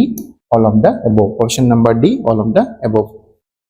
Question number 65 which of the following statements is or are correct regarding the FRBM Act 2003 মানে FRBM Act লগত সংগতি ৰাখি তলৰ কোনকেইটা স্টেটমেন্ট শুদ্ধ আচ্ছা প্ৰথম এটা স্টেটমেন্ট চাই লওঁ it aims to ensure fiscal discipline by setting targets for deficit and debt second statement to আছে it mandates zero fiscal deficit by 2023 তাৰপিছত আছে it prohibits RBI from purchasing government securities in the primary market আচ্ছা এটা কথা মন কৰক FRBM Act খন কিহৰ কাৰণে অনা হৈছিল FRBM Act খন অনা হৈছিল যাতে আমাৰ বাজেটৰী যোনটো মেনেজমেন্ট হয় এটা আমি ভালকে এফিশিয়েন্টলি কৰিব পাৰো নামটো হৈছে Fiscal Responsibility and Budgetary Management Act 2003 মানে এটোই আছে আমাৰ FRBM Act আচ্ছা FRBM Act আমি জানো যে টাৰ্গেট কিছুমান সেট কৰা হৈছিল টাৰ্গেট কিহৰ কাৰণে সেট কৰা হৈছিল ইনিশিয়ালি যোনটো টাৰ্গেট আছিল সেট কৰা কিলে হৈছিল just to reduce the fiscal deficit and the fiscal deficit and the revenue deficit FRBM Act main target to jetia 2003 ona hoisile jetia target to asle je around 2008-9 leke our fiscal deficit to reduce kori dibo kiman leke around 3% of the GDP leke reduce kori dibo by 2008-9 2003 te he target to loa hoisile 2008-9 leke amar jontu fiscal deficit hetu around 3% of the GDP le anibo kintu no hol beleg karonot no hol global financial crisis or 2008 na beleg karone etu target to hit কৰিব নোৱাৰিলে কিন্তু main যেতিয়া অনা হৈছিল আমাৰ FRBM Act খন এটো তো এম কৰিছিলে ন টাৰ্গেট তো সেট কৰিছিলে যে it aims to ensure the fiscal discipline by setting targets এটো তো হয় setting the targets and for the deficit and debt এটো তো হয় গতিকে হেতু সবে যদি সামলে যাও তেন্তে ফার্স্ট স্টেটমেন্ট শুদ্ধ হ'ব তাৰপিছত থাৰ্ড টু চক it prohibits RBI from purchasing government securities in the primary market yes this is also right because আমাৰ FRBM Act ত RBI আমাৰ গভৰ্ণমেন্টৰ যোনবিলাক ডেফিসিট হয় এই ডেফিসিট বিলাকক পুটপুট হবে বা নিজে গৈ পেলে ফান্ডিং কৰাৰ পৰা প্ৰিভেন্ট কৰিছিল সেই কাৰণে গভৰ্ণমেন্ট সিকিউৰিটিজ বিলাক যোনবিলাক আমাৰ গভৰ্ণমেন্টে ৰিলিজ কৰে সেইবিলাকক RBI পাৰচেজ কৰাৰ পৰা FRBM Act খনে প্ৰহিবিট কৰিছিল কেলে কৰিছিল শুনক এটা চক গভৰ্ণমেন্টক বুলে পইচা লাগে লেটস সাপোজ এনেকে ভাবো গভৰ্ণমেন্টৰ বুলে এবাৰ বছৰ বাজেট আছিল 10 টকা এবছৰ গভৰ্ণমেন্টে বাজেট বনাইছিল 10 টকা কিন্তু গভৰ্ণমেন্টে খৰচা কৰি পেলে 14 টকা তাৰমানে কিমান টকা বেছিকে খৰচা কৰি পেলে 4 টকা বেছিকে খৰচা কৰি পেলে এই 4 টকা যে ডেফিসিট তো হল এই ডেফিসিট তো আহিব কৰ পৰা আহিব ডেফিসিট তো গভৰ্ণমেন্টে কি কৰে গভৰ্ণমেন্টে ইস্যু কৰিব বন্ড লেটস সাপোজ গভৰ্ণমেন্টে বুলে এটকিয়া 4খন বন্ড এটকিয়া 4খন বন্ড ইস্যু কৰিলে আচ্ছা এই এতিয়া এটকিয়া 4খন বন্ড যে ইস্যু কৰিলে এই বন্ড খিনি কিনিব কোনে বেলেগ এন্টিটি বিলাকে কিনে সো আমাৰ RBI FRBM Act আন্ডাৰ এটো বস্তুটো পৰা প্ৰিভেন্ট কৰা হৈছে যে RBI গৈ পেলাই এই বন্ড খিনি কিনিব নোৱাৰে কেলে কিনিব নোৱাৰে যদি RBI কিনে ইনে ওয়ে গভৰ্ণমেন্টক ফান্ডিং কৰা হ'ব আৰু যদি এই ফেনোমেনন টু বাইস এই সাৰ্কেল তো বনে তেন্তে গভৰ্ণমেন্টে বেছি আৰু এনকাৰেজ হ'ব বেছিকে স্পেন্ড কৰিবলৈ গতিকে এই ভিচিয়াস সাৰ্কেল তো গেন কৰিবলৈ RBI কোৱা হৈছে যে তোমালোকে গভৰ্ণমেন্টে যোনবিলাক গভৰ্ণমেন্ট সিকিউৰিটিজ ইস্যু কৰে সেইবিলাকক প্ৰাইমাৰী মাৰ্কেটত গৈ পেলাই নিকিনিবা গতিকে হেতু সবে যদি সামলে যাও থাৰ্ড স্টেটমেন্টটো শুদ্ধ second to লাগিছো it mandates zero fiscal deficit by 2023 it is false because যেতিয়া লঞ্চ কৰা হৈছিল যেতিয়া অনা হৈছিল FRBM Act খনে টাৰ্গেট হৈছিল যে আমি FRBM Act মতে 2008-9 লৈকে আমি 3% অফ GDP ফিস্কেল ডেফিসিট ৰাখিম কিন্তু হে টাৰ্গেটটো ইনিশিয়ালি বাৰ হিট নহল 2008-9 তো হিট নহল প্লাস তাৰপিছত যেতিয়া কোভিড গল কোভিড যোৱাৰ পিছত আমাৰ এতিয়া বৰ্তমান টাৰ্গেট হৈ আছে 4.5% অফ the GDP মানে আমি ফিস্কেল ডেফিসিট তো 4.5% অফ GDP লৈকে এৰাউণ্ড বা তাৰ ওচৰ পাজে ৰাখিম আৰু এতিয়া আমি কম্পাৰেটিভলি ভাল ষ্টেটতে আছো এৰাউণ্ড আমাৰ এতিয়া ফিস্কেল ডেফিসিট কিমান হয় এৰাউণ্ড 4.4 মান হয় আৰু ইয়াৰ ওচৰ পাজৰে আমি আছো গতিকে এই কোৱেশ্চনটোত শুদ্ধ অপচন কোনটো হ'ব শুদ্ধ আনসাৰ কোনটো হ'ব শুদ্ধ আনসাৰটো হ'ব option number B 1 and 3 only হল ইয়াৰ পিছত আছে consider the following primary deficit fiscal deficit and revenue deficit which of the above deficit doesn't include interest payment acha etia primary deficit to ki asil sorry eta ka saw revenue deficit to ki asile revenue deficit mane asile amar diman revenue ahile let's suppose revenue deficit mane ki dhorilok amar revenue ahile 10 toka kintu ami kharcha kori asu revenue expenditure kori asu 12 toka gotike he 2 toka to ki hobo 2 toka to amar revenue deficit yato interest payment ko kotha nai hol তাৰপিছত আছে fiscal deficit to ekdom easy total amar total earning minus total expenditure কৰি দিলে যিমান আমি পাম এটো হ'ব আমাৰ fiscal deficit যিমান আমি ওভাৰ ইউজ কৰিছো এটো হ'ব আমাৰ fiscal deficit তাৰপিছত আছে primary deficit মানে কি আছিল primary deficit মানে আছিল fiscal deficit minus interest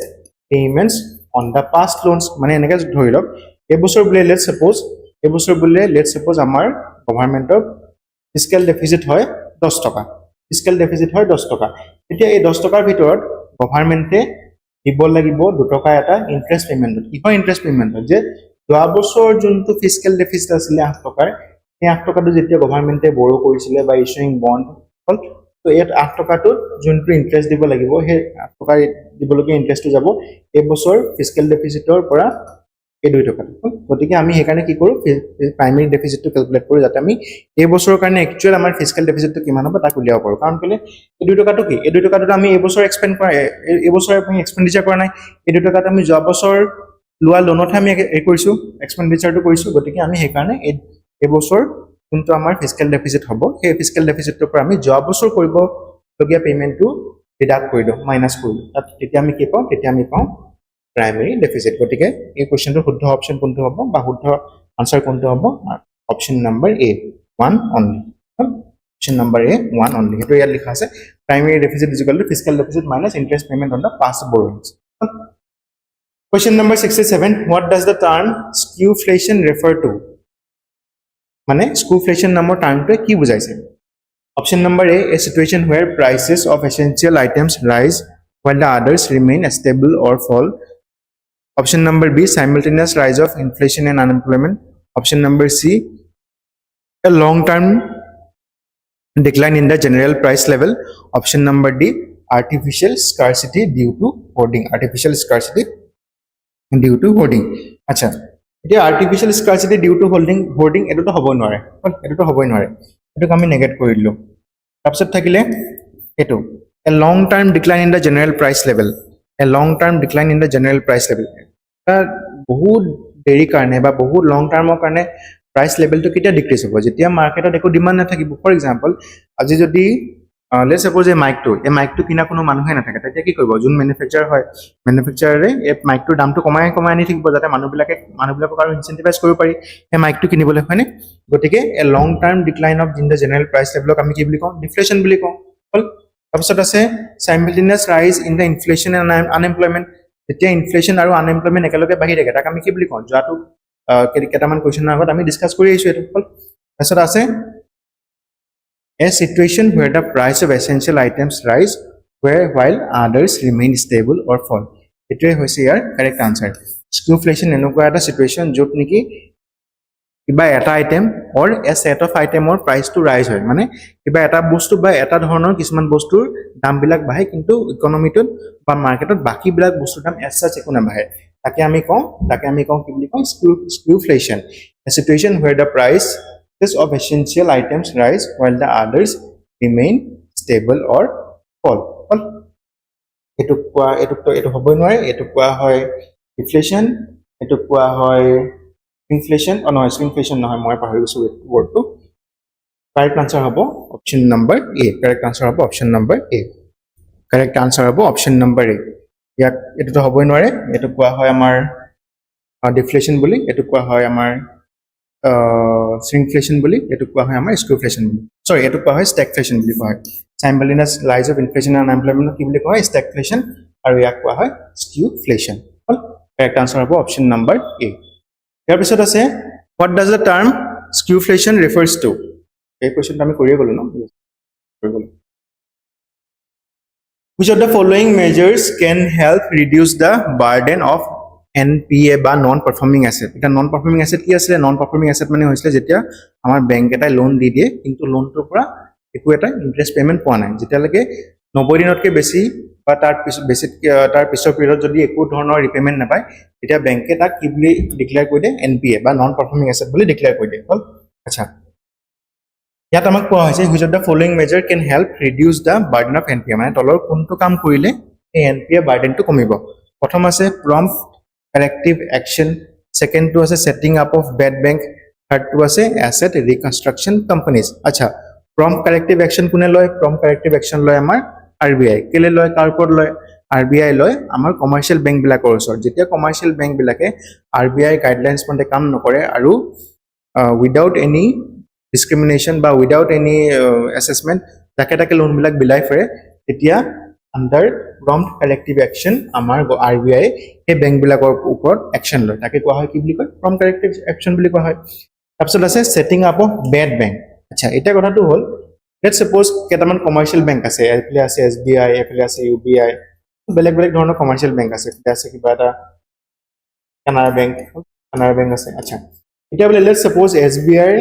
NPA হৈ থকা লোনৰ এমাউন্ট let's suppose 10 টকা তেনেকৈ UBR হৈছে 20 টকা ঠিক তেনেকৈ কানাড়া বেংকৰ হৈছে লেটস সাপোজ 15 টকা হল আচ্ছা লেটস সাপোজ এটা কি হ'ব এই গুটে যোনবিলাক NPA এমাউন্ট হয় এই NPA এমাউন্ট বুলেটো NPA এমাউন্ট বুলেটো ইন এ ওয়ে এই বেংকৰ বেলেন্স शीटক তো হাৰ্ম কৰিছে ইমপ্যাক্ট কৰিছে গতিকে হেতু সিচুৱেচনত কি কৰা হয় এটা বেড বেংকক এস্টাবলিশ কৰা হয় বেড বেংকক এস্টাবলিশ কৰা মেইন ৰিজনটো কি বেড বেংকক এস্টাবলিশ কৰা মেইন ৰিজনটো হ'ব যে এই যোনটো বেড বেংক হয় এই বেড বেংকটোৱে এই বেংক বিলাকৰ কমাৰ্শিয়াল বেংক বিলাকৰ যিমান বিলাক NPA আছে যিমান বিলাক NPA লোন আছে স্ট্ৰেছ এসেটস আছে স্ট্ৰেছ এসেটস বিলাকক লৈ ল'ব লৈ পেলাই কি কৰিব ইয়াৰ ওপৰত ৰিকনস্ট্ৰাকচন কৰিব বা বেলেগ বেলেগ ধৰণৰ কাম কৰিব যাতে আমাৰ এই কমাৰ্শিয়াল বেংক বিলাকক NPA সমস্যাটোৰ পৰা মুক্ত কৰি দিব পাৰে আচ্ছা এসেট ৰিকনস্ট্ৰাকচন কোম্পানীৰ কামটো কি এসেট ৰিকনস্ট্ৰাকচন কোম্পানীৰ কামটো হৈছে এই যোনবিলাক NPA লোন হয় এই NPA লোন বিলাকক ৰিস্ট্ৰাকচাৰ কৰা মানে ধৰি লওক আজি বুলে কোনোবা এজন মানুহে লোন ললে 5 টকাৰ এতিয়া বুলে লোনটোত ইন্টাৰেষ্টটো পেমেন্ট কৰিব পৰা নাই তেতিয়া লেটস সাপোজ বুলে 5 টকা লৈছিলে 5 বছৰৰ কাৰণে লেটস সাপোজ 5% ইন্টাৰেষ্টত এতিয়া এসেট ৰিকনস্ট্ৰাকচন কোম্পানীতে ক'ব যে আপুনি ঠিক আছে মাহেকে ইমান মাহেকে 1 টকা দিব পৰা নাই সৰি মাহেকে 1 পইচা দিব পৰা নাই তেতিয়া কি কৰক আপুনি মাহেকে সৰি কি কৈছো মাহেকে বুলে ইন্টাৰেষ্ট হয় মানুহজনৰ 10 পইচা তেতিয়া আমাৰ এসেট ৰিকনস্ট্ৰাকচন কোম্পানীতে ক'ব ঠিক আছে আপুনি যদি মাহেকে 10 পইচা টিকে দিব পৰা নাই তেন্তে মাহেকে আপুনি 5 পইচা কে দিয়ক আমি আপোনাৰ লোনৰ টাইমটো বঢ়াই দিছো আৰু ইন্টাৰেষ্ট ৰেটটো কম কৰি দিছো সো সেই কামটো কৰে আমাৰ এসেট ৰিকনস্ট্ৰাকচন কোম্পানী বিলাক গতিকে আমি যদি চাবলৈ যাওঁ এই তিনটা এন্টিটিয়ে বা এই তিনটা কামেই কৰিলে আমাৰ NPA কমিব গতিকে এই কোৱেশ্চনটোত কাৰেক্ট আনসাৰ কোনটো হ'ব কাৰেক্ট আনসাৰ হ'ব option number D all of the above asset reconstruction company বিলাকে NPA কমাই বেড বেংক সেটআপ কৰিলে NPA কমিব at the end of the day আৰু prompt corrective action by RBI কৰিলে আমাৰ NPA সমস্যাটো ৰিডিউস হ'ব শুদ্ধ অপচনটো হৈছে option number D Question number 69 consider the following with respect to external commercial borrowing by ECBs তিনটা স্টেটমেন্ট দিয়া আছে ECBs are always denominated in foreign currency second to ase ECBs are regulated by the Ministry of Finance third to ase infrastructure companies can raise funds through ECBs under automatic route acha eta kotha to hol ECB mane ki ECB mane enuka kisuman bond junbilak amar Indian entity bilake issue kore in the foreign markets like ধৰি লওক US issue কৰিব বা UK issue কৰিব বা ইন্দোনেছিয়াত কৰিব বেলেগ বেলেগ মাৰ্কেটত কৰিব ডিপেন্ডিং আপন देयर প্ৰফিটেবিলিটি কেলে ইস্যু কৰে যাতে যোনটো ইন্ডিয়ান এন্টিটি হয় বা ইন্ডিয়ান কোম্পানী হয় ইহতৰ যোনটো পইচা লাগে পইচা ৰিকমেন্ড মিট কৰিব কাৰণে বাহিৰৰ দেশ বিলাকত গৈ পেলাই ECB বিলাক ইস্যু কৰে ফৰেন কাৰেন্সি ইস্যু কৰে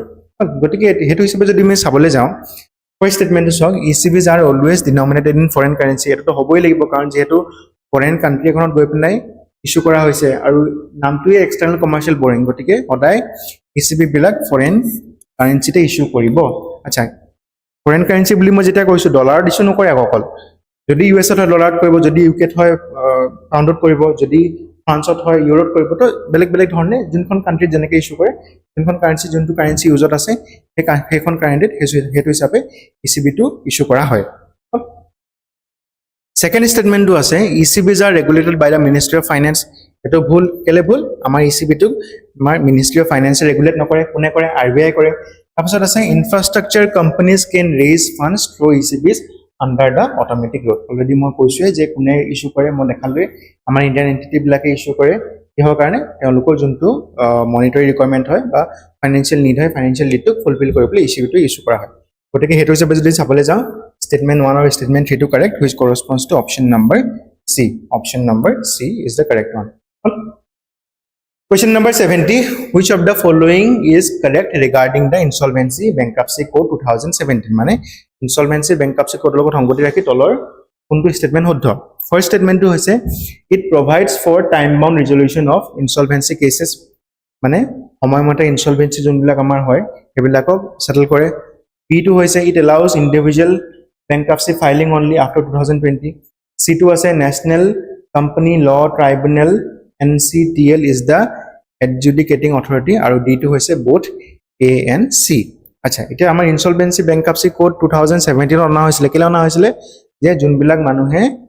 business setup koribole loan loisile to teolokor business to kintu imanta profitable nohol aru dewalia hogol bankrupt hogol so যেতিয়া বিজনেছ এটা দেৱালিয়া হৈ যায় বা বেংক্ৰাপ্ট হৈ যায় তেতিয়া কৰা হয় আইবিসি আন্ডাৰত কৰ্পোৰেটটোৱে বা কৰ্পোৰেটটোৱে বা আমাৰ ইন্ডিভিজুৱেল জনে কি কৰে আমাৰ ইনসলভেন্সি বা বেংক্ৰাপ্সি কোডৰ কাৰণে ইনসলভেন্সি বেংক্ৰাপ্সি কোডৰ আন্ডাৰত ইনসলভেন্সি ফাইল কৰে গতিকে এটো হিচাপে যদি চাবলৈ যাওঁ তেন্তে ফাৰ্স্ট স্টেটমেন্টটো শুদ্ধ হ'ব কেলে শুদ্ধ হ'ব একাৰণে শুদ্ধ হ'ব বিকজ ইনসলভেন্সি বেংক্ৰাপ্সি কোডৰ one of the prime motive আছিল যে এটা টাইম বাউন্ড ৰেজুলেশ্যন মানুহক দিয়া বা যোনজনে আমাৰ ইনসলভেন্সি বেংক্ৰাপ্সি ফাইল কৰিছিলে তেওঁক এটা টাইম বাউন্ড পিৰিয়ডত গোটেই প্ৰসেসটোৰ পৰা মুক্ত কৰি দিয়া আচ্ছা C2 চক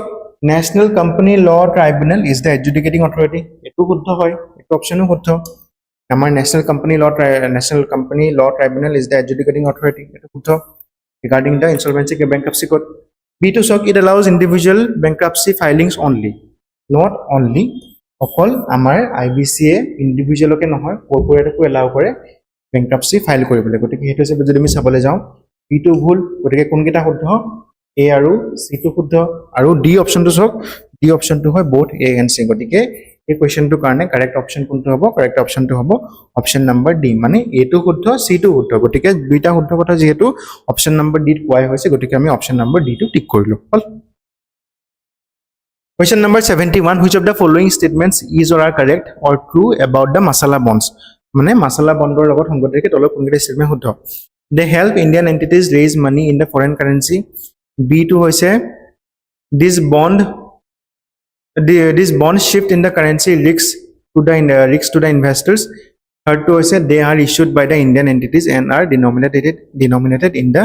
Indian rupees এতিয়া যদি আমি just চাওঁ কমে পাম যে থাৰ্ড স্টেটমেন্টটো শুদ্ধ বিকজ যেহেতু মাছলা বণ্ডৰ কথা কোৱা হৈছে মাছলা বণ্ড বিলাক কোনে ইস্যু কৰে আমাৰ ইন্ডিয়ান কৰ্পোৰেট বা ইন্ডিয়ান কোম্পানী বিলাকে ইস্যু কৰে কে ইস্যু কৰে নিজৰ প্ৰজেক্ট বিলাকক ফান্ড কৰিবলৈ বা নিজৰ যোনটো ফাইনান্সিয়েল ৰিকোয়াৰমেন্ট হয় মিট কৰিবলৈ কোড ইস্যু কৰে বাহিৰৰ দেশ বিলাকত গৈ পেলাই ইস্যু কৰে কিন্তু কোড ইস্যু কৰে ফৰেন কাৰেন্সিত নহয় যেনেকৈ ইচিবি বিলাকক ফৰেন কাৰেন্সিত ইস্যু কৰা হৈছিল কিন্তু মাছলা বণ্ডক আমাৰ ৰূপীতে ইস্যু কৰা হয় মানে দিজ আৰ ৰূপী ডিনমিনেটেড বণ্ডছ গতিকে হেতু হিচাপে যদি আমি চাবলৈ যাওঁ থাৰ্ডটো শুদ্ধ তাৰপিছত আছে these bond shift in the currency risk to the investor eto huddho kele huddho because then unlike ECBs amar junla masala bond hoy masala bond jehetu exchange rate risk na thake ke gote investor oporte yar risk to pore choice jonor upor no pore or investor jonor upor pore tabisot ase they help Indian entities raise money in the foreign currency eto bhul kele bhul তাত লিখা আছে foreign currency লিখা আছে কিন্তু আমাৰ কিন্তু মাছলা bond হেতু আমি কিহত ইস্যু কৰো ৰূপীতে ইস্যু কৰো যদি ইয়াত ফরেন কান্ট্রি লিখা থাকিলেহেঁতেন তেতিয়াটো শুদ্ধ হলহেঁতেন কিন্তু যেহেতু ফরেন কারেন্সি লিখা তো ভুল হ'ব স্টেটমেন্টটো বিকজ মাছলা বন্ডটো ফরেন কারেন্সি ইস্যু কৰা নহয় অকল ৰূপীতে ইস্যু কৰা হয় গতিকে এটো ভুল এটো শুদ্ধ which corresponds to option number B 2 and 3 only এই স্টেটমেন্ট কিটা ভিতৰ অকল স্টেটমেন্ট নম্বৰ 2 আৰু স্টেটমেন্ট নম্বৰ 3 টোৱে শুদ্ধ Answer to B explanation already mojonkhini kolo ekini dia ase Question number 72 consider the following gross fiscal deficit net tax revenue and market borrowing which above are included in the budgetary receipt acha eta kotha tu hol eta budget kon prepare kora hoy te duta bostu to maximum thake market borrowing er kotha koa hoy hol ঠিক তেনেকে আমাৰ গভৰ্ণমেন্টৰ যোনবিলাক revenue হয় revenue বিলাকৰ কথাও কোৱা হয় tax revenue non tax revenue so এই দুটাটো থাকিবই সৰি এক্সকিউজ মি সো এগৰাটো থাকিবই তাৰপিছত মাৰ্কেট বৰিংটো কেলে থাকিব মাৰ্কেট বৰিংটো একাৰণে থাকিব যাতে আমাৰ যোনটো মিছমেচ হয় কিন্তু আমি ওভাৰ স্পেন্ড কৰিলো যোনটো ওভাৰ এক্সপেন্ডিচাৰ কৰিলো গতিকে এই ওভাৰ এক্সপেন্ডিচাৰটো কৰ পৰা আহিব হেতু ইনক্লুড কৰিবলৈকে আমাৰ মাৰ্কেট বৰিংৰ ফেক্টৰটো আহিব কিহত আমাৰ বাজেটাৰী ৰিসিপ্টত বা বাজেটাৰী আৰ্নিং বিলাকত কিন্তু gross fiscal ডেফিচিটৰ mention two as সাচ আমাৰ ৰিসিপ্ট পাৰ্টত নাথাকে ৰিসিপ্ট মানে কি হয় ৰিসিপ্ট মানে আছে আৰ্নিং গতিকে যেহেতু গ্ৰস ফিস্কেল ৰিসিপ্ট ডেফিচিটৰ কথাটো আমাৰ বাজেটাৰী ৰিসিপ্টৰ এজ সাচ নাথাকে গতিকে আমি শুদ্ধ অপচনটো কোনটো ল'ব পাৰো ইয়াত শুদ্ধ অপচনটো ল'ব পাৰো অপচন নম্বৰ বি মানে 2 and 3 only are correct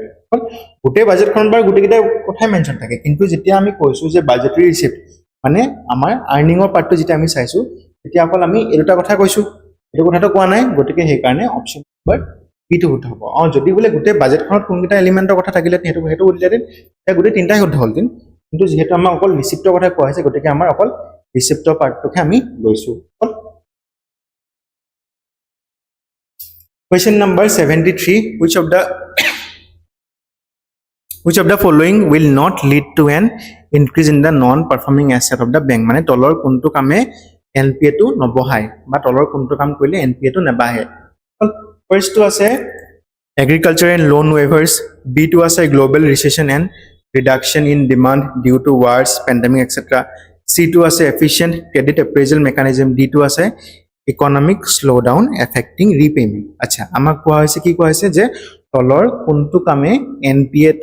NPA সমস্যাটো নবহায় মানে তলৰ কোনটো কামে এটো বস্তু এনশিওৰ নকৰে যে বিজনেস বিলাকে নিজৰ পইচাটো নিদিয়ে বা বিজনেস বিলাকে যোনবিলাক পইচা লৈছিল বা মানুহ বিলাকে যোনবিলাক ডাঙৰ ডাঙৰ লোন লৈছিল সেই লোন বিলাকক ঘূৰাই নিদিয়ে ফাৰ্স্ট স্টেটমেন্টটো সব agriculture and loan weaver agriculture loan weaver কৰিলে কি হ'ব এগ্ৰিকালচাৰ লোন ৱেভাৰ কৰিলে এগ্ৰিকালচাৰ লোন ৱেভাৰ মানে কি মানে আমাৰ ফাৰ্মাৰ এখিনিয়ে লোন ললে কিন্তু লোনটো পুনৰবাৰ ঘূৰাই দিব পৰা নাই তাৰ মানে কাইন্ড অফ NPA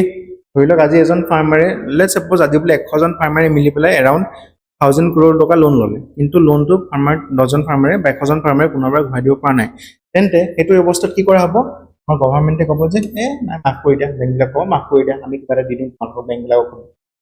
গতিকে এগ্ৰিকালচাৰ লোন ৱেভাৰটো কি কৰিব NPA সমস্যাটো বঢ়াব অবভিয়াছলি বঢ়াব তাৰপিছত আছে global recession and reduction in demand due to worse pandemic etcetera এটা সব আমাৰ ইণ্ডিয়া কি হয় ইণ্ডিয়া হৈছে এনেকুৱা এখন কান্ট্ৰি যোনখন হৈছে kind of primary sector dominated plus আমাৰ কিছুমান এক্সপোৰ্টটো যোনবিলাক হয় এক্সপোৰ্ট বিলাক আমি ক'লে বেছিকে কৰো এক্সপোৰ্ট বিলাক কৰো আমি US লে ইউৰোপলে কৰো মানে এসব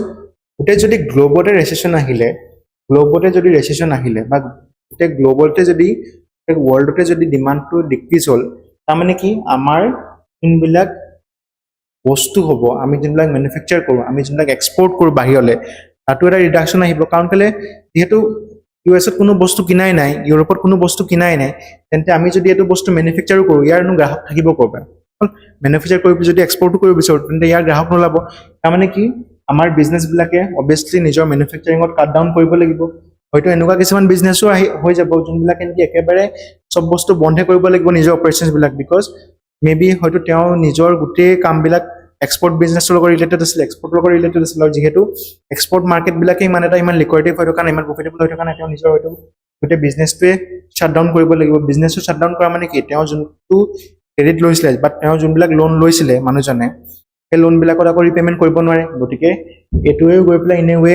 NPA সমস্যাটো ইনক্ৰিজ কৰিবই তাৰপিছত ডি অপশনটো সব ইকোনমিক স্লোডাউন এফেক্টিং ৰিপেমেন্ট এটো কাইন্ড অফ ইয়াৰ লগতে একে টাইপৰে বুলি ভাবিব পাৰে ধৰি লওক আমাৰ ইণ্ডিয়াত বোলে এতিয়া ইকোনমিক স্লোডাউন আহিলে কোনো বোলে একো বস্তু কিনা নাই তেতিয়া কি হ'ব আমাৰ কোম্পানী বিলাকে নিজৰ খৰচাবিলাক কমাব লে অফ কৰিব মানে আনএমপ্লয়মেন্ট ক্ৰিয়েট হ'ব মানে কি যোনবিলাক মানুহে কাৰ লোন হোম লোন এইবিলাক লৈ থৈছিলে সেই লোন বিলাকৰ ৰিপেমেন্ট কৰিব নোৱাৰিব তাৰ মানে কি ইও গৈ পেলাই ইনেৱে NPA সমস্যাটো বঢ়াই তাৰ মানে কি এটোৱে বঢ়াইছে এতিয়া সব অপশন নম্বৰ সি টো সব efficient credit appraisal mechanism মানে হৈছে যেতিয়া আমাৰ যিকোনো এজন মানুহে বেংকৰ ওচৰত যাব বা যিকোনো এটা কোম্পানীয়ে বেংকৰ ওচৰত যাব বেংকটোৱে ভালকে চেক কৰিব যে মানুহজনে আগতে লোন বিলাক যেতিয়া লৈছিলে ভালকে ৰিপেমেন্ট কৰিছিলে না নাই কৰা বা তেওঁৰ ৰিপেমেন্ট কৰা ফ্ৰিকুৱেন্সিটো কেনেকুৱা কেতিয়াবা ডিফল্ট কৰিছে নেকি এই গুটেখিনি চাব এই গুটেখিনি চোৱাৰ পিছতে মানুহজনক বা কৰ্পোৰেটক লোনটো দিব তাৰ মানে কি ভালকে অ্যাসেসমেন্ট কৰিহে লোনটো দিয়া হৈছে মানে কি কৰা হৈছে ইনেৱে যাতে NPA টো একেবাৰে মিনিমাল হওক বা NPA চান্সটো যাতে একেবাৰে মিনিমাল হওক হেতু এনশিওৰ কৰিলে আমাৰ বেংক বিলাকে বেছি ভালকে অ্যাসেসমেন্ট কৰি পেলাই লোন বিলাক বিলাইছে হল গতিকে কাৰেক্ট অপশন কোনটো হ'ব অপশন নম্বৰ সি হল এফিশিয়েন্ট ক্ৰেডিট এপ্ৰেইজল কৰিলেহে এই কামকেইটাৰ ভিতৰত আমাৰ NPA সমস্যাটো কমিব হল Question number 74. Consider the following statements regarding the Insolvency and Bankruptcy Code 2016.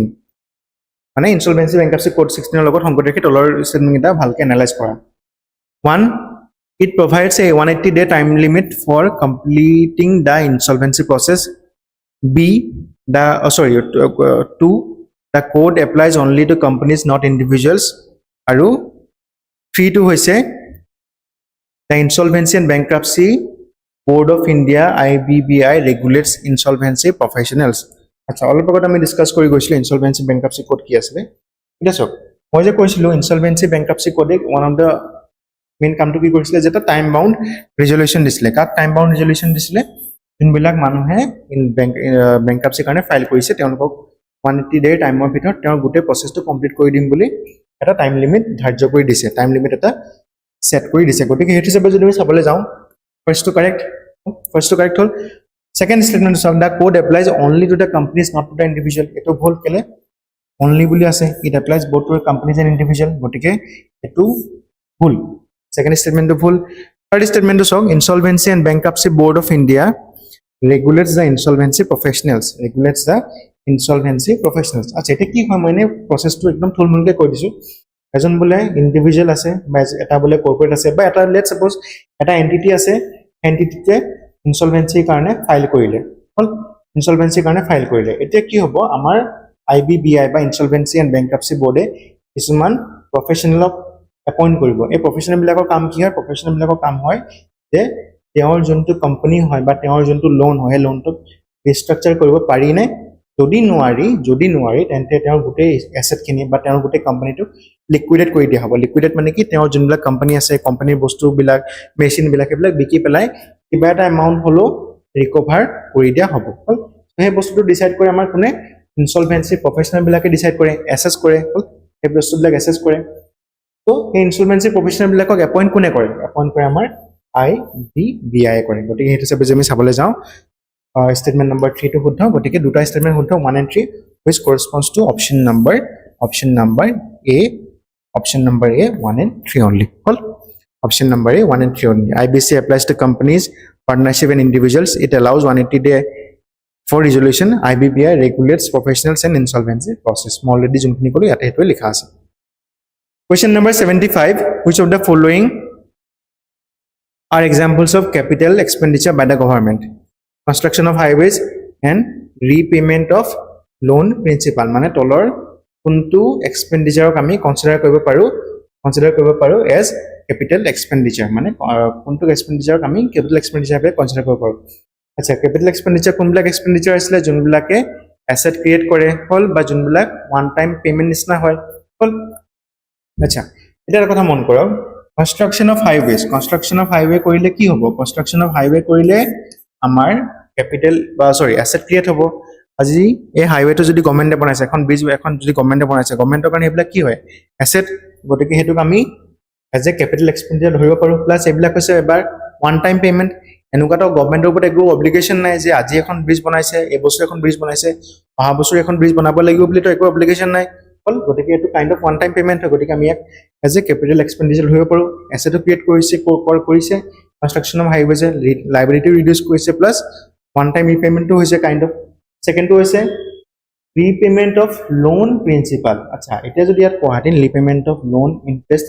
eto ki hol hoy tetia eto hol hoy amar revenue expenditure kintu jehetu yat koha hoise je repayment of loan principal mane dhorilo apuni state government te amar central government pa loan eta lole 1000 কোটি টাকা হল যেতিয়ালৈকে এই loan tour repayment বিলাক কৰি আছিল বা interest to the আছিল তেতিয়ালৈকে হেবিলাক কি আছিল আসলে revenue expenditure কেলে because state government প্ৰত্যেক বছৰে কিবা এটা amount interest দিবই লাগে মানে recurring in nature গতিকে হেতু কি আছিল হেতু আছিল revenue expenditure কিন্তু যেতে state government খনে গুটে এই সামটোৱে মানে গুটে 1000 crore principal তে ঘূৰাই দিলে তেন্তে হেতু কি হ'ব তেন্তে হেতু হ'ব আমাৰ এটা capital expenditure because ই আমাৰ যোনটো liability হয় liability টু reduce কৰিলে হল plus it's a kind of non recurring expenditure গতিকে আমি দুইটাকে কি বুলি কনসিডাৰ কৰিব পাৰো capital expenditure বুলি কনসিডাৰ কৰিব পাৰো গতিকে শুদ্ধ অপচনটো কোনটো হ'ব শুদ্ধ অপচনটো হ'ব option number A corresponds to 1 and 2 only all 1 and 2 only question number 76 which of the following types of deficits indicates the total borrowing requirement of the government মানে তলৰ কোনটো টাইপৰ ডেফিসিটে গভৰ্নমেন্টৰ total borrowing requirement to bhalke reflect kore primary deficit budget deficit revenue deficit aru fiscal deficit ekebare use karon ke liya ki koha hoise ama আমাক কোৱা হৈছে যে গভৰ্ণমেণ্টৰ which of the following total borrowing requirement যোনটো হয় হেতুক বিচাৰিবলৈ কোৱা হৈছে আৰু total borrowing requirement যদি আমি বিচাৰিবলৈ হয় তেন্তে আমি কি কৰিব লাগিব total expenditure minus total receipt এটো কৰিলে হল এটো কৰিলে এই ফৰ্মুলাটো যদি আমি ইউজ কৰো কি আহিব FD আহিব বা fiscal deficit আহিব গতিকে ইয়াৰ কাৰেক্ট আনসাৰটো কি কাৰেক্ট আনসাৰটো হৈছে আমাৰ fiscal deficit hall fiscal deficit is equal to total expenditure minus total receipt বা total earning it represent the state of the borrowing needed ekdom easy question asile question number 77 the objective of the PM-DevINE ba prime minister's development initiative for northeast region include mane PM-DevINE scheme te ki include kore infrastructure development employment generation and third to is a fund flow to state governments on fund flow to the state governments only আচ্ছা এটা কথা মন কৰক আমাৰ PM-DevINE যোনটো scheme হয় হেতু এই স্কিমটো মেইনলি কি টাৰ্গেট কৰিছিলে আমাৰ নৰ্থ ইষ্টাৰ্ণ ৰিজনত ইনফ্ৰাষ্ট্ৰাকচাৰ ডেভেলপমেন্ট কৰাত হল টাৰ্গেট কৰিছিলে আমাৰ নৰ্থ ইষ্টাৰ্ণ ৰিজনত এমপ্লয়মেন্ট জেনাৰেট হোৱাৰ কিন্তু ইয়াত আৰু এটা কন্ডিশনটো দিয়া আছে কন্ডিশনটো কি the fund flow for the state governments only মানে PM-DevINE স্কিমৰ আন্ডাৰত যোনটো ফান্ড হয় এই ফান্ডটো কেৱল ষ্টেট গভৰ্ণমেণ্টৰ থ্ৰুৱে দিহে আহে বুলি ইয়াত কোৱা হৈছে এটো ভুল কেলে ভুল বিকজ PM-DevINE স্কিমৰ আন্ডাৰ যোনটো ফান্ড আহে এটো অকল আমাৰ গভৰ্ণমেণ্ট ষ্টেট গভৰ্ণমেণ্টৰ থ্ৰুৱে নাহে এটো বেলেগ NGOs বা এনেকুৱা বেলেগ ধৰণৰ এন্টিটি বিলাকৰ পৰাও আহে ইভেন NGO চেন্ট্ৰেল বেলেগ চেন্ট্ৰেল এজেন্সি বা কিছুমান NGO ফলৰ পৰাও আহে গতিকে যদি আমি হেতু চাবলৈ যাওঁ NGO থ্ৰুৱে দিও আহে নট ফলৰ পৰা NGO থ্ৰুৱে দিও আহে আমাৰ চেন্ট্ৰেল গভৰ্ণমেণ্টৰ পৰা গতিকে হেতু সব যদি চাবলৈ যাওঁ তেন্তে কোনকিটা শুদ্ধ হ'ব ইয়াৰ ভিতৰত 1 আৰু 2 টো শুদ্ধ এটো ভুল গতিকে শুদ্ধ অপচন কোনটো হ'ব শুদ্ধ অপচন হ'ব option number A 1 and 2 only option number A 1 and 2 only আচ্ছা মই এটা কথা ইয়াতে কৈ দিছো যে মই যদিও বা এটা স্কিমৰ কথা বহুত ব্ৰিফলি পঢ়াইছো কিন্তু আপোনালোকে যদি পাৰে এই স্কিমবিলাকৰ কথা অলপ এলাবৰেটলি পঢ়ি ল'ব কাৰণ কেলে এক্সামত অহা চান্স আছে মোৰ টাইমৰ লিমিটেশনৰ কাৰণে টাইম কনষ্ট্ৰেন্টৰ কাৰণে মই ইমানখিনি এলাবৰেটেড হ'ব পৰা নাই question number 78 in the context of government budgeting the term effective revenue deficit refer to মানে effective revenue deficit নামৰ টাৰ্মটো কি বুজায় revenue deficit excluding capital expenditure B2 হৈছে revenue deficit including interest repayment C2 হৈছে revenue deficit excluding grant for capital creation to the states আৰু D2 হৈছে fiscal deficit excluding the subsidies আচ্ছা এতিয়া effective revenue deficit মানে কি আছিল এটা কথা মন কৰক আমাৰ ইয়াত হৈছে সেন্ট্ৰেল গভৰ্ণমেণ্ট এয়া হৈছে সেন্ট্ৰেল গভৰ্ণমেণ্ট এয়া হৈছে আমাৰ ষ্টেট গভৰ্ণমেণ্ট এতিয়া সেন্ট্ৰেল মই অলপ আগতে কৈছিলো ন যে সেন্ট্ৰেল গভৰ্ণমেণ্টে প্ৰত্যেক বছৰে ষ্টেট গভৰ্ণমেণ্টে কিছুমান গ্ৰান্ট দিয়ে হল লেট সাপোজ আৰু যেহেতু আমাৰ সেন্ট্ৰেল গভৰ্ণমেণ্টে প্ৰত্যেক বছৰে আমাৰ ষ্টেট গভৰ্ণমেণ্টে কিছুমান গ্ৰান্ট দিয়ে গতিকে সেই গ্ৰান্টবিলাকক আমি কি বুলি ধৰিম সেই গ্ৰান্টবিলাকক আমি ধৰিম revenue expenditure বুলি কেলে these are recurring in nature প্ৰত্যেক বছৰে দিয়ে ৰেকাৰিং হয় হল লেট সাপোজ আমাৰ সেন্ট্ৰেল গভৰ্ণমেণ্টে বোলে 1000 কোটি টকা কোনোবা এখন ষ্টেট গভৰ্ণমেণ্টক দিলে 1000 CR আহিলে আচ্ছা এতিয়া এই 1000 CR টো বোলে আমাৰ ষ্টেট গভৰ্ণমেণ্টে কিহৰ খৰচা কৰিলে এখন ব্ৰিজ এখন বনাওতে খৰচা কৰিলে তাৰমানে পইচাটো তো গৈছিলে ইনিশিয়ালি কি ফালৰ পৰা ৰেভিনিউ এক্সপেন্ডিচাৰ হৈ পেলাই গৈছিলে কিন্তু at the end of the day কিহত কেনেকে খৰচা হল at the end of the day খৰচা হল এজ ক্যাপিটাল এক্সপেন্ডিচাৰ গতিকে সেই কাৰণে আমি এফেক্টিভ ৰেভিনিউ ডেফিচিটটো যেতিয়া উলিয়াবলৈ হয় তেতিয়া আমি কি কৰো তেতিয়া আমি যোনটো আমাৰ ফিস্কেল যোনটো আমাৰ ৰেভিনিউ ডেফিচিট হয় যোনটো আমাৰ সেন্ট্ৰেল গভৰ্ণমেণ্টৰ ৰেভিনিউ ডেফিচিট হয় সেন্ট্ৰেল গভৰ্ণমেণ্টৰ যোনটো ৰেভিনিউ ডেফিচিট হয় তাৰ পৰা মাইনাস কৰি দিও কি মাইনাস কৰো আমি যোনটো ষ্টেটক গ্ৰান্ট হিচাপে দিলো আৰু যোনটো at the end of the day use হল এজ ক্যাপিটাল এক্সপেন্ডিচাৰ তাকে কোৱা হয় ন এফেক্টিভ ৰেভিনিউ ডেফিচিট বুলি তো এটো হিচাপে যদি আমি চাবলৈ যাওঁ অপচন নাম্বাৰ C টো শুদ্ধ কেলে ইয়াত কোৱা হৈছে যে revenue deficit excluding the grant for the capital creation to the state একদম সিম্পল আছিল ঠিক হেতু ইয়াত কোৱা হৈছে effective revenue deficit মানে কি revenue deficit minus grant for capital creation to the states it shows the actual gap of revenue that doesn't result in the asset creation question number 79 consider the following statements regarding the minimum support price by MSP. First to is MSP is declared by the Ministry of Agriculture. Second to is it is applicable to both food grains and commercial crops. Third to is Commission for Agricultural Cost and Prices by CACP recommends the MSP. আচ্ছা এই স্টেটমেন্টটো ভালকে চক এতিয়া এই স্টেটমেন্টটা ভালকে চক first two আছে Commission for Agricultural Cost and Prices recommends the MSP এটো শুদ্ধ আমি জানো যে CACP এ MSP recommend কৰে MSP recommend কৰে বুলি আমি গম পাও হল C2 প্ৰাইসৰ ওপৰত MSP টো recommend কৰে বুলি গম পাও C2 প্ৰাইসৰ ওপৰত 50% MSP টো recommend কৰে বুলি গম পাও কিন্তু at the end of the day MSP হয়তো additional information টা দি দিছো বাৰু গতিকে হেতু যে চাবলে এটো তো correct because CACP recommends MSP কিন্তু CACP অকল recommend কৰে ফাইনাল ডিসিশন টো কাৰ ওপৰত থাকে Cabinet Committee on Economic Affairs ওপৰত থাকে Cabinet Committee on Economic Affairs CCEA ওপৰত থাকে মই এটা জাস্ট additional information টা দিলো তাৰপিছত আছে it is applicable to both food grains and commercial crop এটো হয় because MSP to food grains ৰ কাৰণে applicable plus at the same time commercial crop বিলাকৰ কাৰণে applicable cereals বিলাকৰ কাৰণে applicable plus at the end of the day commercial crops ৰ কাৰণে applicable কিন্তু MSP টো কোনে ডিক্লেয়াৰ নকৰে MSP টো ডিক্লেয়াৰ নকৰে আমাৰ মিনিষ্ট্ৰি অফ এগ্ৰিকালচাৰ মই যদি ক'লে কোনে ডিক্লেয়াৰ কৰে গতিকে হেতু হিচাপে যদি আমি চাবলৈ যাওঁ 1 2 স্টেটমেন্ট 1 টো ভুল গতিকে কোনকিটা শুদ্ধ স্টেটমেন্ট হয় অকল 2 আৰু 3 which corresponds to option number A only option number A only MSP concept মনত আছে নে কি আছিল যে আমাৰ যোনটো ফাৰ্মাৰ হয় ফাৰ্মাৰ বিলাকক বা খেতিয়ক বিলাকক ডিস্ট্ৰেছ সেলৰ পৰা প্ৰিভেন্ট কৰিবলৈ গভৰ্ণমেন্টে প্ৰত্যেক বছৰে MSP এটা আনাউন্স কৰে obligatory নহয় একো এটা statutory status নাই বা legal right নহয় ফাৰ্মাৰ বিলাকক কিন্তু হলো গভৰ্ণমেন্টে প্ৰত্যেক বছৰে আমাৰ ফাৰ্মাৰ বিলাকৰ কাৰণে MSP টো বা মিনিমাম সাপোৰ্ট প্ৰাইস টো ডিক্লেয়াৰ কৰে মানে এনেকে কয় আৰু যে যদি ফাৰ্মাৰ আজি খৰচা হৈছে 100 টকা কিবা এটা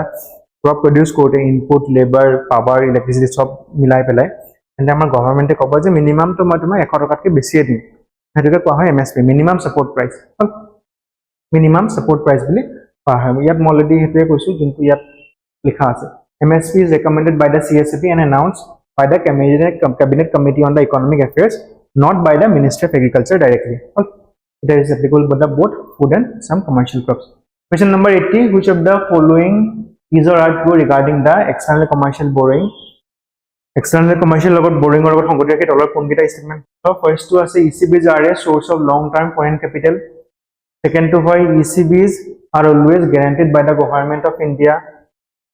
three to হয় ECBs are regulated by the Reserve Bank of India আচ্ছা এতিয়া অলপ আগতে আমি চাইছিলো ECB কি হয় external commercial borrowing কি হয় যেতিয়া আমাৰ ইন্ডিয়ান এন্টিটি এটা বাহিৰৰ ফৰেন দেশখনত গৈ পেলাই নিজৰ মানে মনিটাৰী নীতিবিলাক ফুলফিল কৰে by issuing bonds in the foreign currency তেতিয়া আমি কি বুলি কওঁ তেতিয়া আমি কোন থাকে commercial borrowing বুলি গতিকে হেবিলাক কি যেহেতু বন্ড হয় বন্ড বিলাক লং টার্ম ক্যাপিটাল ফর্মেশন ইনস্ট্ৰুমেন্ট গতিকে এটো হিচাপে চাব গলে ফাৰ্স্ট স্টেটমেন্ট শুদ্ধ হ'ব তাৰপিছত থাৰ্ড স্টেটমেন্টটো সব ECBs are regulated by the Reserve Bank of India অলপ আগতে চাইছিলো ECBs are regulated by the Reserve Bank of India বুলি গতিকে এটো শুদ্ধ তাৰপিছত আছে ECBs are always guaranteed by the Government of India এটো ভুল কেলে ইস্যু কোনে কৰিছে ECB টো ইস্যু কৰিছে আমাৰ যিকোনো এটা প্ৰাইভেট এন্টিটি প্ৰাইভেট কৰ্পোৰেট বা প্ৰাইভেট কোম্পানী এটা ইস্যু কৰিছে গতিকে ইয়াত government of India as a guarantee হিচাপে এজ সাচ তেনেকে নাথাকে গতিকে হেতু হিচাপে যদি আমি চাবলৈ যাওঁ কোনটা স্টেটমেন্ট শুদ্ধ statement 1 আৰু statement 3 which corresponds to option number B this corresponds to option number B ECBs are key source of long term foreign capital and are regulated by the RBI they are not always government guaranteed because they are issued by which entities the private commercial entities question number 81 which of the following are the features of Pradhan Mantri Jan Dhan Yojana মানে Jan Dhan Yojana under যোনটো আমাৰ scheme হয় যোজনাটো কোনকিটা হে যোজনাটো under কোনকিটা component exist কৰে ফার্স্ট টু আছে zero balance saving accounts second two আছে ইন্স্যুরেন্স বেনিফিটস থার্ড টু আছে pension facility through Atal pension Yojana আচ্ছা এটা কথা মন কৰক জিৰো ব্যালেন্স অ্যাকাউন্ট বা আন্ডাৰ প্ৰধানমন্ত্ৰী জন ধন যোজনা আন্ডাৰত কি কৰা হৈছিল যে আমাৰ এটা ডাঙৰ পপুলেশনক বেংকৰ একাউন্ট খুলি দিয়া হৈছিল আচ্ছা এটা কথাটো হ'ল যে এটা ডাঙৰ পপুলেশনক বেংকৰ একাউন্ট কেলে খুলিবলৈ দিয়া হৈছিল এই কাৰণে খুলিবলৈ দিয়া হৈছিল বিকজ যাতে গভৰ্ণমেন্টে ডাইৰেক্ট বেনিফিট ট্ৰান্সফাৰ বিলাক কৰিব পাৰে ডিবিটি বিলাক কৰিব পাৰে এটা কথা মন গম পাই না যেন আগতে আমাৰ কি হৈছিল এটা ৰাজীৱ গান্ধীৰ এটা ফেমাস স্টেটমেন্ট আছে ন যে মই ওপৰৰ পৰা এটকাটা পঠাও কিন্তু তলত গৈ পেলাই অকল 10 পইচা মানে পাই কেলে হৈছিল এইটো বস্তু বিকজ লিকেজ হয় গভৰ্ণমেন্টে যদিও ওপৰৰ পৰা পইচাবিলাক পঠায় কিন্তু টাৰ্গেটেড যোনটো মাছ হয় টাৰ্গেটেড মাছৰ ওপৰত পইচাটো মানে পৰকে নাপায়গে কেলে নাপায়গে মাজতে বহুত লিকেজ হৈ যায় কৰাপচন হৈ যায় সো হেতু নাইকিয়া কৰিবলৈ গভৰ্ণমেণ্টে কি কৰিছিলে ডাইৰেক্ট বেনিফিট ট্ৰান্সফাৰ নিছে ডাইৰেক্ট বেনিফিট ট্ৰান্সফাৰত কি কৰা হয় গভৰ্ণমেণ্টে ডাইৰেক্টলি এটা কম্পিউটাৰ এটা এন্টাৰ দবাই আৰু এন্টাৰটো দবোৱাৰ লগে লগে এন্টাৰটো প্ৰেছ কৰাৰ লগে লগে যিমান বিলাক বেনিফিচিয়াৰি আছে বেনিফিচিয়াৰি বিলাকৰ একাউণ্টত নিজৰ পাৰ্সোনাল একাউণ্টত যোনবিলাক ফাইনান্সিয়েল এইড আছে বা ফাইনান্সিয়েল গ্ৰান্ট আছে সৰি যোনবিলাক ফাইনান্সিয়েল এইড আছে ফাইনান্সিয়েল এইড বিলাক সোমাই যায়গে হল বেলেগ বেলেগ স্কিমৰ আন্ডাৰ ফাইনান্সিয়েল এইড বিলাক সোমাই যায়গে বৃদ্ধ পেঞ্চন বিধৱা পেঞ্চন বেলেগ বেলেগ ওল্ড এজ পেঞ্চন বেলেগ বেলেগ টাইপৰ পেঞ্চন বিলাক সোমাই হল আচ্ছা হেতু যদি কাম কৰিবলৈ হয় তেন্তে কি কৰিব লাগিব আমি তেন্তে আমি আমাৰ যোনটো এটা আনপ্ৰিভিলেজড পপুলেশ্যন আছে বা এটা হিউজ চাংক অফ ইকনমিক্যালি আনসাউন্ড পপুলেশ্যন আছে তেওঁলোকক বেংকৰ একাউণ্ট খোলাই দিব লাগিব হল আচ্ছা এতিয়া কথাটো হ'ল তেওঁলোকৰ ওচৰত বেংক একাউণ্ট নাই কেলে বেংক একাউণ্ট একাৰণে নাই বিকজ বেংকত বেংক একাউণ্ট থাকিলে মিনিমাম এটা পইচা থব লাগে সেইকাৰণে তেওঁলোকৰ ওচৰত বেংক একাউণ্ট নাই সো সেইকাৰণে কি কৰা হ'ল প্ৰধানমন্ত্ৰী জন ধন যোজনা আণ্ডাৰত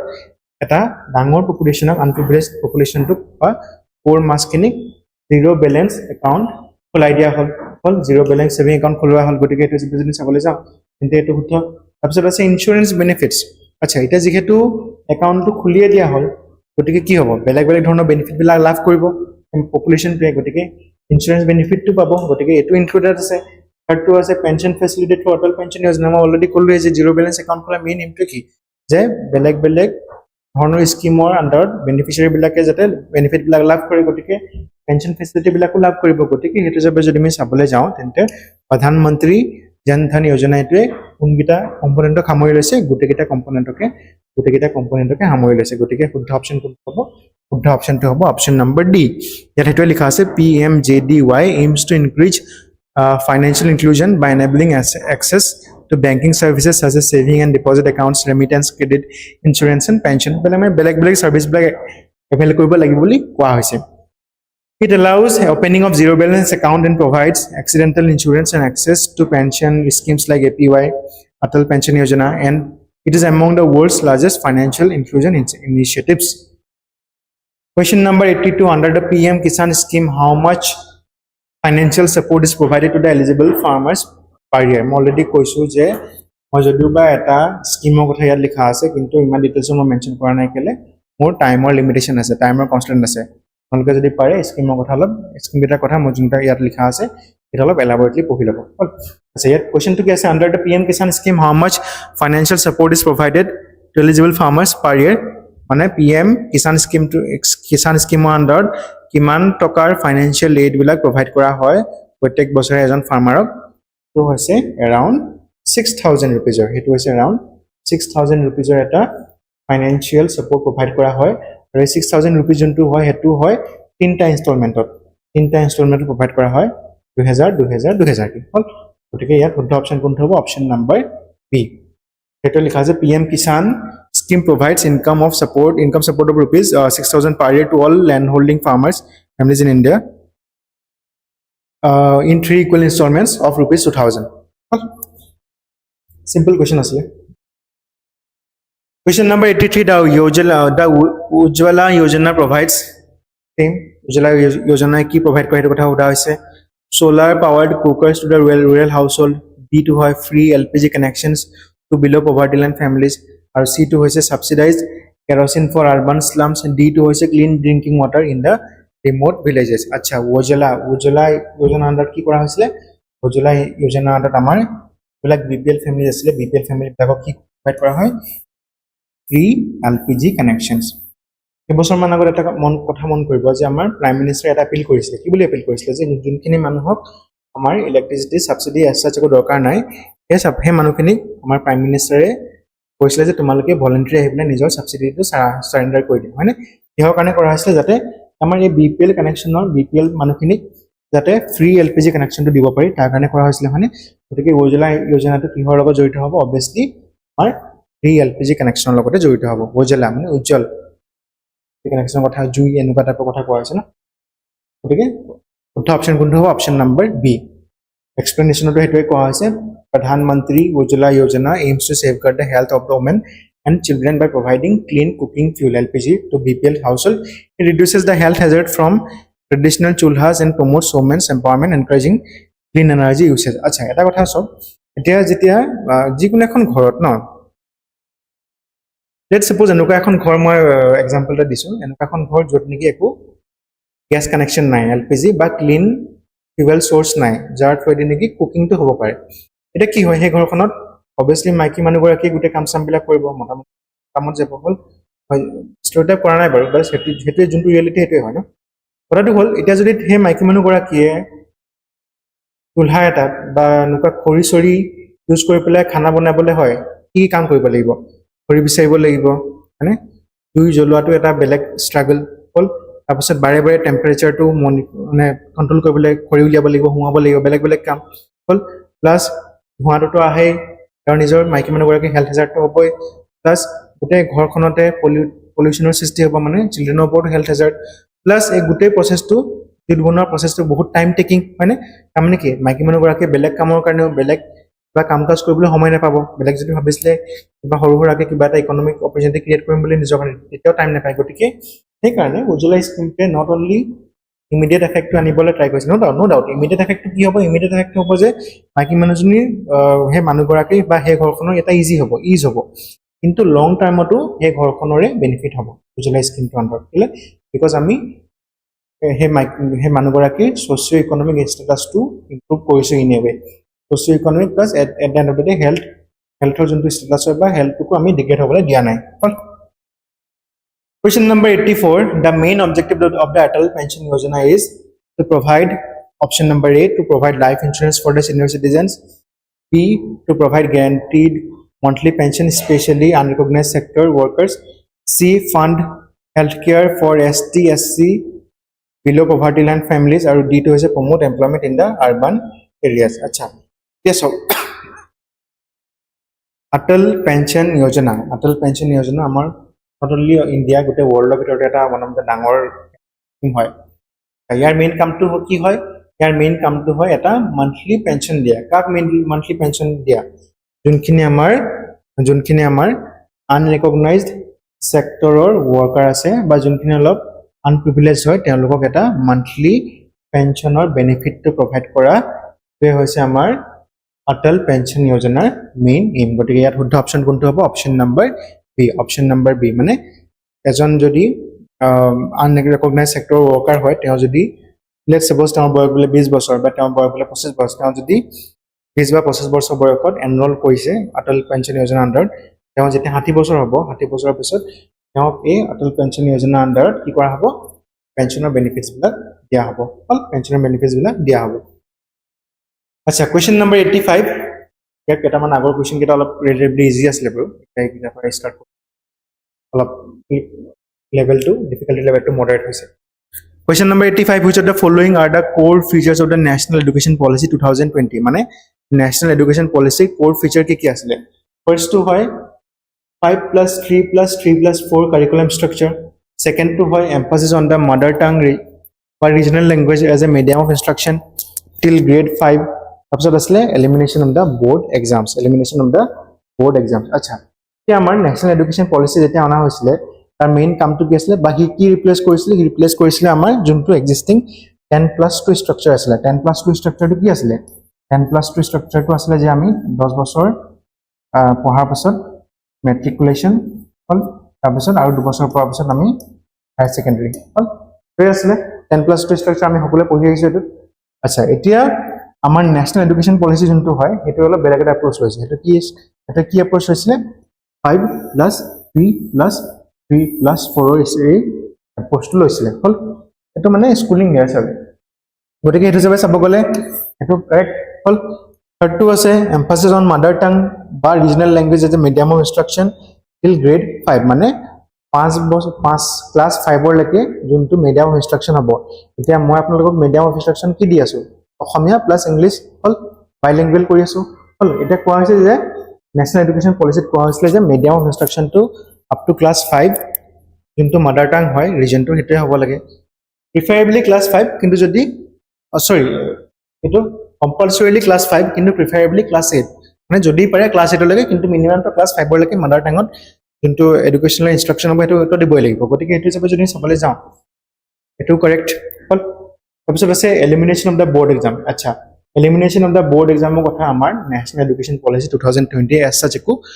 এলাবৰেটলি মেনশ্যন কৰা নাই গতিকে হেতু হিচাপে যদি আমি চাবলৈ যাওঁ তো ভুল গতিকে শুদ্ধ অপচন কোনটো হ'ব শুদ্ধ অপচনটো হ'ব A which corresponds to 1 and 2 only হল আচ্ছা আৰু এটা কথা মই ইয়াতে কৈ থওঁ National Education Policy 2020 এটা holistic approach হৈছিল holistic approach কেনেকুৱা এটা ধৰি লওক 10+2 structure to one of the biggest problem কি হয় exam oriented 10 বছৰ পঢ়াৰ পিছত এটা এক্সাম দিয়া তোমাৰ কেপাবিলিটি ডিসকাস হ'ব তাৰপিছত তুমি ক'বাত এডমিশন লবা 2 বছৰ পঢ়া তাৰপিছত তোমাৰ কেপাবিলিটি এক্সেস কৰা হ'ব এসেস কৰা হ'ব আচ্ছা হেতু বস্তু মানে কি হৈছিল গোটেই স্ট্ৰাকচাৰটো কেনেকুৱা হৈছিল এক্সাম সেন্ট্ৰিক গতিকে ন্যাশনাল এডুকেশন পলিসি 2020 এ এক্সাম সেন্ট্ৰিক স্ট্ৰাকচাৰটো পৰা অলপ অতৰাই নি পেলাই অলপ লাৰ্নিং সেন্ট্ৰিক বা ক্ৰিটিক্যাল থিংকিং যাতে আমাৰ ডেভেলপ কৰিব পাৰি ফিউচাৰ জেনাৰেশনটো তাৰ ওপৰত বেছি গুৰুত্ব দিয়া হৈছিল নহলে এটা কি হয় মুখস্থ কৰা যদি এক্সামত হে মুখস্থখিনি উলিয়াই দিব পাৰা বমি কৰি দিব পাৰা এক্সামত হে মুখস্থ কৰা ডাটাখিনি তেন্তে ইউ আৰ গুড ষ্টুডেণ্ট হল লাগিলে তোমাৰ ক্যাৰেক্টাৰটো যিমানে ডিগ্ৰেড নহওক লাগিলে মই বাৰে বাৰে কওঁ যে আনসাৰ পৰীক্ষাত বলে আনসাৰ লিখিও আহিব যে কেলে এটা ডাঙৰ আনসাৰ লিখি দিব এটা এসে লিখি দিব কেলে আমি পলিউশন কৰিব নালাগে কিন্তু হে লৰাটোৱে যদি গৈ পেলাই at and of the day ৰাস্তাত টিপছৰ পেকেটটো খাই পেলাই দিয়ে মানে কি আমি অকল তাৰ হে মেমৰি বা ৰিটেইনিং কেপাসিটি হে ডেভেলপ কৰিলে এডুকেশ্যন থ্ৰুদি তাৰ মৰেল ক্যাৰেক্টাৰটো বা তাৰ যোনটো ৰেশনাল থিংকিং কেপাবিলিটি হয় ডেভেলপ কৰিব নোৱাৰিলো গতিকে আমাৰ হে ন্যাশনাল এডুকেশ্যন পলিচিটোৱে হেতুকে ইন এ ৱে এড্ৰেছ কৰিবলৈ ট্ৰাই কৰিছিলে সেই ইস্যুটোকে এড্ৰেছ কৰিবলৈ ট্ৰাই কৰিছিলে গতিকে ইয়াত কাৰেক্ট আনসাৰ কোনটো হ'ব কাৰেক্ট আনসাৰ হ'ব অপচন A 1 আৰু 2 অপচন A 1 আৰু 2 only Question number 86 which of the following statements is or are correct about the Samagra Shiksha Abhiyan it is an integrated scheme for school education from preschool to the class 12 তাৰপিছত আছে it subsumes Sarva Shiksha Abhiyan Rashtriya Madhyamik Shiksha Abhiyan and teacher education 3 to আছে it is implemented by the Ministry of Skill Development and Entrepreneurship it is implemented by the Ministry of Skill Development and Entrepreneurship acha third statement to আমি outrightly clear কৰিব পাৰো যেহেতু এডুকেশ্যনৰ কথা কোৱা হৈছে গতে কোনে ইমপ্লিমেন্ট কৰিব মিনিষ্ট্ৰি অফ এডুকেশ্যন কৰিব অবভিয়াসলি গতিকে এটো আমি ডাইৰেক্টলি নেগেট কৰিব পাৰো সেকেন্ড স্টেটমেন্ট অফ ইজ সাবজিউমস সৰ্ব শিক্ষা অভিযান ৰাষ্ট্ৰীয় মাধ্যমিক শিক্ষা অভিযান এণ্ড টিচাৰ এডুকেশ্যন আচ্ছা আমি এটা কথা গম পাওঁ যে আমাৰ সমগ্ৰ শিক্ষা অভিযান মেইন ইয়াৰ কামটো কি আছিল মেইন কামটো অনন্তা আছিল যে যোনবিলাক অলৰেডি এক্সিস্টিং প্ৰগ্ৰাম হয় যেনে সৰ্ব শিক্ষা অভিযান হওক বা আমাৰ মাধ্যমিক শিক্ষা অভিযান হওক ৰাষ্ট্ৰীয় মাধ্যমিক শিক্ষা অভিযান হওক গোটেইকেইটাকে ইন্টিগ্ৰেট কৰি লৈছে গতিকে এইটো যদি আমি চাবলৈ যাওঁ স্টেটমেন্ট নম্বৰ 2 টো শুদ্ধ yes শুদ্ধ হ'ব statement number 1 to so it is an integrated scheme obviously it is an integrated scheme for school education from preschool level to class 12 acha eta eta kotha mon korok sarva shiksha abhiyan to preschool kotha koy tar pisot rashtriya madhyamik shiksha abhiyan to amar kind of higher schooling kotha koy gotike etu sobe jeni sabole jao class 12 leke to higher schooling kotha koise yat gotike hetu sobe sabogole statement number 1 to শুদ্ধ because it is an integrated scheme to hoy plus for school education from preschool to class 12 kon gotike duta statement শুদ্ধ 1 আৰু 2 gotike which corresponds to option number A itu bhul kele it is not implemented by the Ministry of Skill Development it is implemented by the Ministry of Education it is implemented by the Ministry of Education not the Ministry of Skill Development Question number 87 the National Digital Health Mission 6 to National Digital Health Mission or main aim to ki digitize all hospitals in urban areas only P2 or provide health ID to citizens C2 or set up AI based diagnostic in rural areas D2 or fund private health insurance companies acha eta eta kotha mon korok amar healthcare sector to one of the dangor drawback ki hoy beleg type of drawback ase doctor kom infrastructure kom beleg type of drawback ase kintu one of the attackoi dangor drawback to hoise amar কিন্তু পেশেন্টৰ record system হয় record সিস্টেমটো ইমানটা efficient নহয় বা কবলে গলে পেশেন্টৰ record system এছাচ একো নাই তাৰ মানে ধৰিলো আজি এজন পেশেন্ট আছে পেশেন্ট জনৰ কিবা এটা বেমাৰ হৈছে পেশেন্ট জনৰ নাম এক্সৰ কিবা এটা বেমাৰ হৈছে তেওঁ ডক্টৰ জনৰ ওচৰলৈ গল ডক্টৰ ডি ওয়ানৰ ওচৰলৈ গল বেমাৰটো ভাল নহল ডক্টৰ ডি ওয়ানে কিমান প্ৰেসক্ৰিপচন দিলে কিছুমান দৰব প্ৰেসক্ৰাইব কৰিলে সেকেন্ড এজন ডক্টৰ ওচৰলৈ গল আকৌ কিছুমান দৰব ডক্টৰ জনে প্ৰেসক্ৰাইব কৰিলে ডক্টৰ টুৱে তেনেকে থাৰ্ড ডক্টৰ জনৰ ওচৰলৈ গল আকৌ তেওঁ প্ৰেসক্ৰাইব কৰিলে মানে বেমাৰটো এতিয়ালৈকে ভাল হোৱা নাই এতিয়া যদি মিষ্টাৰ এক্স বাহিৰলৈ যায় ক'বাত বাহিৰলৈ গৈ পেলাই যদি ভাবে যে মই একদম বেমাৰটো ভালে কৰি আহিম বুলি তেতিয়া তেওঁ বাহিৰৰ ডক্টৰে সুধিব তেওঁ যদি নেক্সট ডক্টৰ জনে সুধে যে আপুনি আগতে কোনবিলাক ট্ৰিটমেণ্ট কৰাইছিলে দেখাওকচোন যদি তেওঁৰ ওচৰত এই বস্তুখিনি এভেইলেবল নাথাকে প্ৰপাৰলি জানো এই ডক্টৰজনে ভালকৈ এছেছ কৰি পাৰিব তেওঁৰ চিটুৱেশ্যন কি হৈ আছে তেওঁৰ ওপৰত কোনটো ড্ৰাগে কি কাম কৰিলে তেওঁৰ ওপৰত কোনটো দৰৱে কি কাম কৰিলে সেইটো জানো এছেছ কৰিব পাৰিব অৱশ্যে নোৱাৰে গতিকে কি নাই আমাৰ এটা ইউনিফাইড বা এটা চেন্ট্ৰেলাইজড পেশেন্ট ডাটা ৰিপজিটৰি নাই গতিকে আমাৰ যোনটো নেশ্যনেল ডিজিটেল হেল্থ মিছন আছে ডিজিটেল হেল্থ মিছনৰ ওৱান অফ দ্য প্ৰাইম অবজেক্টিভটো আছিলে যে আমাৰ পপুলেশ্যনটোক এটা ডিজিটেল হেল্থ আইডি প্ৰভাইড কৰা যাতে যোনটো হেল্থ আইডি হয় তেওঁলোকৰ সেই হেল্থ আইডিটোৰ পৰা তেওঁৰ অভাৰঅল যোনটো হেল্থৰ হিষ্ট্ৰী হয় অভাৰঅল যোনটো ট্ৰিটমেণ্টৰ হিষ্ট্ৰী হয় ট্ৰিটমেণ্টৰ হিষ্ট্ৰীটো ভালকৈ ট্ৰেছ কৰিব পাৰিব প্লাছ এই হেল্থ আইডিটোৰ পৰা পেচেণ্টৰ গোটেই ট্ৰিটমেণ্টৰ হিষ্ট্ৰী বেলেগ বেলেগ হেল্থ কেয়াৰ ইনষ্টিটিউশ্যনবিলাকেও এক্সেছ কৰিব পাৰিব যেনেকৈ আমাৰ UPI ID আছে তেনেকৈ UHI অনা কথা কোৱা হৈছিল ইউনিফাইড হেল্থ ইণ্টাৰফেচৰ কথা অনা কথা কোৱা হৈছিল গতিকে ইয়াৰ শুদ্ধ অপশ্যন কোনটো হ'ব option number B provide health IDs to the citizens and DHA aims to create a comprehensive digital health infrastructure in India. It provides every citizen with a unique health ID already called by UHI maintaining digital records and facilitating access to healthcare services digitally simple which of the following schemes aims to promote entrepreneurship among the SC and ST women mane ST SC aru womenor majot ST ST aru womenor majot entrepreneurship promote কৰিবলৈ তলৰ কোনটো scheme অনা হৈছিলে মুদ্ৰা যোজনা তাৰপিছত আছে startup India তাৰপিছত আছে ষ্টেণ্ড আপ ইণ্ডিয়া তাৰপিছত আছে মেক ইন ইণ্ডিয়া মুদ্ৰা যোজনাটো কাৰ কাৰণে অনা হৈছিলে আমাৰ ইউথৰ কাৰণে অনা হৈছিলে বা তাৰ অলপ বিজনেছ মাইণ্ডেড তেওঁৰ গোটেই ভাৱধাৰা বা বিচাৰধাৰা বা কাম কাজ তেওঁৰ কাৰণে অনা হৈছিলে তেওঁক আণ্ডাৰ লোন দিয়া হয় মানে আচ্ছা এই মুদ্ৰা যোজনা আণ্ডাৰত এছ চাৰ্জ একো ক্ৰাইটেৰিয়া মেনশ্যন নাছিলে যে ST হ'বই লাগিব বা SC হ'বই লাগিব বা ওমেন হ'ব লাগিব বুলি একোটো মেনশ্যন নাই তাৰপিছত ষ্টাৰ্টআপ ইণ্ডিয়া আণ্ডাৰত যোনবিলাক আমাৰ ষ্টাৰ্টআপ হয় তেওঁলোকক কিছুমান বেনিফিট দিয়া যায় হয়নে টেক্স বেনিফিট দিয়া যায় 15% অফ টেক্স দিব লাগে বাকীবিলাকে অলপ বেছি দিব লাগে 20%তকৈ বেছি দিব লাগে ষ্টাৰ্টআপ হ'লে 15% দিলে হ'ল তাৰপিছত আছে মেক ইন ইণ্ডিয়া আণ্ডাৰত কি কৰা হয় মেক ইন ইণ্ডিয়া আণ্ডাৰত আমাৰ ডমেষ্টিক মেনুফেকচাৰিং ইউনিটবিলাকক ইনচেণ্টিভাইজ কৰা হয় যাতে তেওঁলোকে আমাৰ ইয়াতে আহি পেলাই প্ৰডাক্টবিলাক বনায় বাহিৰৰ কোম্পানীবিলাককো ইনচেণ্টিভাইজ কৰা হয় ছাবচিডি দিয়া হয় যাতে তেওঁলোকে আমাৰ ইণ্ডিয়াত আহি পেলাই মেনুফেকচাৰিংবিলাক কৰে থাকি গ'ল কোনটো ষ্টেণ্ড আপ ইণ্ডিয়াৰ মেইন এমটো কি আছিলে ষ্টেণ্ড আপ ইণ্ডিয়াৰ মেইন এমটো আছিলে যে আমাৰ ST SC পপুলেশ্যন বা ওমেনসকলক এণ্টাৰপ্ৰিনাৰশ্বিপৰ ফালে বেছি আগবঢ়াই দিয়াটো গতিকে ইয়াত কাৰেক্ট আনচাৰ কোনটো হ'ব কাৰেক্ট আনচাৰটো হ'ব option number C will be the correct one ইয়াত সেইটোৱে কৈছে stand up India facilitates bank loan between 10 lakh and 1 crore to at least one SC ST borrower and one woman borrower per bank to promote the entrepreneurship মানে প্ৰত্যেকটো bank ব্ৰাঞ্চতে বা প্ৰত্যেকটো bank ব্ৰাঞ্চেটো at least এজন ST SC individual বা এগৰাকী মহিলাক লোনটো দিবই লাগিব কিমানৰ পৰা কিমানলৈকে লোনটো দিব পাৰে 10 লাখৰ পৰা 1 crore মানে এটা ডাঙৰ এমাউণ্ট তাৰপিছত আছে question number 89 which of the following are the key feature of the PM Gati Shakti National Master Plan PM Gati Shakti আণ্ডাৰত মেইন কম্পোনেণ্ট কেইটা কি বা মেইন ফিচাৰ কেইটা কি ফাৰ্ষ্টটো আছে integrated planning and coordinated implementation of infrastructure projects P2 আছে statement 2 to আছে use of GIS based spatial planning tools আৰু 3 to আছে dedicated financing through World Bank loan আচ্ছা এটা PM Gati Shakti কি আছিল PM Gati Shakti আছিল আমাৰ ইনফ্ৰাষ্ট্ৰাকচাৰ প্ৰজেক্টৰ কাৰণে অনা হৈছিল এটো এটা আমব্ৰেলা প্ৰজেক্ট মানে কি ইয়াৰ আণ্ডাৰত বেলেগ ধৰণৰ কামবিলাক কৰা হয় বেলেগ ধৰণৰ ইনফ্ৰাষ্ট্ৰাকচাৰ ক্ৰিয়েচন কৰা হয় plus it is an integrated planning and coordinated implementation of infrastructure মই যোনটো ক'লো এইটো এটা আমব্ৰেলা স্কিম মেইন কামটো কি যাতে আমাৰ ইণ্ডিয়ান ইনফ্ৰাষ্ট্ৰাকচাৰ ডেভেলপমেণ্ট বিলাক কৰিব পাৰি ইন্টিগ্ৰেটেড প্লেনিং মানে হৈছে এটা যেহেতু আমব্ৰেলা স্কিম গতিকে গোটেই মিনিষ্ট্ৰীবিলাকৰ লগত কথা বতৰা পাতি পেলাই বা কোঅৰ্ডিনেট কৰি পেলাই এই PM Gati Shakti national master প্লেনটোক ডেভেলপ কৰা হৈছে বা ইয়াৰ আণ্ডাৰত কাম কাজবিলাক কৰা হয় ইনফ্ৰাষ্ট্ৰাকচাৰ ডেভেলপমেণ্টবিলাক কৰা হয়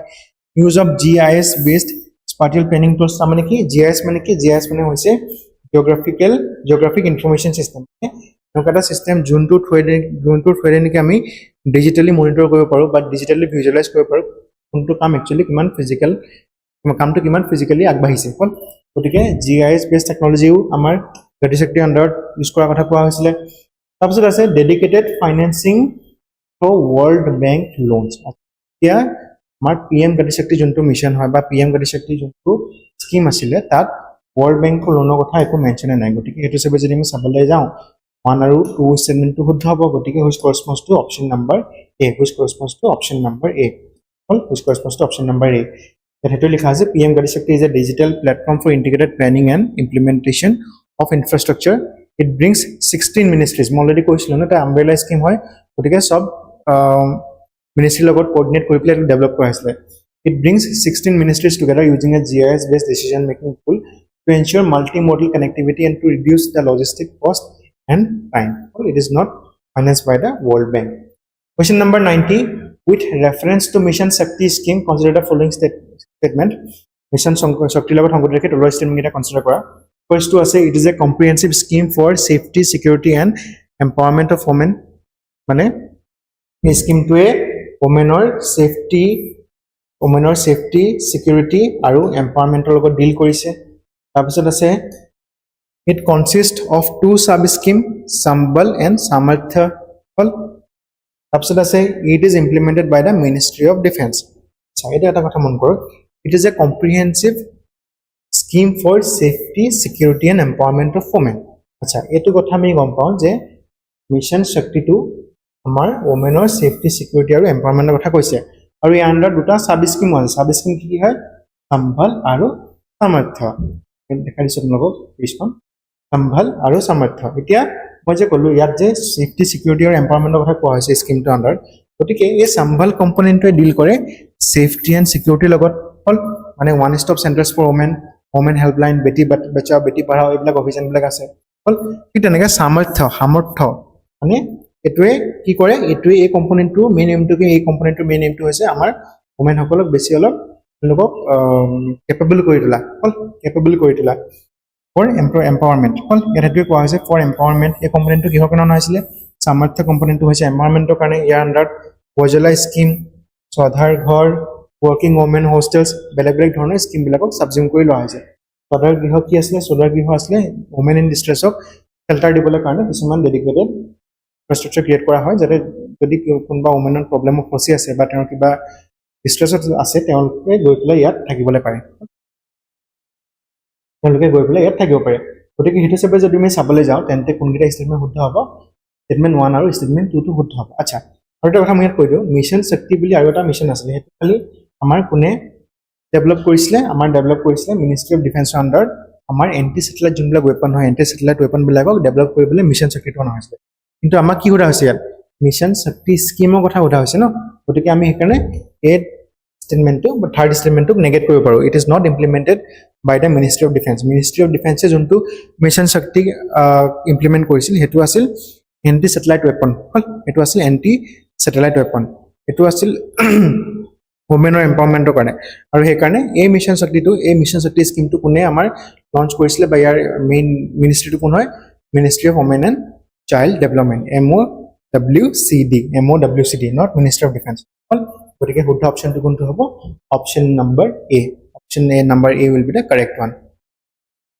question number 91 yes with reference to Digital India Land Record Modernization Program consider the following statement it aims to digitize and modernize land record across India to ensure conclusive titles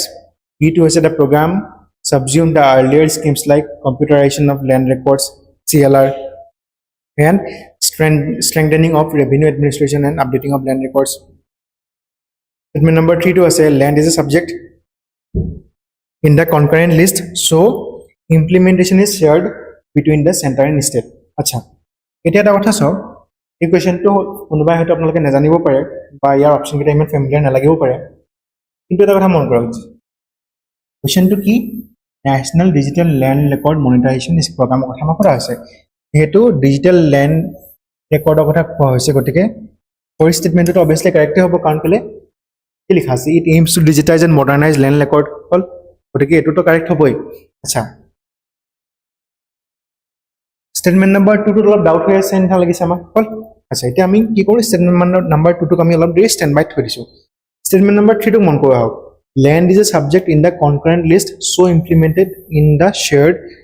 between the center and the states land is not a subject of the concurrent list land is a subject of what state list land agriculture ebla ki hoy state list of subject ekena amar farmer farm bill 3খন যেতিয়া অনা হৈছিলে কি হৈছিল এই কথা বাৰে বাৰে ওলাইছে ন যেহেতু ল্যান্ড বা এগ্ৰিকালচাৰ হৈছে এটা ষ্টেট সাবজেক্ট গতিকে কেনেকৈ চেণ্টাৰে 3খন ফাৰ্ম বিল বনাব পাৰে এইটো হৈছিলে মেইন সৱালটো গতিকে সেইটো হিচাপে যদি আমি চাবলৈ যাওঁ থাৰ্ড ষ্টেটমেণ্টটো ভুল হ'ল গতিকে থাৰ্ড ষ্টেটমেণ্টটো যেতিয়া ভুল হ'ল গতিকে অপশ্যন নম্বৰ ডিটো কাটিলে গতিকে ইয়াত লিখা আছে অল অফ দ্য এবভটো কাৰেক্ট নহয় গতিকে বিকজ ষ্টেটমেণ্ট নম্বৰ 3 টো ভুল সি টো কাট খালে বিকজ ইয়াত 3 টো আছে বি টো কাট খাব বিকজ ইয়াতো থাৰ্ড অপশ্যনটো আছে গতিকে থাকি গ'ল কোনটো অপশ্যন নম্বৰ এ থাকি গ'ল গতিকে আমি সেইটো হিচাপে চবক ক'ব সেইটো হিচাপে যদি আমি চাবলৈ যাওঁ তেন্তে ক'ব পাৰোঁ যে ষ্টেটমেণ্ট নম্বৰ 2 টো শুদ্ধ কেলে the program subsumed the earlier scheme মানে আগতে যোনবিলাক স্কিম চলি আছিলে ডিজিটেল ল্যান্ড ৰেকৰ্ডৰ লগত ৰিলেটেড সেইবিলাকক সবকে সাবজিউম কৰি ল'লে বা নিজৰ আণ্ডাৰত আনি ল'লে গতিকে ইয়াৰ শুদ্ধ অপশ্যন কোনটো হ'ব শুদ্ধ অপশ্যন হ'ব option number A option number A will be the correct one এবাৰ এইখিনি চাই ল'ব মই যোনখিনি অলৰেডি ক'লো ইয়াত সেইটোৱে লিখা আছে land is a subject of the state it is a state subject under the state list the center provides policy and the financial support but the implementation is carried out by the states only question number 92 with reference to the Prime Minister Ayushman Bharat Health Infrastructure Mission consider the following statements statement number 1 it aims to establish critical care hospital blocks only in aspirational districts statement number 2 it includes the setting up of integrated public health lab in all districts to strengthen the disease surveillance. Statement number 3, it envisions the creation of national institution for One Health to address the zoonotic and pandemic threats. Achha. Ita kotha tu hol Ayushman Bharat Health Infrastructure ki hoy eta dangor umbrella scheme. Ei scheme to under beleg dhৰণৰ কাম কাজ বিলাক কৰা যায়. এই scheme to under beleg ধৰণৰ কাম কাজ বিলাক কৰা যায়. আচ্ছা এটা এটা কথা মন কৰক. First statement is it aims to establish critical care hospital blocks only in the aspirational districts এটা সব প্ৰায়ভাগ আমাৰ সিভিল সাৰ্ভিস এক্সাম বিলাকত যেতিয়া স্টেটমেন্ট বা কেনেকা থাকে only in amuk always in tamuk মানে যেতিয়া এক্সট্ৰিম স্টেটমেন্ট বিলাক থাকে তা Hooda স্টেটমেন্টটো there is a higher chance that incorrect হ'ব গতিকে এইটো যদি আমি চাবলৈ যাওঁ এটো এটা incorrect statement কেলে incorrect statement because no doubt আমাৰ PM ABHIM বাৰু critical health care hospital block setup কৰাৰ কথা কৈছিলে কিন্তু অকল এসপিৰেশনাল ডিস্ট্ৰিক্টত কৰিম বুলি কোৱা নাছিলে ক'ত কৰিম বুলি কৈছিলে এই গোটেইবিলাক ডিস্ট্ৰিক্টতে কৰাৰ কথা কোৱা হৈছে য'ত নেকি পপুলেশনটো হৈছে 5 লাখতকৈ বেছি সেইবিলাক ব্লকত য'ত নেকি পপুলেশনটো প্লাস লাখতকৈ বেছি হবতে আমাৰ সৰি সেইবিলাক ডিস্ট্ৰিক্টত য'ত নেকি পপুলেশন 5 লাখতকৈ বেছি হবতে হস্পিটেল ব্লক ক্ৰিয়েট কৰিম বুলি কৈছে not only in the aspirational district গতিকে এই হিচাপে যদি আমি চাবলৈ যাওঁ তেন্তে 1 2 ইনকাৰেক্ট হল 1 2 ইনকাৰেক্ট statement number 1 2 incorrect তাৰপিছত আছে it includes setting up of integrated public health lab in all districts to strengthen the disease and surveillance etu eta শুদ্ধ statement etu শুদ্ধ because it really includes the setting up of integrated public health lab jate amar junto disease surveillance mane ki dhori lok কোনবা এখন ডিস্ট্ৰিক্টৰ জায়গা এটাত কিবা এটা epidemic এটা start হৈছে মানে কিবা এটা ডিজিজ এটা স্প্ৰেড হ'বলৈ ষ্টাৰ্ট হৈছে ডেংগু স্প্ৰেড হৈছে বা মেলেৰিয়া হৈছে এৰিয়া তো এই গুটে সাৰ্ভেইলেন্সটো কৰিব বা সেই এৰিয়াটোক লকডাউন কৰিবলৈ এই সাৰ্ভেইলেন্সৰ কামবিলাক কোনে কৰিব কামবিলাক কৰিব আমাৰ পাব্লিক হেলথ ল্যাব বিলাকে কৰিব ইয়াত গৈ পেলাই টেষ্টিং হ'ব টেষ্টিং হোৱাৰ পিছত বেলেগ ধৰণে যাতে আমি এই ডিস্ট্ৰিক্টখনতে যাতে কিবা এটা এপিডেমিকক কনসেন্ট্ৰেট কৰি থব পাৰো বা এই ডিস্ট্ৰিক্টখনতে যাতে অকল কনফাইন কৰি থব তাক এনশিওৰ কৰিব আমাৰ ইন্টিগ্ৰেটেড পাব্লিক হেলথ ল্যাব বিলাকে বিকজ আমি এই ডিস্ট্ৰিক্টখনৰে টেষ্টিং কৰিছো ডিস্ট্ৰিক্টখনতে আমি কনফাইন কৰি দিছো ডিজিজটোখন তাৰপিছত থাৰ্ডটো আছে it envisions the creation of national institution for one health to address the zoonotic and pandemic threat acha 2020 বছৰত আমাৰ গোটেই ইন্ডিয়াতে এটা হেলথ কেয়াৰ ডাঙৰ শিফট থাকিলে গতিকে আমি হেকানে এখন মান নেশ্যনেল ইনষ্টিটিউশ্যন সেটআপ কৰিম বুলি ভাবিছো কেনেকুৱা national institution for one health to address the zoonotic and pandemic threat মানে আগলৈ যাতে আমাৰ আৰু পেণ্ডেমিক বিলাক নহয় ভাৰতত বা আৰু যাতে পেণ্ডেমিক বিলাকৰ আমি যাতে বাচিব পাৰোঁ তাৰ কাৰণে মান নেশ্যনেল ইনষ্টিটিউশ্যন সেটআপ কৰাৰ কথা কোৱা হৈছে আমাৰ prime minister Ayushman Bharat Health Infrastructure under all গতিকে হেতু হিচাপে যদি আমি চাবলৈ যাওঁ কোনকিটা স্টেটমেন্ট শুদ্ধ হ'ব 2 and 3 which corresponds to option number B only all question number এতিয়া 93 question number 93 with reference to mission Amrit Sarovar consider the following statements মানে mission Amrit Sarovar লগত সংগত ৰাখি তলৰ statement কেটা কনসিডাৰ কৰা first statement টো দিয়া আছে it aims to rejuvenate at least 75 water bodies in each district across India as a part of Azadi Ka Amrit Mahotsav Statement number 2, the mission is implemented solely by the Ministry of Jal Shakti. Statement number 3, it involves convergence of schemes like MG, NREGS, PM, KSY, and 15th Finance Commission grants. এটা এটা কথা মন কৰিব মই already কৈছো লগতে যে যদি এনেকুৱা ধৰণৰ কোৱেশ্চন বিলাকত এক্সট্ৰিম স্টেটমেন্ট থাকে এক্সট্ৰিম স্টেটমেন্ট কেনেকুৱা এনেকৈ ধৰি লওক এইটো চাওক the mission is implemented solely by the Ministry of Jal Shakti solely only always মানে এনেকুৱা টাইপৰ এক্সট্ৰিম স্টেটমেন্ট থাকিলে কি কৰিব সাধাৰণতে এই স্টেটমেন্টটো এনেকুৱা টাইপৰ স্টেটমেন্টটো সাধাৰণতে ৰং বুলিয়ে ক'ব পাৰি এইটো স্টেটমেন্টটো এই স্টেটমেন্টটো ৰং বিকজ আমাৰ যোনটো মিশন অমৃত সৰোবৰ হয় এটো অকল কেৱল মিনিষ্ট্ৰি অফ জল শক্তিয়ে ইমপ্লিমেন্ট নকৰে এটো এটা আমব্ৰেলা স্কিম হয় আমব্ৰেলা স্কিম মানে ইয়াৰ বেলেগ বেলেগ কম্পোনেন্ট আছে বেলেগ বেলেগ কম্পোনেন্ট বিলাক বেলেগ বেলেগ ধৰণৰ মিনিষ্ট্ৰি বিলাকে কোঅৰ্ডিনেট কৰি পেলাই ইমপ্লিমেন্ট কৰে গতিকে হেতু হিচাপে যদি আমি চাবলৈ যাওঁ কোনটো ভুল হ'ব স্টেটমেন্ট নম্বৰ 2 টো ভুল হ'ব তাৰপিছত চাওক স্টেটমেন্ট নম্বৰ 1 টো চাওক it aims to rejuvenate at least 75 water bodies in each district across India as a part of Azadi Ka Amrit Mahotsav আচ্ছা এটা নামটোৱে চাওক আজা মিশন অমৃত সৰোবৰ সৰোবৰ মানে কি মানে ফ্ৰড লেক পন এনেকুৱা টাইপৰ সৰোবৰ আচ্ছা it aims to rejuvenate at least 75 water bodies rejuvenate মানে কি ৰিজুভিনেট মানে হৈছে পুনৰ ৰিগ্ৰ কৰোৱা বা পুনৰ তাক গ্ৰোথ ষ্টেজলৈ অনা তাকে ৰিজুভিনেট বুলি ক'ব পাৰোঁ আমি সিম্পল ৱৰ্ডত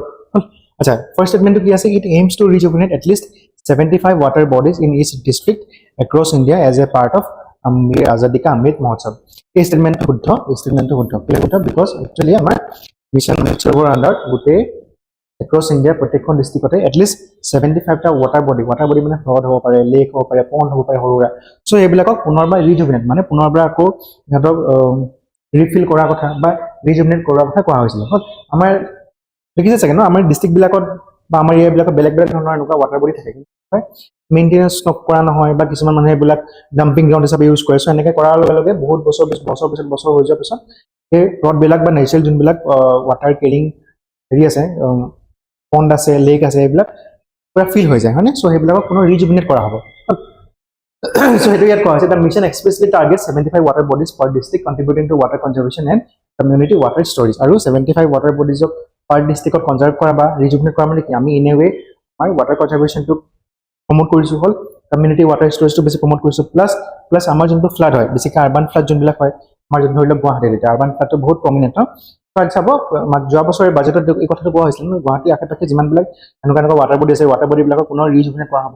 সো কেলে কৰা হয় যাতে যেতিয়া ৰেইনফল হ'ব যেতিয়া এক্সেস মনসুনৰ সময়ত এক্সেস এমাউন্ট অফ ৰেইনফল হয় ৰেইনফলৰ সময়ত যাতে যোনটো এক্সেস এমাউন্ট অফ ৰেইন হয় এক্সেস এমাউন্ট অফ water হয় হেতু যাতে ডাইভাৰ্ট কৰিব পাৰি এনেকুৱা ধৰণৰ water bodies বিলাকলে সেই কাৰণে এই স্কিমটো অনা হৈছিল water conservationৰ কাৰণে প্লাস আমাৰ waterৰ ভালকৈ ইউটিলাইজেশনৰ কাৰণে তাৰপিছত চাব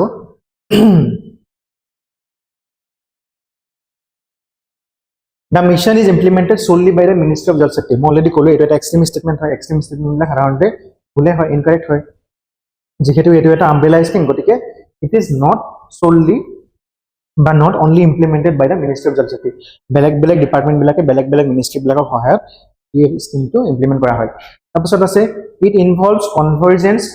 convergence of schemes such as MGNR, EGS, PM, KSY and 15th Finance Commission grants or 15th Finance Commission grants আৰু আচ্ছা যেহেতু এটা কি হয় আমব্ৰেলা স্কিম হয় মানে কি ইয়াৰ আন্ডাৰত বেলেগ বেলেগ ধৰণৰ কম্পোনেন্ট থাকিব আৰু বেলেগ বেলেগ ধৰণৰ কম্পোনেন্ট ফৰ এক্সাম্পল এতিয়া এনৰেগা কথাতে মই ক'লো MGNR, GES ফৰ ইয়াৰ আন্ডাৰত যদি কি কৰা হয় MGNR আন্ডাৰত কি কৰা হয় MGNR আন্ডাৰত আমাৰ গাঁওবিলাকত যিসকল মানুহে এগ্ৰিকালচাৰ হাৰ্ভেষ্টিং অফিচত কাম নাথাকে বা কাম কৰিবলৈ একো এমপ্লয়মেণ্ট অপৰচুনিটি নাথাকে সেই মানুহখিনিক 100 ডেইজৰ এচিয়ৰ্ড ৱৰ্ক দিয়া হয় হয়নে MGNR আন্ডাৰত তেওঁলোকক পেমেণ্ট এটা দিয়া হয় আচ্ছা এতিয়া এই যে 100 দিনৰ কামত লগাব এতিয়া কিবিলাক কামত লগাব এই সৰু সুৰা পণবিলাকক আকৌ পুনৰ ৰিজুভিনেট কৰাবলৈ লগাব পুনৰ খান্দিবলৈ লগাব সো এইবিলাক কামো MGNR আন্ডাৰত কৰোৱা হয় ঠিক তেনেকৈ প্ৰধানমন্ত্ৰী কৃষি সিঞ্চাই যোজনা বা 15th ফাইনেন্স কমিশনৰ যোনবিলাক গ্ৰান্ট হয় এই গ্ৰান্টৰ পইচাবিলাকো ইনভলভ কৰোৱা হ'ব বা এই গ্ৰান্টৰ পইচাবিলাকো ইউজ কৰা হৈছিল আমাৰ অমৃত সৰোবৰ মিছনত যদিহে আমি হেতু হিচাপে চাবলৈ যাওঁ তেন্তে কোনটো ষ্টেটমেন্ট শুদ্ধ হ'ব ষ্টেটমেন্ট হ'ব only option number A 1 and 3 only already ক'লে যেহেতু এইটো এটা আমব্ৰেলা স্কিম হয় গতিকে আমব্ৰেলা স্কিম হোৱাৰ কাৰণে কি হ'ল আমব্ৰেলা স্কিম হোৱাৰ কাৰণে mission Amrit Sarovar is not implemented solely by it মানে কেৱল মিছন মিনিষ্ট্ৰি অফ জল শক্তি এটোক ইমপ্লিমেণ্ট নকৰে, বেলেগ ডিপাৰ্টমেণ্ট বিলাকে মিলি পেলাই ইয়াক ইমপ্লিমেণ্ট কৰে। It is a convergent scheme mission coordinated by the ministry of rural development and involves collaboration between multiple ministries. মই অলৰেডি যিটো ক'লো সেইটো লিখা আছে। মেইন কোঅৰ্ডিনেটিং অথৰিটি হয় বা কোঅৰ্ডিনেটিং বডি হয় বা মিনিষ্ট্ৰি হয় আমাৰ মিনিষ্ট্ৰি অফ ৰুৰেল ডেভেলপমেণ্ট হয়। Statement number 3 to correct tell the mission is funded and implemented for convergence of various schemes. মই অলৰেডি যোনটো ক'লো যে সব এমৰেগাৰ আণ্ডাৰত যোনখিনি কাম হ'ব সেই কামখিনি আমি কি বিলাকত কামত লগাব পাৰোঁ বা সেই কামখিনি আমি কেনেকুৱা ধৰণৰ কাম কৰাব পাৰোঁ। এমৰেগাৰ আণ্ডাৰত যোনখিনি কাম হয় ফণ্ডবিলাক খুন্দাব পাৰোঁ হয়নে, বা সেই ৱাটাৰ বডিবিলাকক খুন্দাব ৰিজিমেণ্ট কৰাব পাৰোঁ হ'ল। ঠিক যেনেকৈ প্ৰধানমন্ত্ৰী কৃষি সিঁচাই যোজনা ইয়াৰ আণ্ডাৰত আমি ইৰিগেশ্যন প্ৰজেক্টবিলাক সৰু সুৰা বনাব পাৰোঁ হ'ল। Question number 94 under Dhan Yojana National Urban Livelihood Mission, which of the following are the key components? মানে Dhan Yojana under তলৰ কোনকেইটা কম্পোনেন্ট কি কম্পোনেন্ট হয়। প্ৰথমটো আছে support for self employment, সেকেন্ডটো আছে skill training for employment, থাৰ্ডটো আছে shelter for urban homeless। আচ্ছা এতিয়া Dhan Yojana under বা নেশনাল লাইভলিহুড মিছনৰ আণ্ডাৰ দুটা কম্পোনেন্ট আছিলে, এটা আৰবান কম্পোনেন্ট আছিলে, এটা আমি জানো যে ৰুৰেল কম্পোনেন্ট আছিলে। হ'ল এটা আৰবান কম্পোনেন্ট আছিলে, এটা ৰুৰেল কম্পোনেন্ট আছিলে। যোনটো আৰবান কম্পোনেন্ট হয়, আৰবান কম্পোনেন্টৰ মেইন কাম কি আছিলে? আৰবান কম্পোনেন্টৰ মেইন কাম আছিলে যে সেল্ফ এমপ্লয়মেণ্টৰ অপৰচুনিটিবিলাক ক্ৰিয়েট কৰা, প্লাছ স্কিল ট্ৰেইনিং দিয়া, যাতে সেল্ফ এমপ্লয়মেণ্ট অপৰচুনিটিবিলাক মানুহবিলাকে নিজে ক্ৰিয়েট কৰি ল'ব পাৰে। প্লাছ যাৰ ঘৰ বাৰী নাই, যি স্লাম এৰিয়াত থাকে তেওঁলোকৰ কাৰণে হোমলেছনেছ প্ৰব্লেমটো বহুত বেছি তেওঁলোকৰ মাজত। চ' তেওঁলোকক কিবা এটা ইনফ্ৰাষ্ট্ৰাকচাৰ ছেটআপ কৰি পেলাই তেওঁক থাকিবলৈ এটা শেল্টাৰ এটা প্ৰভাইড কৰা, সেইকেইটাই আছিলে ন আমাৰ নেশ্যনেল আৰবান লাইভলিহুড মিছনৰ আণ্ডাৰত। যদি সেইটো হিচাপে চাবলৈ যাওঁ তেন্তে কোনটো ষ্টেটমেণ্ট শুদ্ধ হ'ব? গোটেইকেইটাই শুদ্ধ, which corresponds to option number D, all of the above। মানে নেশ্যনেল আৰবান লাইভলিহুড মিছনৰ আণ্ডাৰত এই গোটেইকেইটা কম্পোনেন্টকে সামৰি লোৱা হৈছে। মই অলৰেডি যোনটো ক'লো ইয়াতে সেইটো লিখা আছে। Question number 95 the E-Shram portal is aimed at creating a national database for unorganized sector workers. B2 হৈছে registering only MG and NREGA workers, তাৰপিছত আছে ensuring direct benefit transfers to farmers, আৰু D2 আছে monitoring attendance in rural school। আচ্ছা শ্ৰম মানে কি? শ্ৰম মানে work, মানে পৰিশ্ৰম, শাৰীৰিক work, physical work। যেটো শ্ৰমৰ কথা কোৱা হৈছে গতিকে attendance in rural area ইয়াৰ কথাই নাহে। থাকি গ'ল কি হয়? ensuring direct benefit transfer to farmers, এটো আমাৰ লগা নাই যে কিবা worker লগত ৰিলেট হ'ব। তাৰপিছত আছে registering only MG and NREGA workers, তাৰপিছত আছে creating a national database of unorganized workers। আচ্ছা এতিয়া চাওক আমি ইয়াত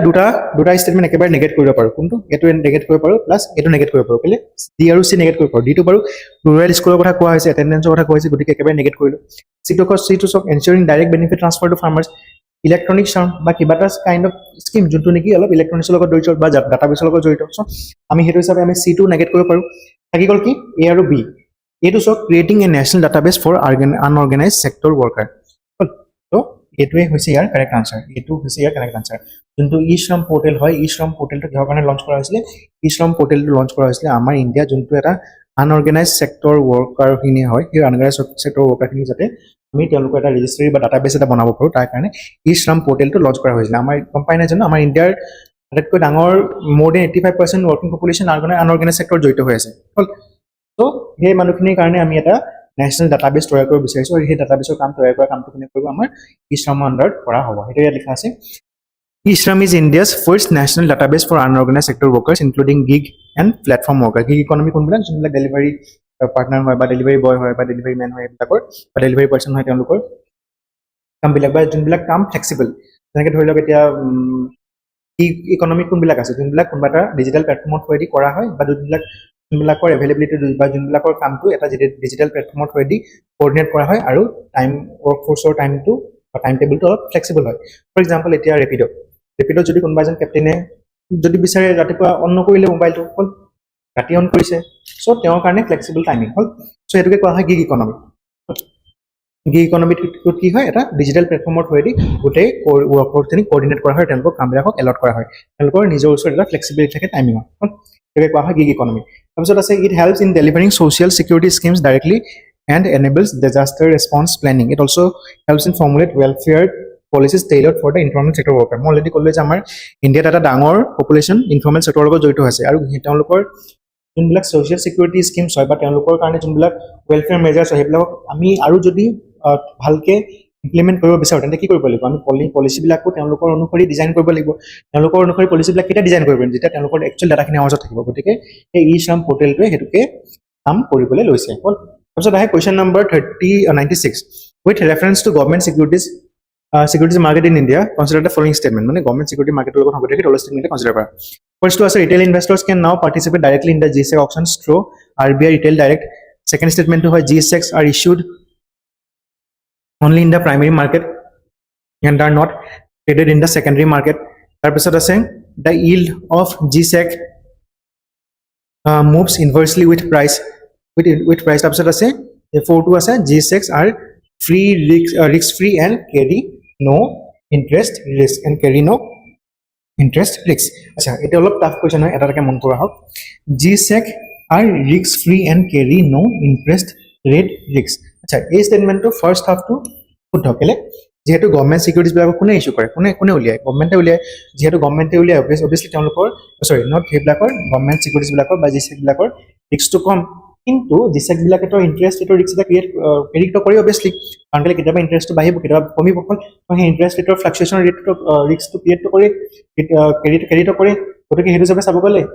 এই পাৰ্টটো ভুল হ'ব বিকজ ইয়াত কোৱা হৈছে যে নো ইন্টাৰেষ্ট ৰেট ৰিস্ক বুলি কোৱা হৈছে গতিকে এই স্টেটমেন্টটো ভুল হ'ল তাৰপিছত আছে the yield of GSEC move inversely with its price etu full statement hol second to sok sorry etu huddho statement the yield of GSEC moves inversely with price tar mane dhori lok aji dhori lok government security issue koile government ekon bond ekon issue koile bond konor dam let's suppose bole 100 taka hol bond konor face value to hoise 100 taka kintu kiba karone government ekon olop discounted rate issue koile mane let's suppose government ekon issue koile 99 rupees 99 rupees issue কৰিলে তাৰ মানে কি তাৰ মানে যোনজন মানুহে এই government সিকিউৰিটিজটো কিনিব বা এই GSEC খন কিনিব এই বিলখন কিনিব এই বণ্ডটো কিনিব তাৰ মানে কি তাৰ ডিসকাউন্টেড ৰেটত পালে নে নাই ফেস ভ্যালুটো আসলে 100 কিন্তু তেওঁ মানুহজনে কিনিবলৈ পালে 99 rupees কেলে কিনিবলৈ পালে 99 rupees বিকজ গভৰ্ণমেণ্টে কিবা কাৰণে অলপ ডিসকাউন্টেড ৰেটত এৰি দিলে এই বণ্ডটো হ'ল সো সেইখন হেতু যদি আমি চাবলৈ যাওঁ তেন্তে কি হ'ব yield of GSEC মানে ইয়াৰ ইন্টাৰেস্ট টু ইয়াৰ পৰা যোনটো আমি লাভ পাম হেতুকে কোৱা হয় yield of GSEC moves inversely with price তাৰ মানে যদি প্ৰাইসটো কমে ধৰি লওক যদি আজি 98 হলতেন বা 90 হলতেন মানে যোনজন মানুহে কিনিলেন তাৰ আৰু লাভ হলতেন হ'ল তাৰ মানে কি যিমান আমাৰ প্ৰাইসটো কমিব গভৰ্ণমেণ্ট সিকিউৰিটিজৰ তাৰ একৰ্ডিংলি ইমান আমাৰ লাভটো হ'ব বা ইমান পাৰ্টিজাৰৰ লাভটো হ'ব গতিকে হেতু হিচাপে যদি চাবলৈ যাওঁ তেন্তে থাৰ্ডটো কাৰেক্ট হ'ব তাৰপিছত আছে second statement GSECs are issued only in the primary market and are not traded in the secondary market এটা ভুল স্টেটমেন্ট GSEC আমাৰ প্ৰাইমাৰী মাৰ্কেটত ট্ৰেড হয় আৰু সেকেন্ডাৰী মাৰ্কেটত ট্ৰেড হয় হল গতিকে এটা ভুল স্টেটমেন্ট তাৰপিছত আছে retail investors can now participate directly in the GSEC auctions through RBI retail direct platform এটা শুদ্ধ আমাৰ যদি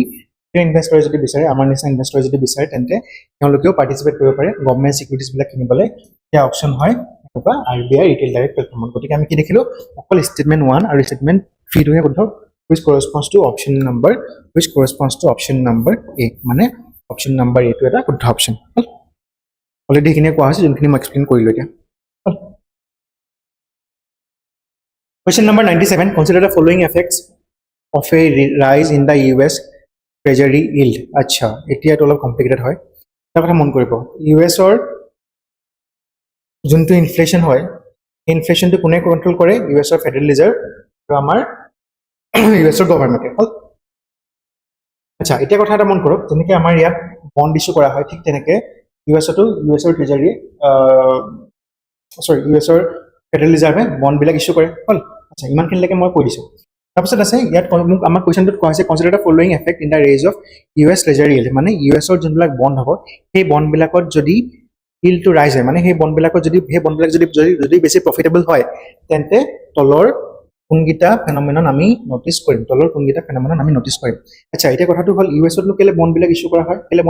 হয় বা US ত বন্ড ডিলটো কেলে বাঢ়িব US ত বন্ড ডিলটো অলপ কমপ্লিকেটেড হ'ব কৈ দিছো একেবাৰে কি হয় যেনেকৈ আমাৰ ইয়াত ইনফ্লেশন হলে কি কৰে আমাৰ ইয়াত যেতিয়া ইনফ্লেশন হয় তেতিয়া আমাৰ RBI কি কৰে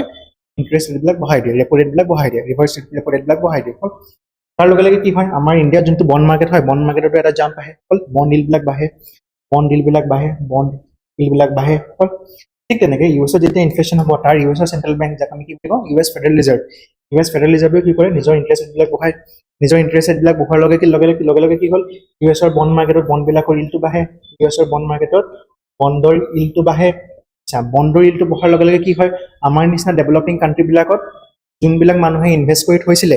সেই ইনভেষ্টৰবিলাকে নিজৰ পইচাবিলাক উঠাই লৈ যায় কেলে লৈ যায় উঠাই পেলাই বিকজ তেওঁলোকে এইটো কথা জানে যে আমাৰ কাণ্ট্ৰিবিলাক হৈছে ডেভেলপিং কাণ্ট্ৰিবিলাকত সাধাৰণতে অলপ পলিটিকেল ইনষ্টেবিলিটি থাকে অলপ কেতিয়া কি হৈছে ঠিক নাই কাৰেঞ্চি ফ্লাকচুৱেশ্যন থাকে গতিকে তেওঁলোকে সদায় কি কৰে ইনভেষ্টৰবিলাকে কি বিচাৰে ফৰেইন ইনভেষ্টৰবিলাকে যে এটা ষ্টেবল ইকনমিৰ বণ্ডত বা ষ্টেবল ইনষ্ট্ৰুমেণ্ট এটাত ইনভেষ্টমেণ্ট এটা কৰিবলৈ বিচাৰে সেইকাৰণে কি কৰে তেওঁলোকে আমাৰ ইকনমিত যোনবিলাক পইচা লগাই থৈছে আমাৰ ষ্টক মাৰ্কেটত যোনবিলাক পইচা লগাই থৈছে সেইবিলাক পইচা উঠাই লৈ পেলাই গুচি যায় ইউএছৰ বণ্ড মাৰ্কেটত ইছ্যু হোৱা বণ্ডবিলাক বিকজ এতিয়া ইউএছৰ বণ্ড মাৰ্কেটত যিহেতু বণ্ডবিলাকৰ ইল্ডবিলাক বাঢ়িলে মানে বণ্ডবিলাকৰ ইল্ডবিলাক বেছি প্ৰফিটেবল হৈ গ'ল গতিকে আমাৰ ইকনমিৰ পৰা ইনভেষ্টৰবিলাকে পইচাবিলাক উঠাই পেলাই লৈ যায় হ'ল আচ্ছা এতিয়া ইয়াত অপশ্যন নম্বৰ 1 এইটোৱে কোৱা হৈছে যে কেপিটেল আউটফ্ল'জ ফ্ৰম ইণ্ডিয়া যেতিয়া ইউএছৰ বণ্ড মাৰ্কেটত বণ্ডৰ ইল্ডটো বাঢ়িলে কি হ'ল আমাৰ ইকনমিৰ পৰা পইচাটো গুচি গ'ল মানে আমাৰ ইকনমিৰ পৰা পইচা আউটফ্ল' হ'ল গতিকে সেইটো যদি আমি চাবলৈ যাওঁ ষ্টেটমেণ্ট নম্বৰ 1 টো শুদ্ধ তাৰপিছত আছে ৰূপী appreciation against the US dollar এইটো একেবাৰে ভুল হ'ব কিয় ভুল হ'ব বিকজ যদি আমাৰ ইকনমিৰ পৰা ডলাৰবিলাক ওলাই গৈছে যদি আমাৰ ইকনমিৰ পৰা ডলাৰবিলাক ওলাই গৈছে যদি আমাৰ ইকনমিৰ পৰা পইচা ওলাই গৈছে তাৰমানে কি আমাৰ ইকনমিটোত ডলাৰ শ্বৰ্টেজ মানে কি ডলাৰ ষ্ট্ৰেংথেন হোৱা মানে কি তাৰ একৰ্ডিংলি ৰূপীটো অলপ হেৰি হোৱা ডেপ্ৰিচিয়েট কৰা হ'ল চ' ৰূপী এপ্ৰিচিয়েট নকৰে ৰূপী যেতিয়া আমাৰ ইয়াৰ পৰা আউটফ্ল' হয় ৰূপী ৰাডাৰ ডেপ্ৰিচিয়েটহে কৰে গতিকে এইটো ভুল হ'ল তাৰপিছত increase in the borrowing cost for the Indian companies abroad তাৰমানে কি তাৰমানে ইণ্ডিয়ান কোম্পানীজবিলাকে যেতিয়া ECB বা এক্সটাৰ্নেল কমাৰ্চিয়েল বৰোয়িঙৰ থ্ৰুৱেদি বা মাছালা বণ্ডৰ থ্ৰুৱেদি যেতিয়া বৰোয়িং কৰিবলৈ যাব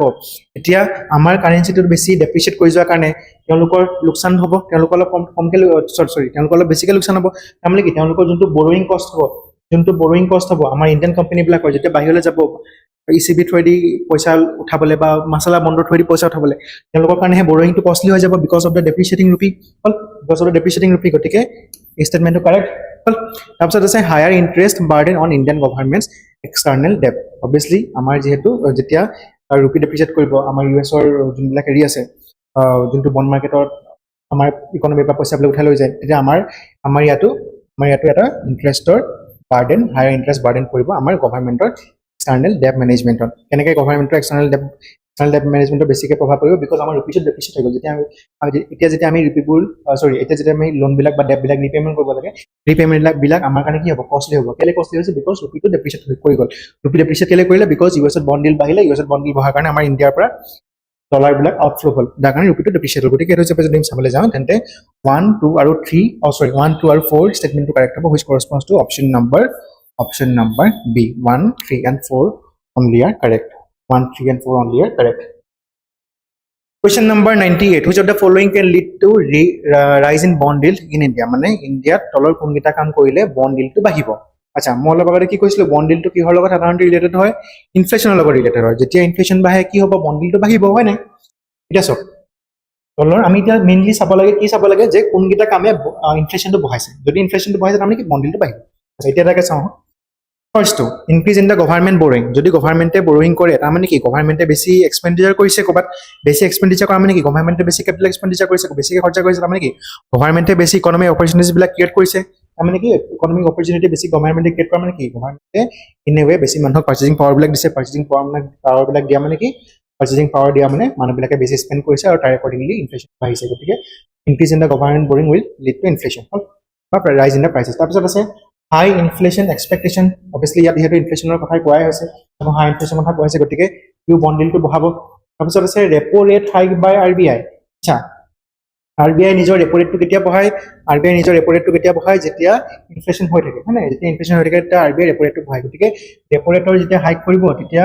তেতিয়াও আমাৰ বণ্ড মাৰ্কেটত বণ্ড yield বাঢ়িব এইটো ইনফ্লেশ্যনক এটা ইনৱে এফেক্ট কৰি আছে তাৰপিছত আছে ৰাইজিং ফিস্কেল ডেফিচিট কেতিয়া হয় যেতিয়া আমাৰ গভৰ্ণমেণ্টে বেছিকৈ বড়ো কেলৈ কৰে যেতিয়া বেছিকৈ গভৰ্ণমেণ্টে এক্সপেণ্ডিচাৰ কৰে সেইটো আমি এইটো চালোৱে কেনেকৈ গভৰ্ণমেণ্টে বেছি এক্সপেণ্ডিচাৰ কৰিলে ইনফ্লেশ্যনটো বাঢ়ে গতিকে সেইটো ক্ষেত্ৰতো আমাৰ ইনফ্লেশ্যনটো বাঢ়িব গতিকে গোটেইকেইটা ফেক্টৰে ইনফ্লেশ্যনটো কাইণ্ড অফ বঢ়াই আছে বা ইনফ্লেশ্যনৰ লগত ৰিলেটেড হয় গতিকে যিহেতু ইনফ্লেশ্যনৰ ৰাইজৰ লগত ৰিলেটেড গোটেইকেইটা ফেক্টৰ গতিকে আমি ক'ব পাৰোঁ যে গোটেইকেইটা ফেক্টৰে ইনেৱে গৈ পেলাই কি কৰিব আমাৰ ইণ্ডিয়াত বণ্ড yieldটো বঢ়াব গতিকে ইয়াত কাৰেক্ট অপশ্যন কোনটো হ'ব কাৰেক্ট অপশ্যনটো হ'ব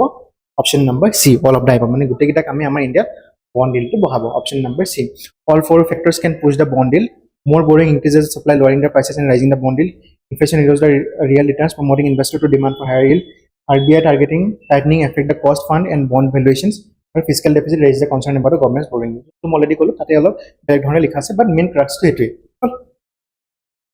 Question number 99 which of the following features is or are associated with PM Vishwakarma Yojana মানে PM প্ৰধানমন্ত্ৰী বিশ্বকৰ্মা যোজনাৰ লগত তলৰ কোনকেইটা কাম জড়িত হৈ আছে বা তলৰ কোনকেইটা কম্পোনেন্ট জড়িত হৈ আছে ফাৰ্স্ট টু আছে First statement is recognition of the artisans and traditional craftsmen. Second statement is providing toolkit, incentives and skill training. Third to is linking artisans to digital and e-commerce platform. अच्छा PM Vishwakarma কাৰ কাৰণে অনা হৈছিল PM Vishwakarma অনা হৈছিল আমাৰ artisans বিলাকে যোনবিলাক আমাৰ ট্ৰেডিশনাল artisans হয় তেওঁলোকৰ কাৰণে অনা হৈছিল হল গতিকে হেতু হিচাপে যদি আমি চাবলৈ যাওঁ তেন্তে ফাৰ্স্ট স্টেটমেন্টটো শুদ্ধ হ'ব কেনে শুদ্ধ হ'ব ইয়াত কোৱা হৈছে artisans and traditional craftsmen কথা হল recognition of artisans and traditional craftsmen কথা কোৱা হৈছে আমাৰ থলুৱা যিসকল শিল্পী তেওঁলোকৰ কথা কোৱা হৈছে হল এইটো স্টেটমেন্ট শুদ্ধ তাৰপিছত আছে providing toolkit incentives for skill training obviously and skill training মানে কি যোনবিলাক আমাৰ ট্ৰেডিশনাল ক্ৰাফটমেন আছে তেওঁলোকৰ যাতে আৰু স্কিলটো ইমপ্ৰুভ কৰিব পাৰি বা তেওঁলোকৰ যোনটো প্ৰডাকশন কেপাসিটি আছে কেপাসিটিটো আৰু বঢ়াব পাৰি তাৰ কাৰণে তেওঁলোকক টুলকিট বা সজুলি সৰঞ্জাম কিনিবলৈ পইচা দিয়া কথা কোৱা হৈছিল টুলকিটৰ কাৰণে কিনিবলৈ ইনসেন্টিভ দিয়া কথা কোৱা হৈছিল গতিকে এই হিচাপে চাব গলে টুটো শুদ্ধ তাৰপিছত আছে linking artisans to digital and e-commerce platform মানে আমাৰ আৰ্টিজানস বিলাকে বা আমাৰ শিল্পী বিলাকে যোনবিলাক প্ৰডাক্ট ক্ৰিয়েট কৰে এই প্ৰডাক্ট বিলাকক এখন মাৰ্কেট দিবলৈ তেওঁলোকৰ প্ৰডাক্ট বিলাকৰ কাৰণে এখন মাৰ্কেট দিবলৈ তেওঁলোকক ই-কমাৰ্চ প্লেটফৰ্ম বিলাকৰ লগত ই-কমাৰ্চ প্লেটফৰ্ম মানে কোনবিলাক ফ্লিপকাৰ্ট এমাজন এইবিলাক তেওঁলোকৰ প্ৰডাক্ট বিলাকক এইবিলাকৰ লিষ্টিঙৰ কথা কোৱা হৈছিল বা তেওঁলোকৰ প্ৰডাক্ট বিলাকক ইয়াত লিষ্ট কৰাৰ কথা কোৱা হৈছিল গতিকে হেতু হিচাপে চাব গলে আৰটো শুদ্ধ গতিকে which corresponds to which option option number D মানে গোটেইকেইটা ষ্টেটমেন্টে ওপৰৰ শুদ্ধ গতিকে আমি কোনটো টিক কৰিব লাগিব option number D Last question number 100. How can rising yield in the US bond market impact the Indian economy? অলপ আগতে আমি গোটেই বন্ড মাৰ্কেটে কেনেকৈ আমাৰ ইণ্ডিয়ান ইকনমিতে ইম্পেক্ট কৰে অলপ চাইছো জাস্ট এবাৰ ৰিকল কৰাৰ নিচিনা হ'ব আৰু সো কেনেকৈ ইউএছৰ বন্ড মাৰ্কেটে আমাৰ ইণ্ডিয়াৰ ইকনমিটো ইম্পেক্ট কৰে কেনেকৈ ইউএছৰ বন্ড মাৰ্কেট বা বন্ড ডিল ৰাইজলে আমাৰ ইণ্ডিয়াৰ ইকনমিতে ইম্পেক্ট কৰে ফাৰ্স্ট স্টেটমেন্টটো কোৱা হৈছে It may lead to outflow of foreign portfolio investment from Indian market. Mola bagate kohisu keneke hoy because tar bond market to basic profitable hoy jay. Aru jehetu tar bond market to basic profitable hoy, investor bilake eta bhal safe instrument bisai jot niki teloke invest koribo. Amar developing country bilakor pora ken loi jay US le because US economy to bahut strong, bahut resilient hoy. Prithibikhon ulti khai gole US economy to eko nohoy. So hetu বিশ্বাস আছে কাৰণে investor bilake amar economy bilakor pora পইচা বিলাক উঠাই পেলাই US bond মাৰ্কেটত লৈ যায় গতিকে হেতু হিচাপে যদি আমি চাবলৈ যাওঁ তেন্তে ফাৰ্স্ট স্টেটমেন্টটো শুদ্ধ হ'ব মই লগতে কৈছো তাৰপিছত আছে it can cause depreciation of Indian rupee due to increased demand for the US dollar obviously যেতিয়া আমাৰ ফৰেন পোৰ্টফলিও ইনভেষ্টমেন্ট বিলাক আমাৰ ইয়াৰ পৰা যাবগে বা আমাৰ যেতিয়া ষ্টক মাৰ্কেটৰ পৰা ডলাৰ বিলাক যাবগে তাৰ মানে কি আমাৰ ইকনমিত ডলাৰৰ এটা শৰ্টেজ ক্ৰিয়েট হয় মানে কি ডলাৰটো ষ্ট্ৰং হয় মানে কি ৰুপিটো তাৰ এগেইনষ্টত ডেপ্ৰিচিয়েট কৰা গতিকে হেতু হিচাপে চাব গ'লে স্টেটমেন্ট নম্বৰ 2 টো শুদ্ধ হ'ব তাৰপিছত আছে it makes external commercial borrowings cheaper for the Indian companies already ক'লে এটা ভুল কেলে ভুল আমাৰ যেহেতু ৰুপিটো ডেপ্ৰিচিয়েট কৰি গ'ল এতিয়া ইসিবি বিলাকৰ কাৰণে আমাৰ borrowing টো ইসিবি বিলাকৰ কাৰণে বা আমাৰ ইণ্ডিয়ান কৰ্পোৰেটছ বিলাকৰ কাৰণে borrowing টো বেছি এক্সপেন্সিভ হ'ব চিপাৰ নহয় গতিকে এটা হিচাপে চাব গ'লে থাৰ্ড স্টেটমেন্টটো ভুল তাৰপিছত আছে fourth statement it may prompt the RBI to raise the interest rate to maintain the currency stability আচ্ছা এটা কি কৈছ যেতিয়া আমাৰ ইয়াৰ পৰা ৰূপী বিলাক উলাই গৈ আছে আমাৰ বন্ড মাৰ্কেটৰ পৰা পইচা বিলাক উলাই গৈ আছে ইউএছৰ বন্ড মাৰ্কেটলৈ তেতিয়া কি কৰে আমাৰ আৰবিআই তেতিয়া আমাৰ বন্ড মাৰ্কেটখন বেছি লুক্ৰেটিভ কৰি দিবলৈ আমাৰ ইয়াত আৰবিআই ইন্টাৰেষ্ট ৰেট বিলাক বঢ়াই দিয়ে ইন্টাৰেষ্ট ৰেট বিলাক বঢ়াই দিয়া মানে কি আমাৰ বন্ড মাৰ্কেটতো ইন্টাৰেষ্টটো বঢ়া মানে কি হয়তো কিছুমান যদি ইনভেষ্টৰে আমাৰ ইকনমিৰ পৰা উলাইও গৈছিলে এটা সময়ত ইউএছত যেতিয়া বন্ড ইল্ডটো বাঢ়িছে কিন্তু এতিয়া দেখিব যে আমাৰ ইণ্ডিয়াতো বন্ড মাৰ্কেটত অলপ ইল্ডটো বাঢ়ি যায় গতিকে তেওঁলোকে পুনৰবাৰ ইণ্ডিয়াত ইনভেষ্ট কৰিবলৈ আনিব সো হেতুৱে ৰেশনাল হয় বা হেতু ৰিজন এলে আৰবিআই নিজৰ ইন্টাৰেষ্ট বিলাক বঢ়াই দিয়ে during outflow of the money so হেতু কৰিলে কি হয় আমাৰ কাৰেন্সিটো ষ্টেবিলাইজ হৈ যায় কাৰেন্সিটো ডেপ্ৰিচিয়েট হোৱাৰ পৰা ৰখি যায় ষ্টেবিলাইজ হয় গতিকে হেতু সবে যদি আমি চাবলৈ যাওঁ কোনটা শুদ্ধ স্টেটমেন্ট 1 স্টেটমেন্ট 2 আৰু স্টেটমেন্ট 4 শুদ্ধ গতিকে which corresponds to option number B মানে স্টেটমেন্ট 1 2 আৰু 4 অনলি আৰ শুদ্ধ ইয়াত যেখিনি কোৱা হৈছে যোনখিনি মই অলৰেডি এক্সপ্লেইন কৰিলো আচ্ছা ইমানতে আমাৰ গোটেই ম্যাৰাথনটো মই খতম কৰিছো আকৌ আপোনালোকে এবাৰ লাভান্বিত হ'ল মই অলৰেডি কৈছো যে আপোনালোকৰ যোনখিনি স্কিমৰ কথা মই ক'লো মই নিজৰ টাইম কনষ্ট্ৰেন্টৰ কাৰণে টাইমৰ লিমিটেশনৰ কাৰণে গোটেইখিনি কথা ইমান এলাবৰেটলি ক'ব পৰা নাই আপোনালোকে যদি পাৰে বা ডিটেইলছত নিজেও চাই ল'ব গোটেই স্কিমখিনি কথা ওকে দেন থ্যাংক ইউ